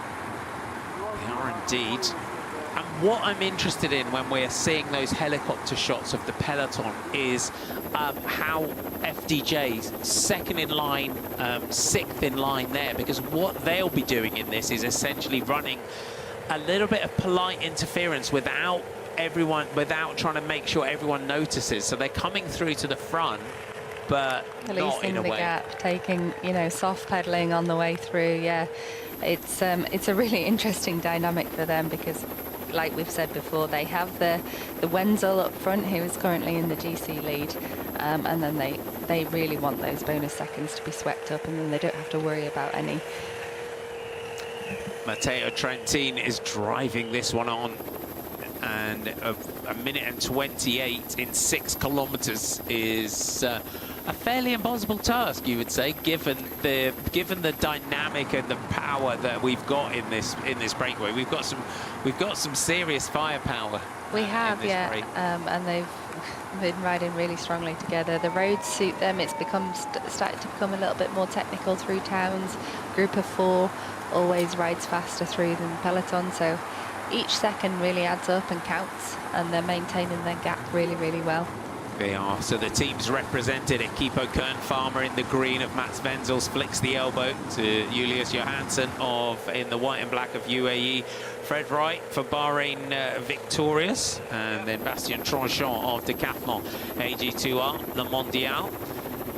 So the Tudor. So watch the dynamic here when you've got driving on Tudor Pro Cycling, and then the team of Romain Gregoire as the road goes up and they swing off the front will come through in a measured manner. In a measured manner, indeed, yes. What they can also rely on in Groupama FDJ is the fact that now there are teams sitting up behind. You see Visma Lease Bike, they know that they don't need to worry too much about the threat of Wenzel, because actually Visma Lease Bike will close the gap in the final for the stage. And this is what we're alluding to, because you can see how the swell of the peloton comes up as our Groupama FDJ rider hit the front there. You could sense everyone just moving up. Yeah, exactly. You can see from the movement of the group that they don't apply the brakes. They just let the bike roll forwards, and it bunches up again. It's one of those days. It's the art of making it look like you're working and making it look like you're hurting. isn't it? And straight away you can see that Visma Lease Bike and Tudor Pro Cycling are back on the front. For our breakaway group though, for Matt Svenzels, he will want at 1:13 in the general classification. Another few seconds does his position no harm at all either to go if they go to the finish. Yeah, he would be the only one interested there in those bonus seconds, so he will roll through at the front, gain those seconds, and then we expect, if the breakaway stays away, that the fight will really come from the other three. Well, indeed, Bastien Tranchant driving on as our peloton just squeezed through into there. You can just see as we start to get Picnic Postanel coming back through towards the front. Oscar Onley sat in 4th place at 8 seconds. 14.9 kilometers to go, the gap. They have brought back here to 1:17, but you can see how, I mean, Matt Svenzels is a big engine in this one. You can see how committed the Equipo Kern Farmer rider is to taking this one all the way to the finish, as the others are as well. But when you're that sort of virtual leader on the road, you've just still haven't you got that sort of little extra mindset that I can win this. It will be down to the director in the car to decide whether they advise him to, you know, push on now in what inevitably looks like, with 15k to go, that Visma Lease Bike are really going to commit to closing it. Do they tell Matt Svenzel the writing's on the wall, or do they ask him, you know, his virtual leadership has gone now, so do they say start to concentrate on the stage rather than pushing for the GC? It really comes down to the director in the car. 15 kilometers to go. Tudor Pro Cycling, Visma Lease Bike still on the on the front. The flags of Wales out in force today. So the bonus seconds are irrelevant now. I think it's all about Caerphilly Mountain and what we're going to see here. It could light up completely now, given that Matteo Trentin has brought the gap back to 1:05. They're going to run out of kilometers for that intermediate sprint. So perfect scenario for the man right in the center of your picture in that green jersey with the blue shorts. Romain Gregoire, with those eliminated, he carries a 2-second advantage over Remco Evenepoel into today's stage. Julien Alaphilippe 3rd at 4 seconds. Oscar Onley 4th at 8 seconds. 12 seconds back to Aurélien Parler-Pont, Afonso Ulelio, Ilan van Wilder and Bauke Mollema, and then 17 seconds in 9th, Peo Bilbao, Pavel Sivakov rounding out the top 10, all within 17 seconds of each other. That was Zach Erzen just dropping back down through the group. We're heading towards Caerphilly, the final showdown.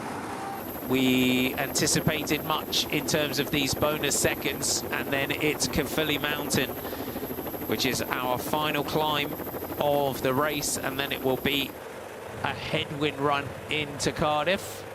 Edoardo Affini, one of our early attackers of the day, is now the man that's taken over on the front here for the team of Visma Lease Bike. Geraint Thomas moving up on your right with those white glasses in the orange helmet, with AJ August lined out behind Geraint. Here come Uno X just on the left. Matt Brennan moving up in the yellow and black. 59 seconds, 11.3 kilometers to go is the sprint in Caerphilly. It's the Italian Ferrari on the front, the Tower of Power. 1 kilometer into the sprint for our breakaway group. So this hard-working quartet really, as well as they go after the stage win, are putting a spanner in the works today, you would say, for the general classification riders, who are frantically trying to bring this gap back. But inside this kilometer to the sprint, the bonus seconds are going to our breakaway group. So the question here, will they sprint it out? Will they just roll through? For me, I think they'll just keep the pressure on here. Yeah, they need to. They can't risk losing any momentum at this stage. They're all in now for the stage. It's not about the general classification anymore. Even for Wetzel, that has gone. It's all about focusing on making sure that they commit and they contribute equally to this breakaway, so that they can get as close as they can towards the final, because it's only going to get faster in that peloton. It is indeed Mats Ventels on the front here for Equipo Kern Farmer. He'll want to make sure that he takes the bonus seconds if he can. The other riders further down on the general classification. Good to see the Luxembourger, though, in this group. There's the line just ahead of us. Bastien Tranchant is going to ride through here. That is a very mean sprint line, isn't it? Straight up as we start the climb now, straight away after. So it would have been an interesting one if we'd had the peloton come together and have to sprint there and recover from that effort and then get over Caerphilly Mountain. So I think Gregoire's team has done a brilliant job there. They're as safe as they possibly can be. Gregoire's job now is to just stay safe and survive Caerphilly Mountain with any potential GC riders that are going to use this last-ditch attempt to shake it up. It is, and we see the yellow jersey there of Edoardo Affini just dropping back as the peloton are into Caerphilly. There is Caerphilly Castle, the second largest castle in the UK, behind Windsor Castle, dating back to the 13th century. Fabulous glimpse of its medieval engineering. On to the final climb of this year's Tour of Britain, and it's Caerphilly Mountain, Cat 1, 1.4 kilometers in length, averaging 9.7%, maxing out at 14%. The gap is now down to 37 seconds as the neutral service car gets pulled out of the gap. The charge is coming, and it is Ethan Hayter on the front here for Remco Evenepoel. Job done for Geraint Thomas. So Ben Swift. The charge is coming from Quick-Step, which means that Remco is up for it, and we can expect to see some fireworks on this climb.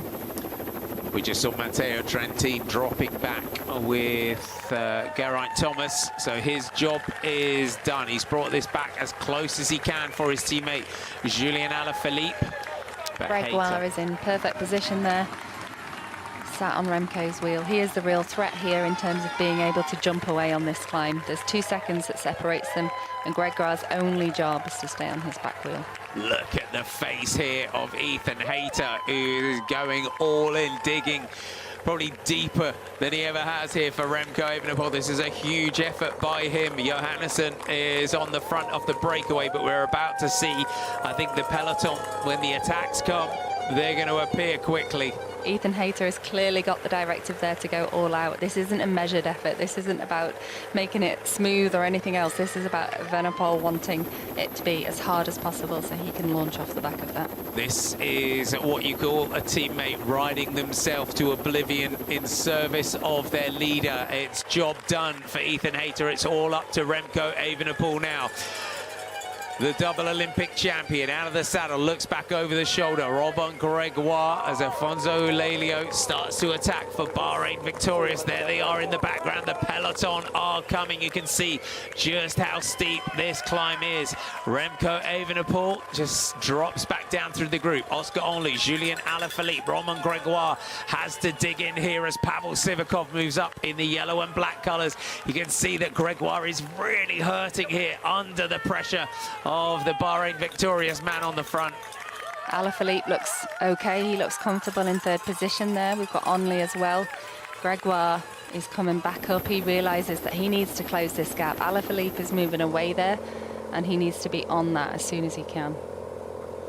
Afonso Lelio, the 23-year-old Portuguese rider, is the one that is doing the damage on the front. His teammate Fred Wright is in the breakaway, but look at the damage that he's done to that bunch. You can see the gaps opening up there.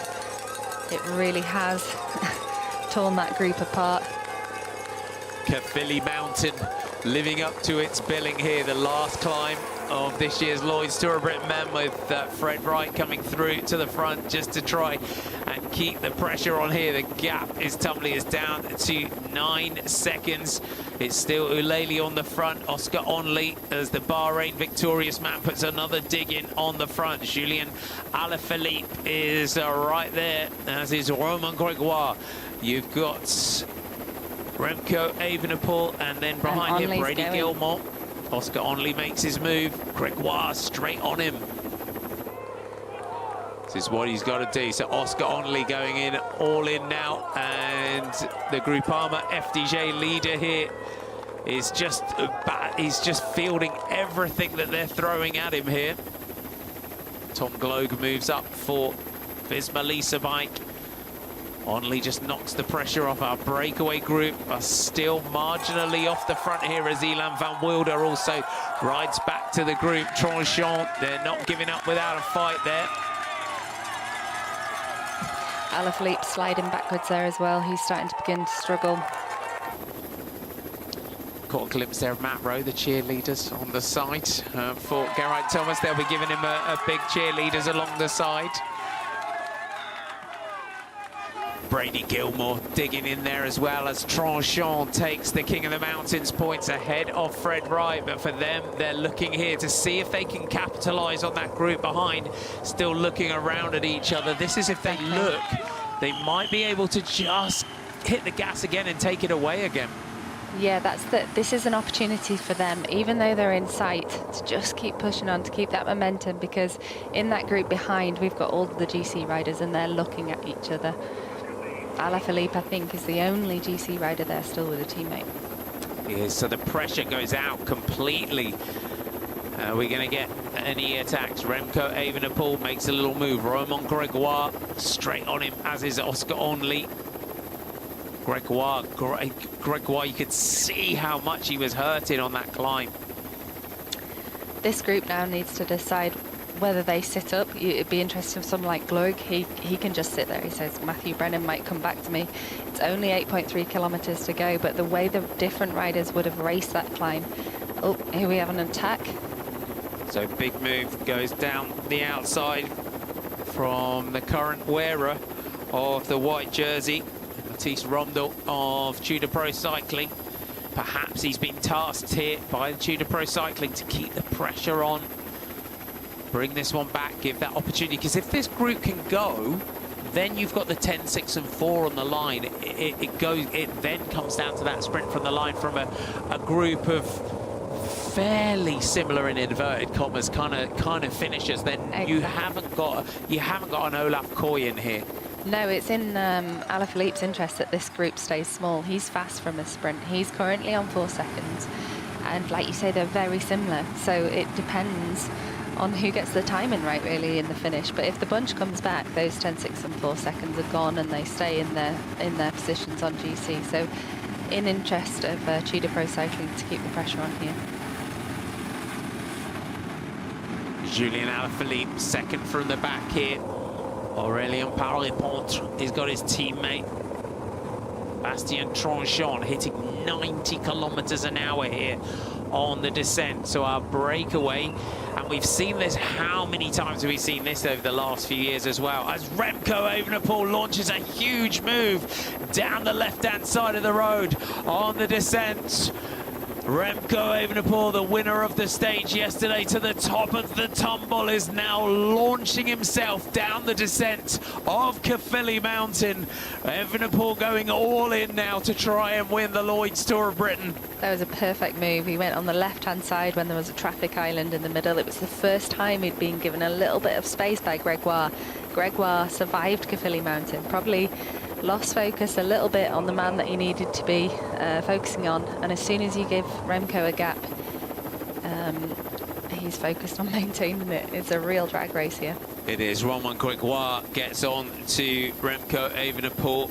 Afonso Ulelio of Bahrain victorious latches on. Remco will look back. So 3 leaders, the man in the Pavel Sivakov just riding on with Julien Alaphilippe, Tom Gloag. This could be the moment if someone else launches that sort of move straight over the top. It's sometimes that second or third attack is the one that goes. But huge respect here to Johansson, Wright and Tranchant. There is every opportunity through 5 kilometers to go in towards Cardiff. The breakaway looking to try and capitalize on those general classification riders behind of them, all looking around at each other. There is still a stage up for grabs. Can the breakaway take it all the way to the finish?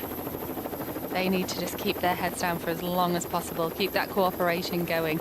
as we see Tudor Pro Cycling move to the front again, they want to keep that pressure on. We talked about those bonus seconds being their best opportunity on the line for Alaphilippe to try and leapfrog into the GC. And for Romain Gregoire, this is perfect. 10.6, 4 seconds off the front. That all Gregoire has got to do here as well is just manage this group. All he's got to do is stay focused on Remco and Alaphilippe. The rest will take care of itself. Gregoire has latched himself onto the wheel of Remco Evenepoel. Fred Wright, could he take the win here for Great Britain? 4 kilometers to go. You sense that it's close enough because the chase is not full on here. This is every possibility that these three can take it all the way to the finish. Yeah, it's very, very stop-start, isn't it, in the back? And that just plays into the hand of the breakaway. So the teammates of Remco Evenepoel are back up there, and on the front, Ilan van Wilder is there. Here come Ineos Grenadiers. Sam Watson getting back on there for the Ineos Grenadiers, and for him, he's got strength in numbers. He's got teammates with him. The gap we're being given is 19 seconds. This is touch and go. It's going to be pretty much, if those 3 Ineos riders get on the front, it's 3 against 3. I think if those 3 Ineos riders are there, then there's going to be more guys coming from the back.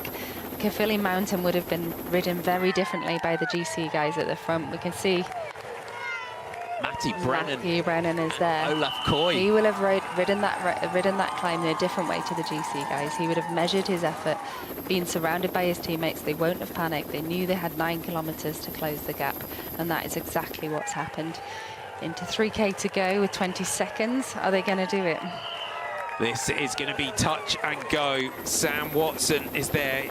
Olaf Koy in that red jersey. 3 kilometers to go. 15 seconds. Johansson, Tranchant, Fred Wright. UAE, Bahrain Victorious and Decathlon. AG2R, Le Mondial. Look at the effort now etched on the face of the Dane. Had that rear wheel puncture, got himself back into the move. A aerial shot here, Joe Blackmore, it looks like, on the front ahead of AJ August, Tymon Arensman, Sam Watson, Matthew Brennan in front of Olaf Koy. So it looks like for the Visma Lease bike duo that it would be lead out from Matthew Brennan. Just checking his earpiece. Tone Arts is in there for Lotto. Fred Wright driving it on the front here with 2.5 kilometers to go. They cannot mess around at all on this run. It has got to be full run all the way to the line, or you get caught in this situation with about 100 meters to go. Yeah, it's full commitment here, and it's full commitment on the front of the peloton as well. It's really important going into the 2K mark that if you're in the peloton and you start to feel that the speed is coming off, that you take over straight away. There's no room for error here. They really need to close this gap.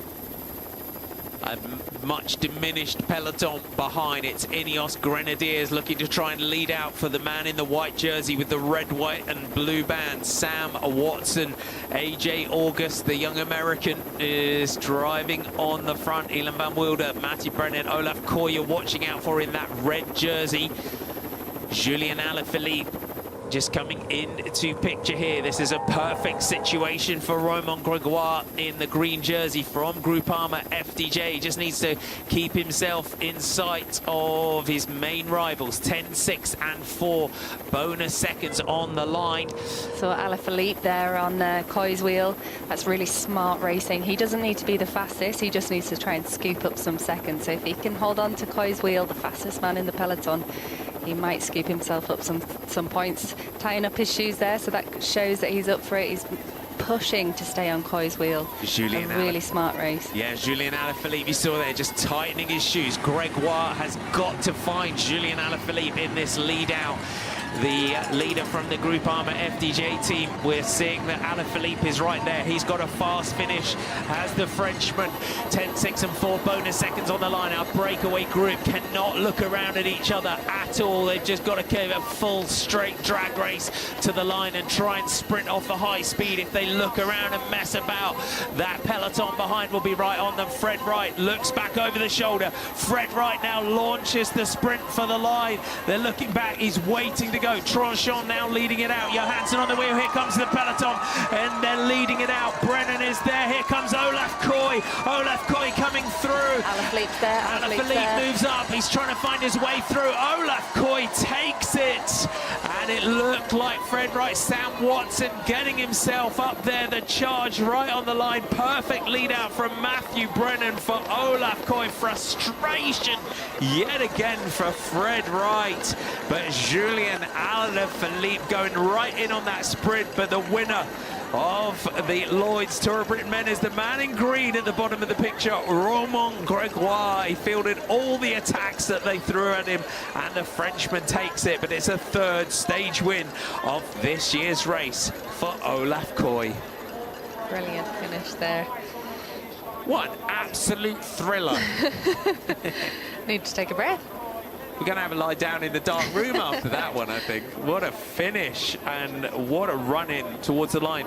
But again, Lizzie, in that position, it's that risk, isn't it? I mean, it's a game. It is just a game of poker coming into the line from that breakaway.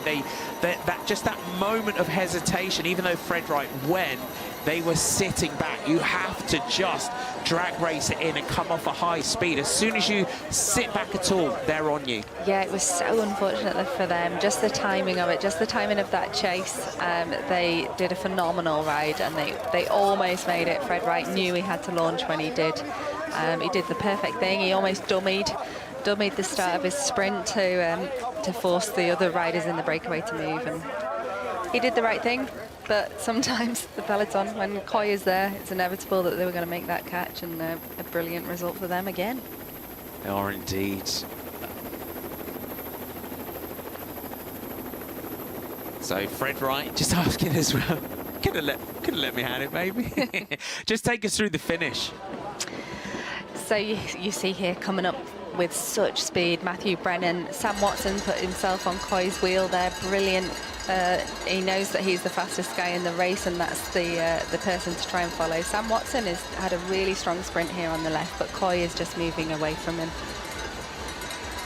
We saw Tom Krabbe getting up there as well. Alaphilippe just got caught in traffic, didn't he? He just got a little bit boxed there. We saw him coming into the final kilometres, trying to push to stay on Koy's wheel, which was absolutely the right thing to do. If he wasn't interested in trying to come around him for the stage, he was trying to stay in the slipstream of the fastest man in the race and pick up 4 bonus seconds if he'd have come third. Didn't pull off. Gregoire knows it. Hand in the air there as he crossed the line. Let's have a look at that. Olaf Koy, Sam Watson just catches Fred Wright on the line, and deservedly so. Romain Gregoire punches there as we saw Geraint Thomas coming in to the finish. What a day out. I'm sure he's enjoyed the crowds on the run-in. Our top 10 on the 6th and final stage looks like this. Olaf Koy takes it from Sam Watson and Fred Wright. Eduardo Zambadini, Noé Sidore, Julien Alaphilippe, Bastien Tranchant, Tom Krabbe, Antonio Morgado, and Brady Gilmore rounds out our top 10. Second and third there for the Brits. Yeah, I didn't realise Fred held on to third there. Amazing. It was so close there on the run-in. On everything. On the GC, on the stage. We saw Remco didn't even attempt the sprint there. Sensible decision. But also as a race, you know, you can't ask for more than that, can you, in terms of coming right down to that final sprint? Down to the wire. I think the race organisers of the Tour of Britain managed to pull that off almost every year. The most winning margin ever of the Tour of Britain has only been a minute.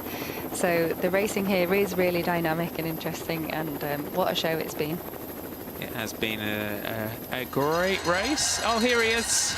And there we have it. The curtain comes down on the career of Geraint Thomas. What a rider, Lizzie. I'll let you, I mean, what a career, what a man. Yeah, I'm also emotional watching him. What a moment for him.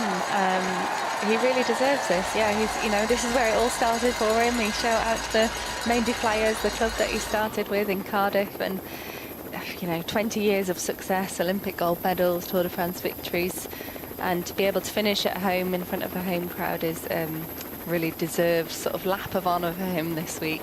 And it's been brilliant to see him lapping it up and finishing his career as a brilliant teammate. Yeah, I mean, it's been, I said it earlier on, I think it's his humility and his hilarity together. He's such a grounded person, isn't he? And I, on the rollout this morning, it was, for someone that reached the highest highs in Olympic gold medals and Tour de France, that he's still such a grounded, humble person, isn't he? And that's such testament to him. He is, yeah. And I mean, before he won the Tour de France himself, he contributed to the wins of Bradley Wiggins and the wins of Chris Froome in the Tour de France as well, as we move back towards the final last kilometres here. Just let's I'll let you analyse the final K here in this one, because we still had our breakaway. Yeah, so you see here that Sam Watson is moving up onto his Ineos Grenadier teammates' wheel again, starting really at the front of the sprint, positioning himself at the front.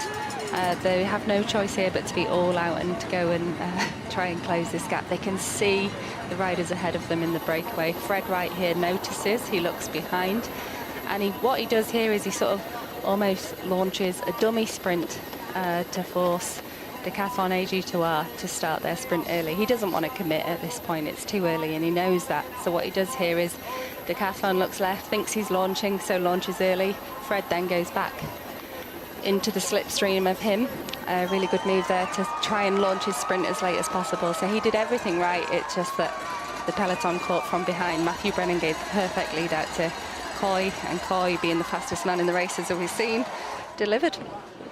He did, and it's the way, the line that Coy takes here is what's interesting. He goes left, then he goes right. This is a beautiful sprint by Coy. Yeah, he could have gone left there. He had the space to do it, but he's a rider that can make a mistake like that, can go the long way around, can go right, and has the speed to carry it off. Sam Watson made the right call. He went left. There was space on the barrier and gave himself the best opportunity. There's Geraint. And there's a big party in Cardiff Castle tonight. 4,000 tickets he's given away to come and enjoy his last day. Yeah, I think that the thing that Welsh fans of sport do really well is come together and celebrate as a nation, and he's been celebrated as a Welsh hero here, quite rightly.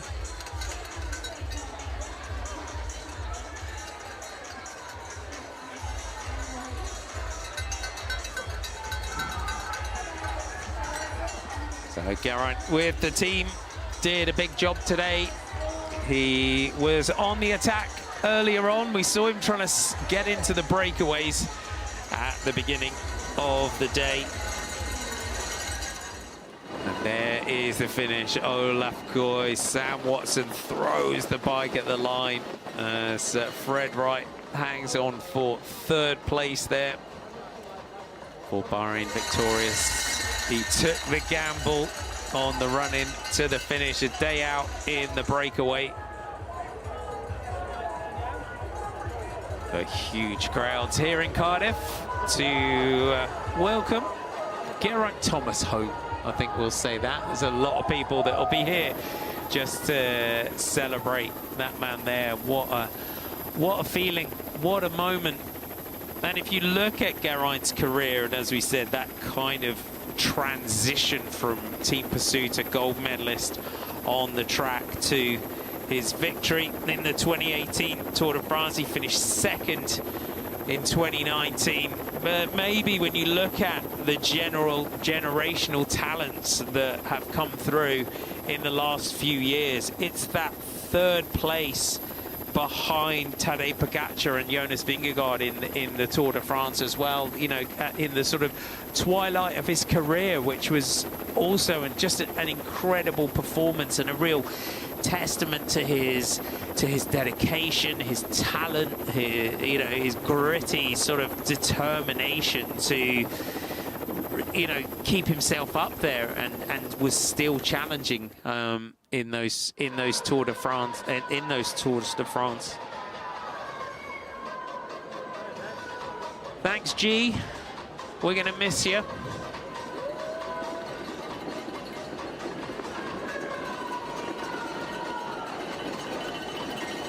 And a lovely moment from the group there. Just such a respected rider within the peloton as well. Really hugely popular figure within the peloton.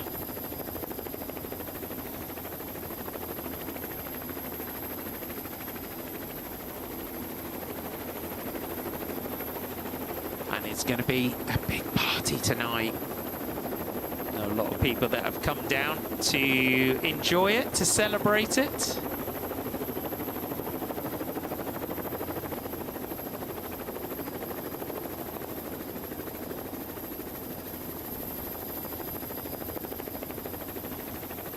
And Geraint's career as well. So many wins and victories along the way on the road. And also as well, when you look at that career in terms of the, you know, his second in the Giro d'Italia as well. Let's have a look back at a great stage. It really did deliver. Stage 6 of the Lloyds Tour of Britain, meant from Newport to Cardiff, 112.2 kilometres. Our breakaway group, Fred Wright, Bastien Tranchon, Julius Johansson and Mats Wenzels. On to the first King of the Mountains today. Bedweather. Mats Wenzels crested the summit, took maximum points. He punctured on the descent, but got himself back into the breakaway. Johansson had a problem with his rear wheel on the climb. He waited for the team car to get to him. He also made it back in.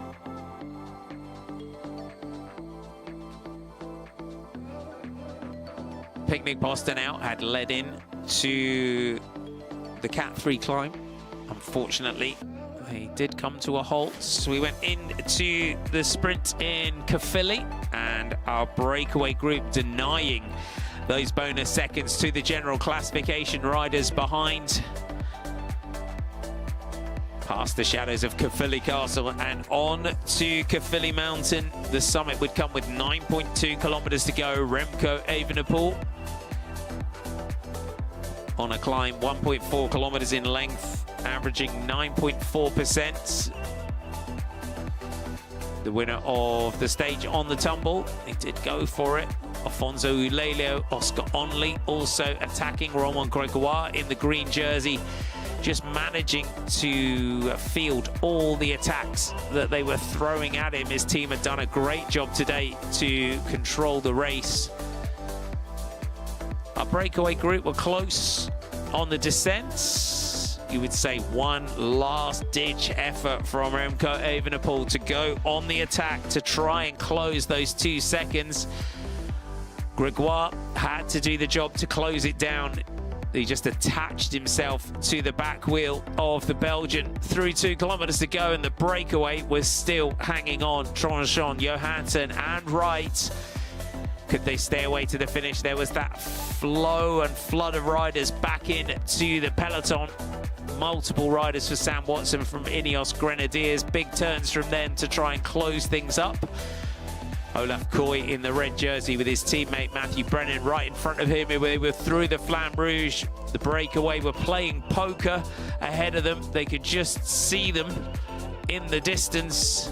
And in that situation, it is always touch and go. Julien Alaphilippe had made his way up to the wheel of Olaf Koy, 10, 6 and 4. Bonus seconds on the line. This was the moment that you would have said the pressure just going out of the breakaway at the moment when the charge was coming from behind. Fred Wright looked back, launched his first sprint, tried to tempt Bastien Tranchon to make his. It was just a touch too early. You could see the yellow of Brennan just coming into shot. Olaf Koy, though, threads the needle through like quicksilver and comes through and overhauls Fred Wright, with Sam Watson taking second. Great lead out from Matthew Brennan for Olaf Koy. Needed that gap, was coming with speed. Watson dives up the inside.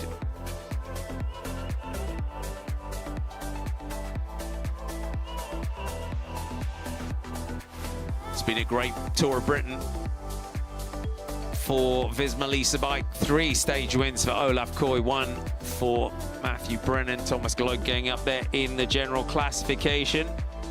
And we bring the curtain down on one of Wales' greatest sports stars, Geraint Thomas, ending his career here in Cardiff. Romain Gregoire takes the Lloyds Tour of Britain men ahead of Remco Evenepoel, Julian Alaphilippe, Oscar Onley, Aurélien Barré-Bond, Afonso Ulelio, Ilan van Wilder, Bauke Mollema, Peo Bilbao and Pavel Sivakov are big players in this year's race. And what a show they put on for us. Let's go down, though, and hear from our winner, Romain Gregoire. Romain, many congratulations on being the first Frenchman since Julian Alaphilippe in 2018 to win the Tour of Britain. How does that feel for you? It's crazy. I'm really happy with this win. It's incredible to win a general classification on a race like this. Is something rare in a career. And to win ahead Julian and Remco make it even bigger. So, yeah, I'm just happy. Now, you went into this stage with a very narrow 2 seconds lead over Julian. You had to do a lot to keep that lead. You must have had a lot of thinking to do during the race. What was going through your mind? Yeah, it was really close this morning. To be honest, I was nervous because I know I could win, but I could also be 10 tonight this night too. So it was really tough, but yeah, I feel good. So I had good legs in the climb, and after I managed to have a sprint finish to let the bonus for the sprinter, and yeah, everything goes really well. You just had to keep marking Remco and Julian and not let them out of your sight during the race. Yeah, but they had like 10 or 20 guys under 30 seconds, so they had many guys to take care. So yeah, it wasn't something easy, but I'm really happy to do it. And how much confidence can you take from this victory? I think a lot. It was the first race of a block, of a hard race block during September with Grand Bretagne and then Luxembourg and European Championship. So starting with a victory like this will give me a lot of confidence, and I hope I'll get another victory during this block. And what are your best memories of this week's racing in England and Wales? I think my best memory is coming. It's going to be the podium and to wear the green jersey in front of the spectators on the podium. Congratulations again. Thank you. Great to hear from Romain Gregoire. How hard did he have to work for that one? But it is the 22-year-old Frenchman, you've got to say, a real rising star of French cycling up against Remco Evenepoel, and I'm sure one of his heroes throughout his young career already is Julian Alaphilippe. As he said there, they really made it hard for him, but very cool, very calm racing today from Romain Gregoire to take his big stage race success here in the Tour of Britain, and I think is really going to be the first of many. It's always been a race where we see the emergence of young stars and a next sort of stepping stone race in the career of riders, and that's what I think we've really caught a glimpse of this week from Romain. We see the victories that he's taken already in his career, but to get a stage win, but also to back that up by defending the race, getting that general classification as well is a really big moment for him, and I think a massive confidence boost from Groupama FDJ. Let's go down and catch up with our stage winner, Olaf Koy. Olaf, congratulations on winning the stage. You finished as you started with one stage, and you dropped in a win in between. You must be pretty happy about that. Yeah, we've had a pretty amazing week again. So yeah, really nice to finish it off in this way. Today was one of those days where there were many subplots, a lot of things going on in the race to do with the stage and with the GC, and I guess you guys maybe had an eye on the GC as well, depending on how it played out. What were you saying to each other in the race?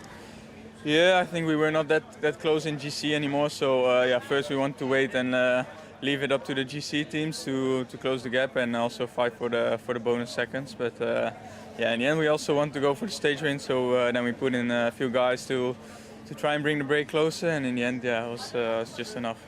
And just looking back over this week's racing in the Tour of Britain, what are your best memories of it? Yeah, I think yeah, for sure these first 3 days were special. We were really taking control with the whole team, and to score a hat-trick there, that's something that doesn't happen too often. So yeah, for sure we'll remember again this year's Tour of Britain. Thank you very much indeed. All the best. Thank you. Great to hear from Olaf Koy.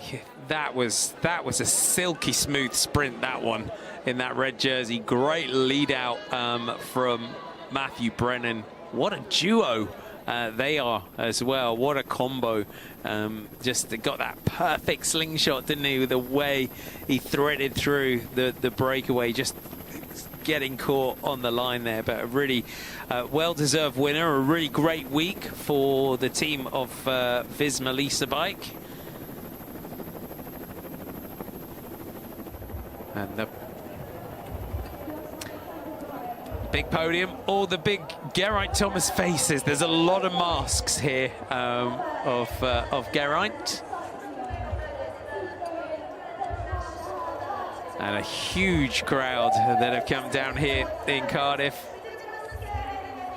to celebrate, to bring the race home. It's been a great week of racing. We've had, as always, it's always a race that keeps us going, keeps us guessing all the way to the end, and it really has delivered that again, I think, this year.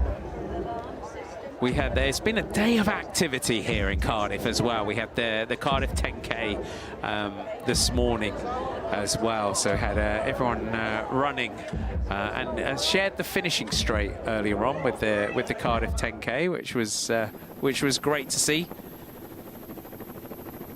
And anyone that runs, do your park run on the morning. I always find it incredible watching the first sort of, again, the 10K runners and how fast they're actually traveling. So it's been a really great day of sport and activity here in Cardiff.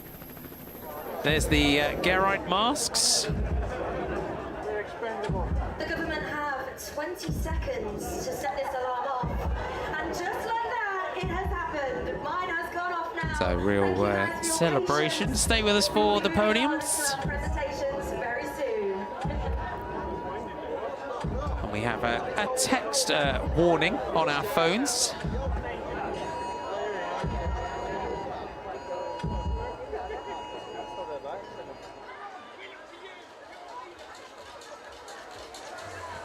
So that's why everyone's looking at their phones.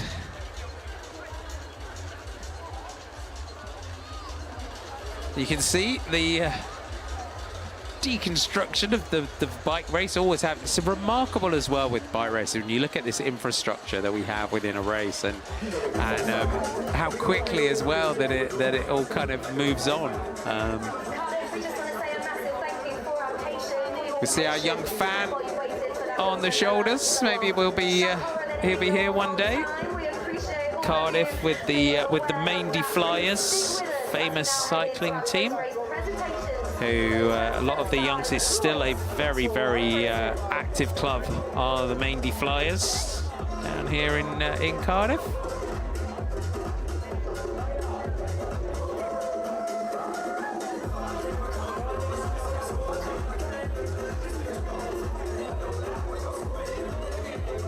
So our final kilometre, we're running alongside of Butte Park.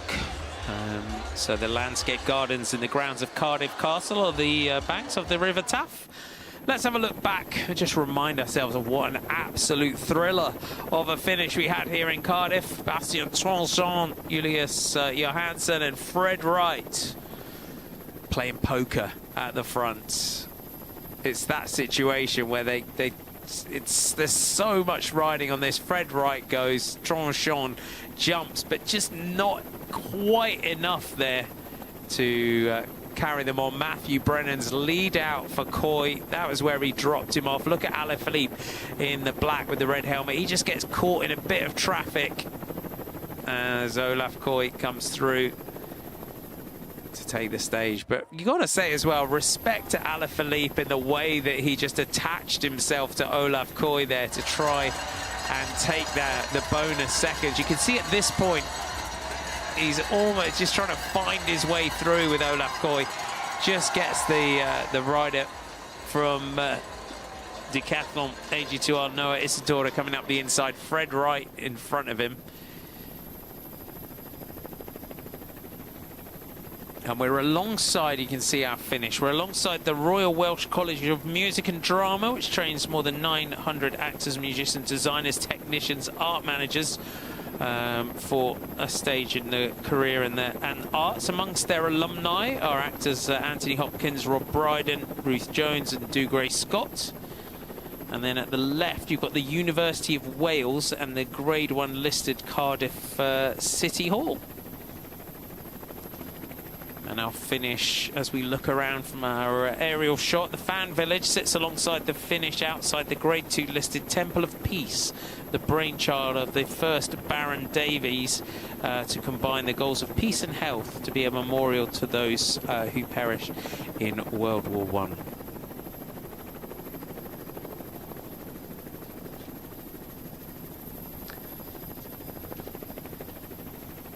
I. As we look around, sure we can see the Maindee Stadium from here. So the Maindee Stadium in Cardiff, it's not far away. I'm just trying to pick it out from the helicopter shot here for you, see if I can find it. It's been made so famous by riders like Geraint Thomas and Luke Rowe and Zoe and Eleanor Backstead and Eleanor and Megan Barker, to name just a few riders that have come through the Maindee Flyers. It's a 460-metre outdoor track. We're so used to as well the indoor velodromes where, such as Newport where we started earlier on today, that we do kind of sometimes forget about. We have a lot of outdoor tracks as well. It's a completely different sort of dynamic when you ride the outdoor tracks to the indoor tracks, but we have still track racing on them. You ride your road bikes on them as well. They do a lot of road stuff on the Maindee track as well, and they just have such a great scene within Cardiff of bringing that next generation through. And hopefully a lot of the youngsters that are here enjoying this might pop down and get a start. Geraint Thomas talks about how he was down at Maindee going swimming and then saw the Maindee Flyers on the track and thought he'd like to have a go at that. And here we are, celebrating one of Wales' greatest sportsmen, bringing the curtain down on what has been an absolutely glittering career.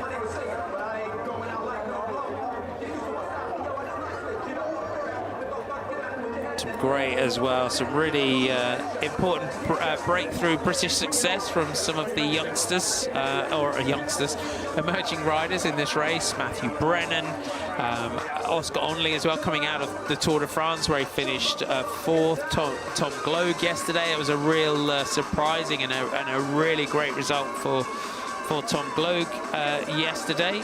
Fred Wright getting up there, he's such a crowd favourite, is Fred Wright. It was great to see Fred Wright getting into the breakaway and hanging on as well in there to take third spot. Sam Watson, also some great sprints this week from Sam Watson. We've had our Great Britain national team riders getting into the breakaway as well.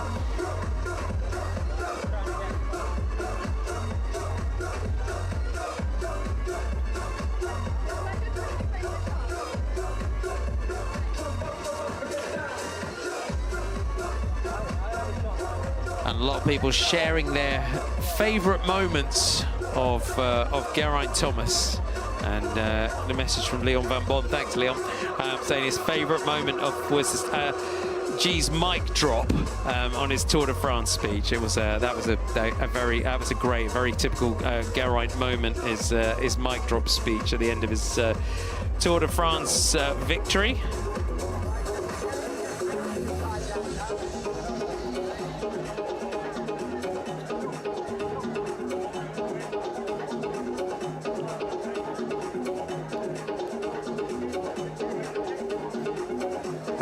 growing as we wait in anticipation for our podium presentation. And of course, the riders just getting cleaned up, getting warm, getting a warm jacket on as well. Lots of objectives still to come this season for a lot of riders. World Championships, Lombardia, Giro di Lombardia, the European Championships. It's just come as well before the end of the season. It comes very close after our World Championships in Rwanda. You look at this field though, and you look at riders like Remco Evenepoel. Remco definitely coming to form. As Lizzie Deignan said, she saw him on his TT bike after yesterday's stage. I saw his soigneur just taking it to him right after the stage. But of course, that time trial title will be a big objective for him. I'm sure he'll want to try and do the double if he can.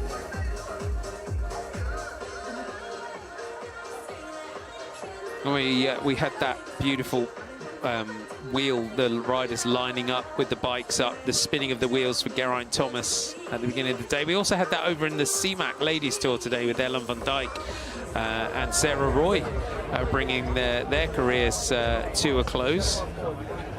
For British fans over there in CMAC yesterday, one of Wales's own, Zoe Backstead, getting another big pro win yesterday. The rider that we mentioned started with the Maindy Flyers, took the individual time trial victory in the CMAC Ladies Tour yesterday, and she was leading the Best Young Riders classification going into today. So Welsh riders taking great success everywhere. We're ready now to present the stage winner of this 6th stage of the Lloyds Tour of Britain. To present the award, we welcome onto the stage. He's been from here Night Timber, Thomas Jakes. A few times already this week. Please now welcome onto the stage. What a final sprint that was. We welcome the winner, taking of the final his stage third stage of this year's Tour of Britain. Visma Lisa Bike, Olaf Koy. Olaf Koy takes the stage win for Visma Lisa Bike. Olaf Koy, the winner of this final stage. Thomas Jakes presents him with the award as the winner of this stage. It's a really nice prize, I think, as well, with the framed picture. To victory. Ladies and gentlemen, show your appreciation for the winner of this final stage. Olaf Koy takes the win.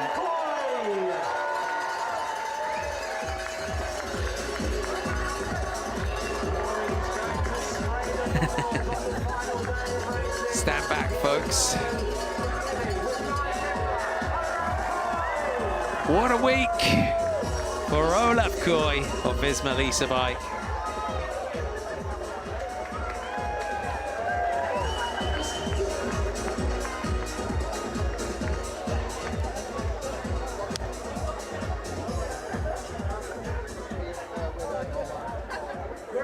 For our next presentation, this is for the stage combativity winner, of which of course we've got a combativity award voted by all of you, our viewers and the public on the race. To present the award, we welcome onto the stage Councillor Adrian Robson, the Lord Mayor of Cardiff. Lord Mayor of Cardiff.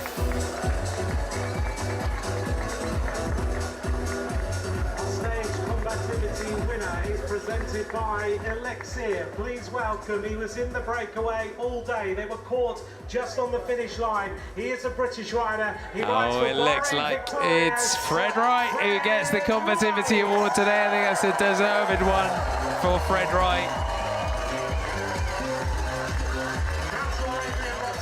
Almost.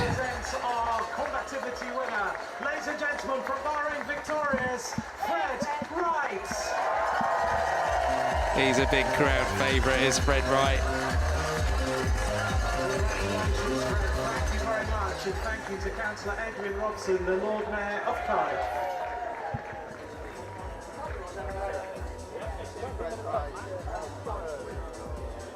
We're ready now to present the most combative rider of this race overall. So the combativity, super combativity award, we call this one a lot of the time. Elixir, Ian Stewart.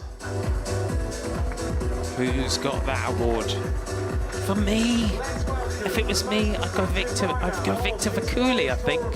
Been in the breaks, multiple breaks. I'm interested to see how you've all voted. Josh Goliker as well, yeah, multiple breaks. Yeah, I'll give you all that one. That is a great award for Josh Goliker. Overall combativity award, multiple days in the breakaway, third in the King of the Mountains. It's been a great tour for the young Brit.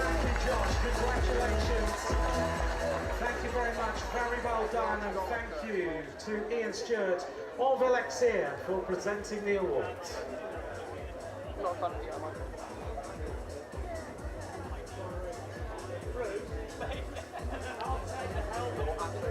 So well deserved, I think, that one as well. We're ready now for our team classification. So the team, Bahrain victorious, leading. They had a pretty comfortable lead going into today over Any Colour and Ineos Grenadiers. Jen McAleer.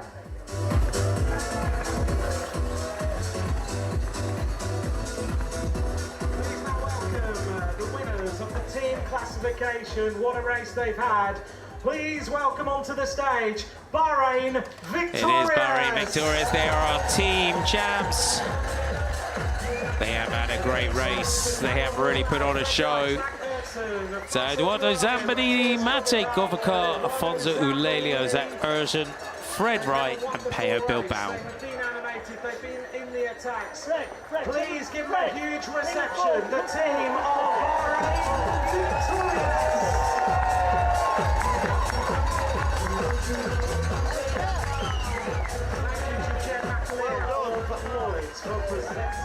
Good team award. It is one that I think sometimes we don't quite celebrate enough, the team award, because we generally just see in cycling, don't we, that the one rider on the podium for the stage, the one rider on the podium for the general classification. But teams really do, you know, love it when they get a team classification win in a stage race. So they do celebrate it, and they should.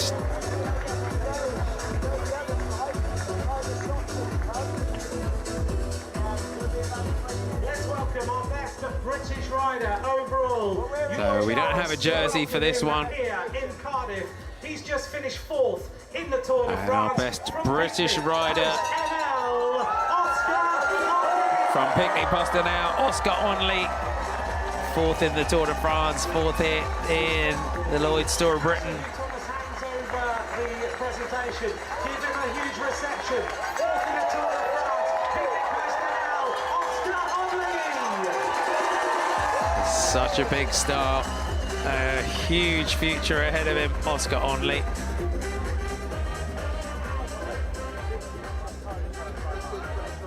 Now it's time to present the leaders' jerseys or the winners' jerseys of this race. So our various classifications in the race. We're going to do our points classification first.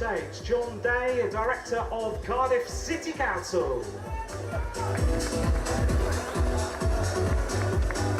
It's time to welcome your winner of the points classification. What a for the race red jersey. this man has had as well. He's won 3 individual stages. He wins here in Cardiff. Welcome back from Visma Lisa Bike, Olav Koy. Olav Koy takes the points jersey. Cardiff City Council hands over the award. Cardiff, your red jersey, Olav Koy. What a week.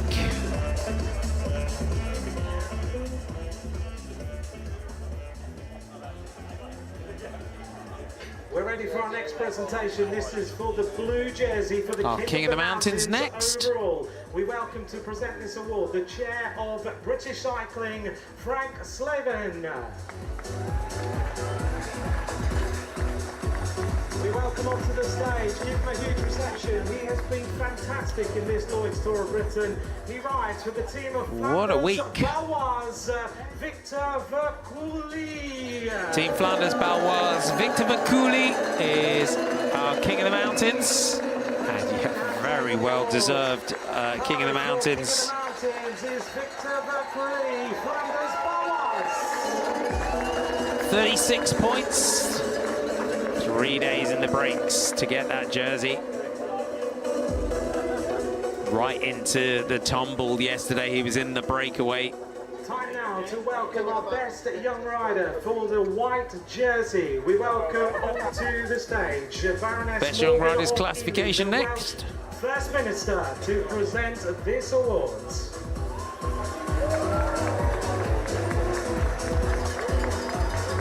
Time to welcome our best young rider. He rides for the team of Groupama FDJ United, Roman Grégoire. Roman Grégoire. Groupama FDJ To hand over the award to our best young rider takes overall. the Best Young Riders Award. FDJ United, Roman Grégoire.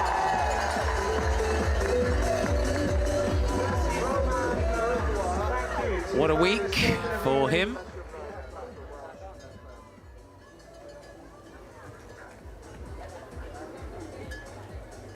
We'll be seeing him Time again. now to get ready for our podium of this year's race. It really has been an emerging race for him, or a kind of reinforcement, affirming ride, you would say, this week from Roman Grégoire. We're going to welcome onto the Stage of Tour de Suisse, the Fournardèche Classic, a stage win and the general classification here this week. Let's welcome the rider who finishes in this Lloyds Tour of Britain in 3rd place overall. He is a former winner of the Lloyds Tour of Britain from He did Tudor everything Pro he could Cycling. today, didn't he, to try and take this one. 3rd overall, Julien Alaphilippe for Tudor Pro Cycling. Another big crowd favourite. We're going to keep Julien here on the stage. He takes 3rd on the general classification. He's going to stay with us because we're going to build our podium. Julien, stay on that side, isn't it? I think normally. There we go. Julien goes on that side. Let's welcome onto the stage, ladies and gentlemen. Suresh is going to stay with us because we're going to welcome onto this podium the rider who finishes second overall in this race. He is an exceptional bike rider, of course. Please welcome from Soudal Quick-Step, Remco Evenepoel. Remco Evenepoel, winner on the tumble, 2nd on general classification.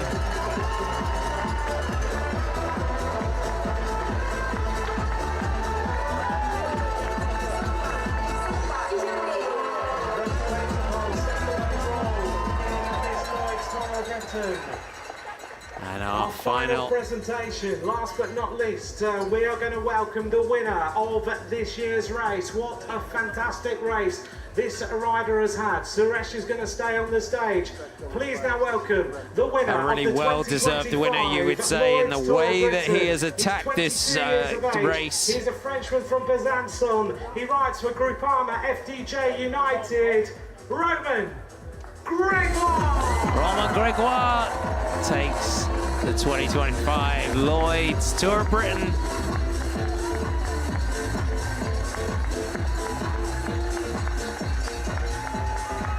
Suresh hands over the awards. Suresh, thank you very much. We're going to ask Suresh to leave the stage now. And we've got on our 1, 2, 3, Julien Alaphilippe, Remco Evenepoel, and Roman Grégoire. Charlene hands over the bottles. We're going to get ready. Ladies and gentlemen, this is your podium of the Lloyds Tour of Britain. Julien Alaphilippe, Remco Evenepoel, and the winner of this year's race from Groupama FDJ United. Great moment for Roman. Takes the win.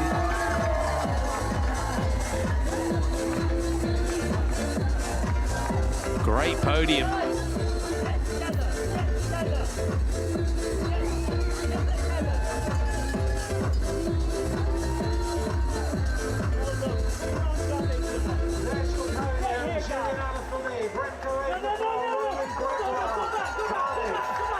But there you have it, one more time.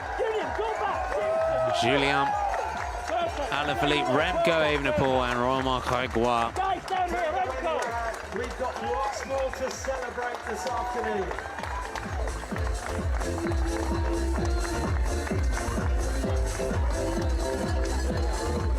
Great week for Romain Gregoire as he takes the 2025 Lloyds Tour of Britain here in Cardiff. They went all in, he just fielded everything that they just threw at him today. He takes it ahead of Remco Evenepoel, Julien Alaphilippe, Oscar Onley, Aurélien Paripont, Vincenzo Eulelio, Ilan Van Woude, Bauke Mollema, Peo Bouban, Pavel Sivakov, our top 10. They put on quite a show after 6 stages, 886.2 kilometres, 9,595 metres of elevation. Romain Gregoire is the winner of the 2025 Lloyds Tour of Britain.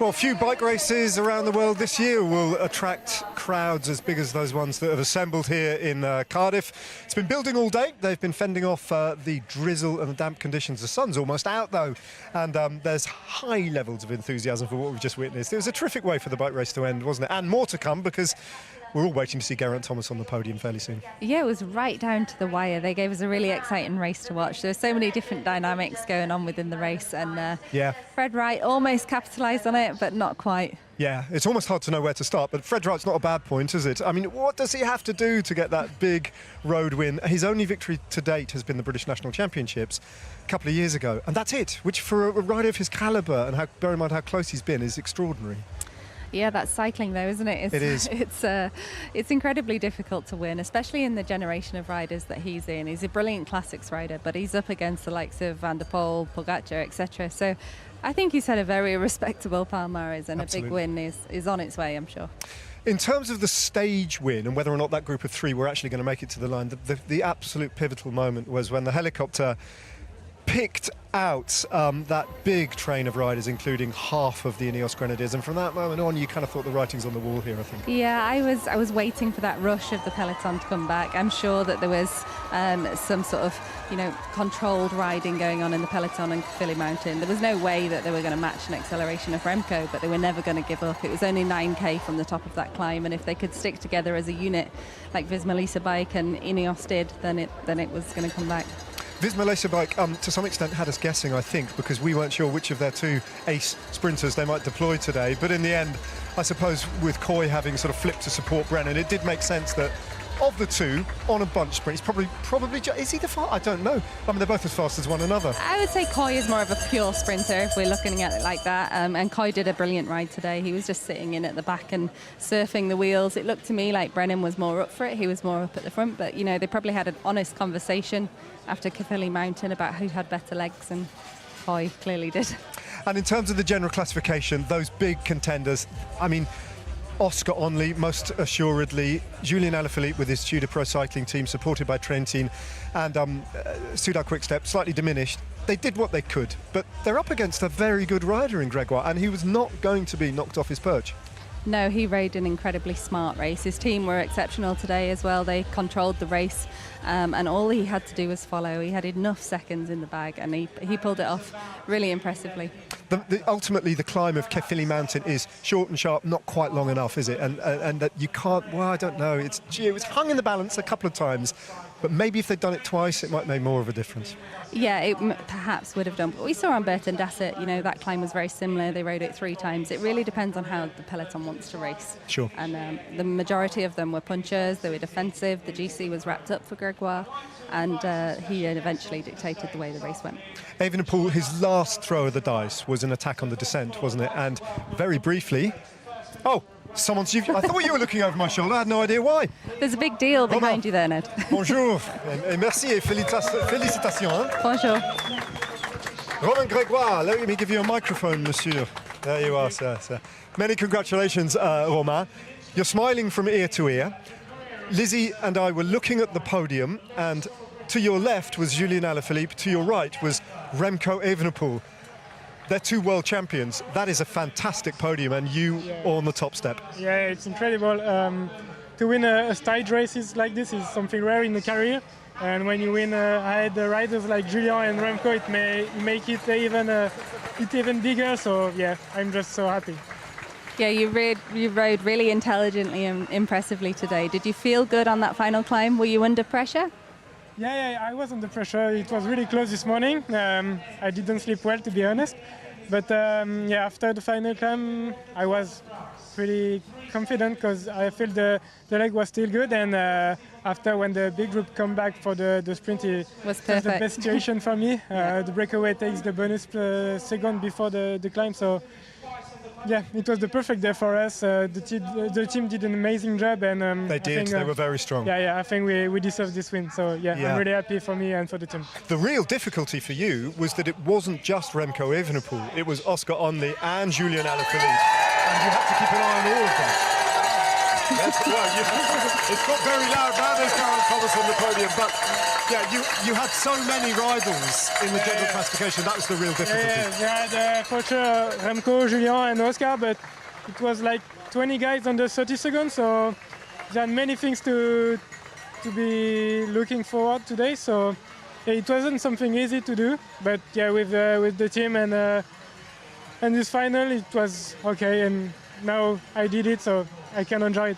You've had a very successful 2025, Romain. What's your next big objective, maybe for next year? Yeah, now I'm looking for the European Championship. We are in France in 5th October. That's the biggest objective of my last part of the season, and then we'll see. All right, fantastic. Thank you very much for joining us. Bon retour à France. Merci beaucoup. Okay, thank you very much. Cheers. Thank you very much. Romain Grosjean, ladies and gentlemen.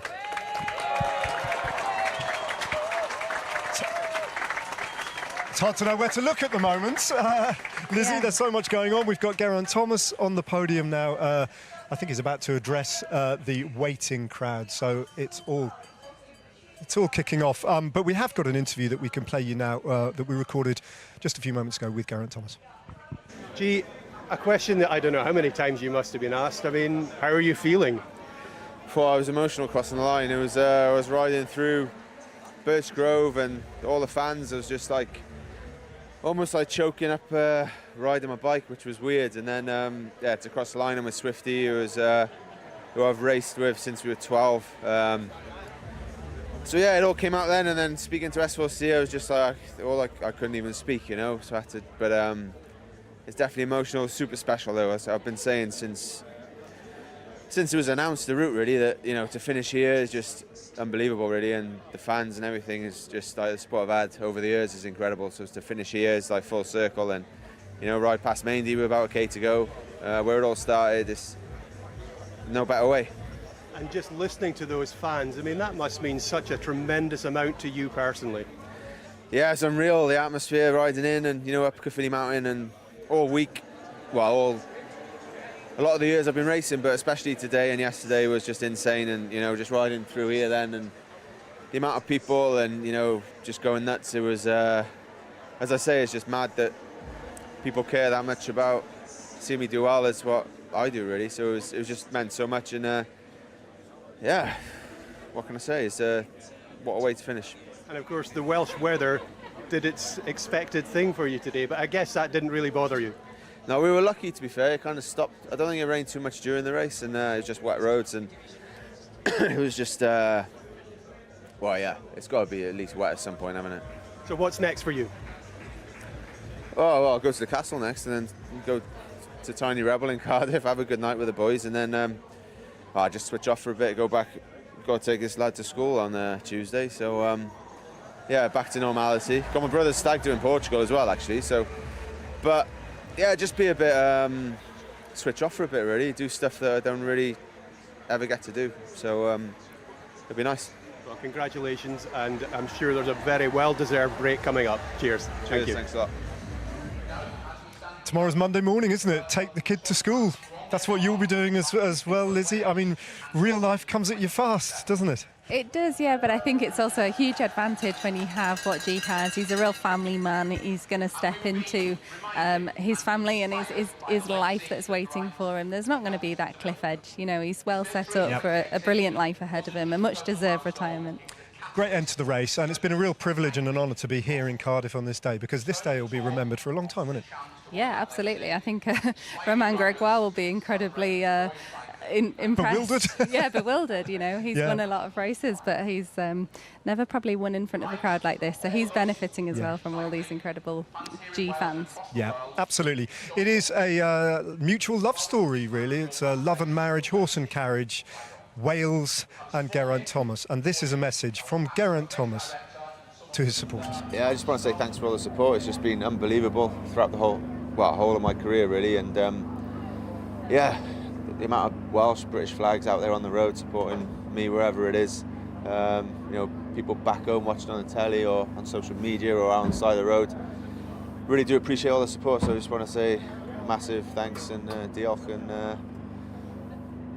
yeah, it's been emotional.